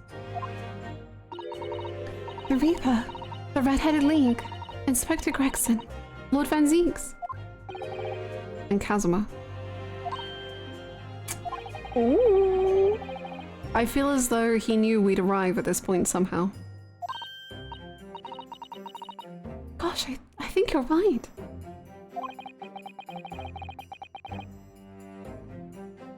what he's really trying to achieve here today. All the answers will soon be revealed. Observe the time, my dear fellow. This recess will be over very shortly. Yes, you're right. We aren't even going to talk to Van Ziegs. Cosimo was determined that he should be the one to prosecute this trial. And he was determined that I should take the defense. Just what is it that he's hoping to make me see, I wonder? I get the feeling we're a long way from the end of this trial yet. 2-day trial? 3-day trial? Week-long trial?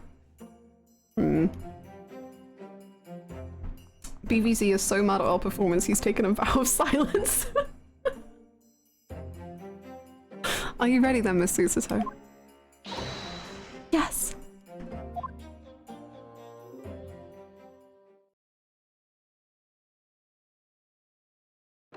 Maybe Sully has Kazuma in his mind, goddamn. Yeah.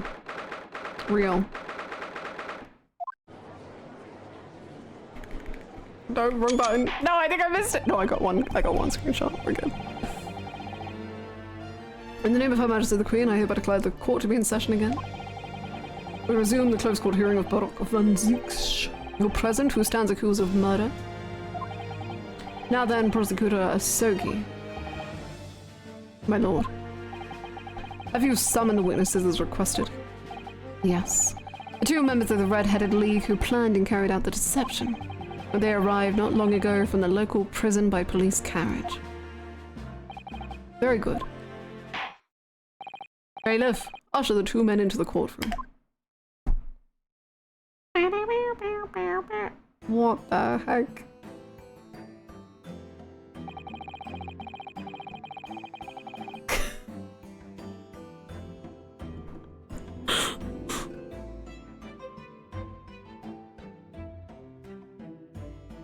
No Van Ziegs crumbs because they would fill us up too much. True, we got a long case ahead.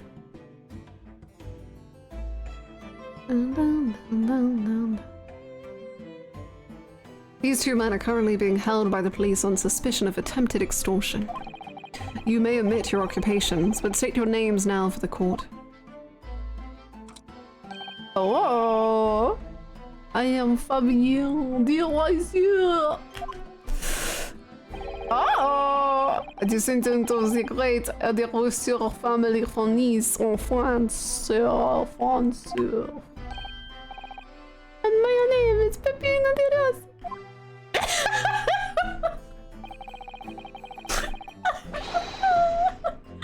Antonio di great family de Rossi. Abbandono sul Napoli. The 2 men first became acquainted at a boarding school for European nobility. Those who graduate from Temsica as the future leaders of Europe. But do you have any idea how boring it is to be born with noble blood? Alas, I make it my mission to get the better of the world by employing the little grey cells of my brain. That is what I am trying to do, huh? So, that's the only reason for this whole grand deception you've been carrying out? I cook an egg with a spoon. My name is Emily. Oui, you could say that. Oh, that's a good. Oh, I love it. No, not bad, eh? Yes, the grand ideal is for the petty plans. This strange combination is at the charm of the hilarious plotters. See, capo. Listen to me, Pepino. I have 2 things to say to you. Gee, I was about to tell me upon your candidatos. Viva! Firstly, I want you to stop calling me this capo. Secondly, we are not the hilarious brothers. This is serious business. Cimelo! There it is! Capo, strappacato! The faro, però! It is deep, capo, the faro, the meaning of the words! I hate this. The court has been led to believe that under the banner of the Red-Headed League.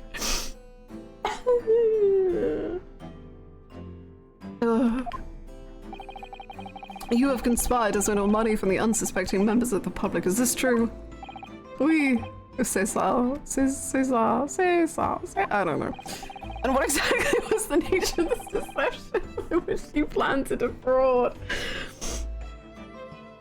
I love how it's so quickly become incomprehensible. It's just, I just don't want to do it. I can't.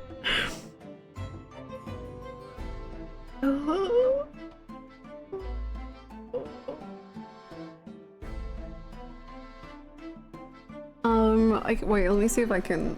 I get so scared of autoplay in this game, man. Good luck. Why is it called that? Why is that its name?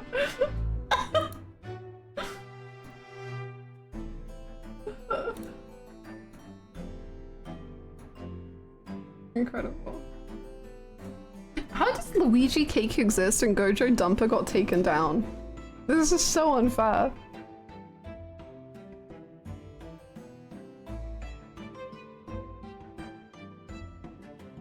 Purely to cause confusion for people who don't have BTTV. Oh, that makes sense.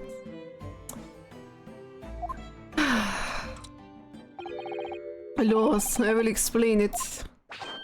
No, come on. Leave it to me. This is an incredible design. I really have to say. As you see, we both had to wave with red hair, no? At school, we were teased with these without pity. The cop out here, he was many times behind the schoolhouse, crying like the Trevi fountain.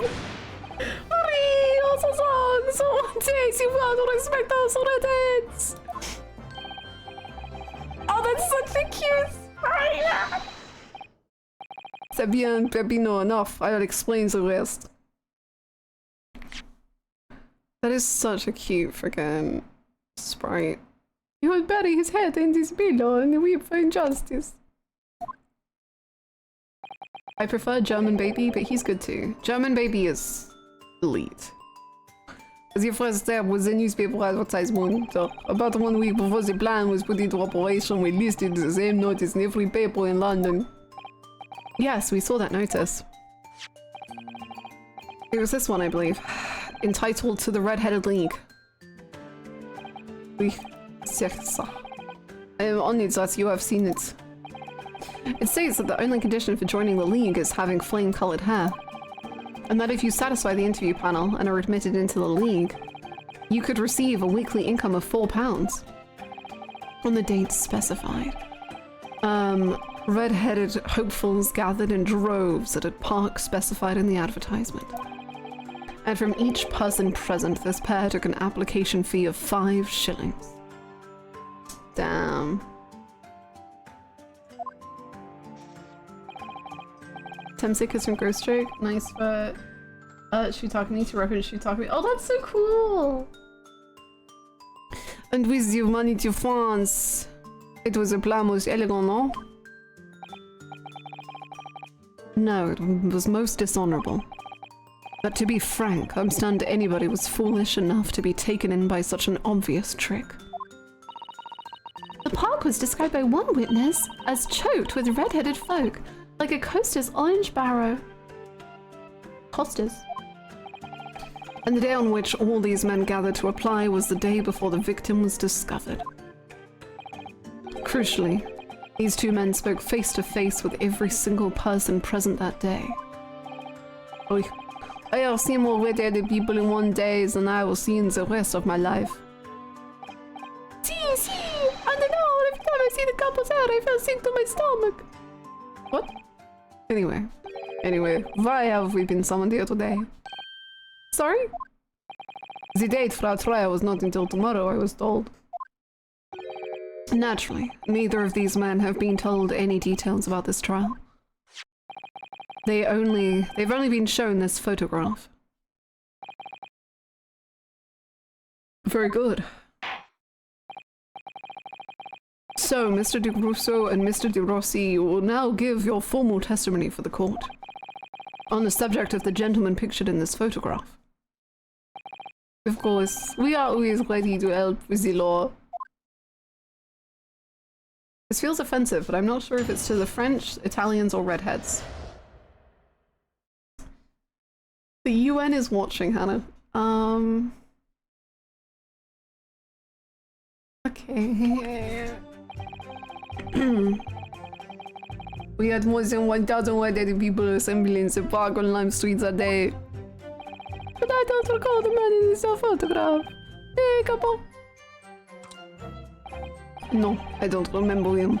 Obviously, he is dead now, but I assure you, he was not in the park. As a French, I am offended. How can I make it better? Allora, this victim is nothing to do with us. You have a lot to answer for, Peppino. It is your fault that we got caught in the first place. You've given sworn testimony that this man in the photograph was not present. Can you be certain? Playing E33 would help. Okay, I can do that. I can do that. Oui, I'm quite certain. We did not interview this man. Nobody looking alike. This came to the park. This I can promise. It must be noted that you have been arrested for a grand deception, however. Accordingly, this court has little confidence in your assurances. Oh wow, with this attitude, we get to know what else? He's really a very nice guy. He's really a sulkin now. This confidential document was obtained directly from Scotland Yard. It records an entry from the inspector's private diary dated the day before the incident. It reads, Lime Street, Red-Headed League, undercover. I have the answer. Maybe there was another similar event in the park on the day in question, eh? That is ridiculous. There's no question that Inspector Gregson was investigating the Red-Headed League, which means it's quite possible that's when he was killed. Very well. The defense may proceed with the cross-examination. Cross-examination now. Ah, yes, my lord. Guy who plays E33 for language immersion and accidentally gets into JRPGs. I just like love French culture so much. Anyway, I'm gonna play Persona. They really gave this little Italian man the Mario jump. This is crazy. Well, I think we'll end here. I think that makes sense. So then when we return, we can jump straight into it.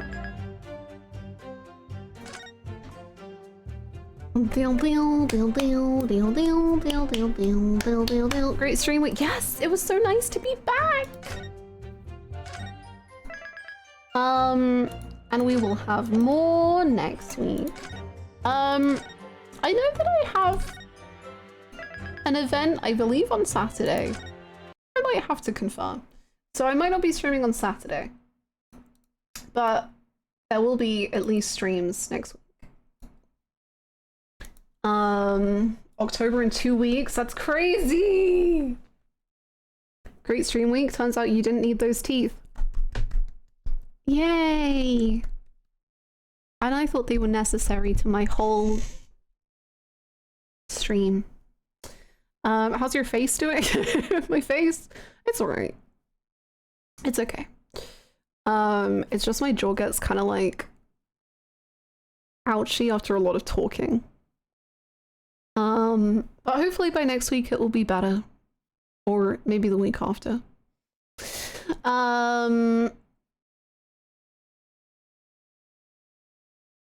Continue healing and Apolloing. Thank you. I will try. Thank you all so much for hanging out. You're the loveliest chat ever. And you make me giggle a lot, so thank you very much. We have the Discord, of course, if you would like to join it. We have the Ace Attorney channel, and also in general, it's where I hang out when I'm not streaming. If you want to hang out too. Mayhaps. I hope everyone has an amazing rest of your days, whatever you get up to. It is Saturday. Yeah, it is. Wow. So I hope you have an amazing Saturday, an amazing rest of your weekend. And I'll see you Because you're not looking at the Discord, Kazuma laugh here for you. Oh, the last thing we get is Kazuma laughing. This is amazing.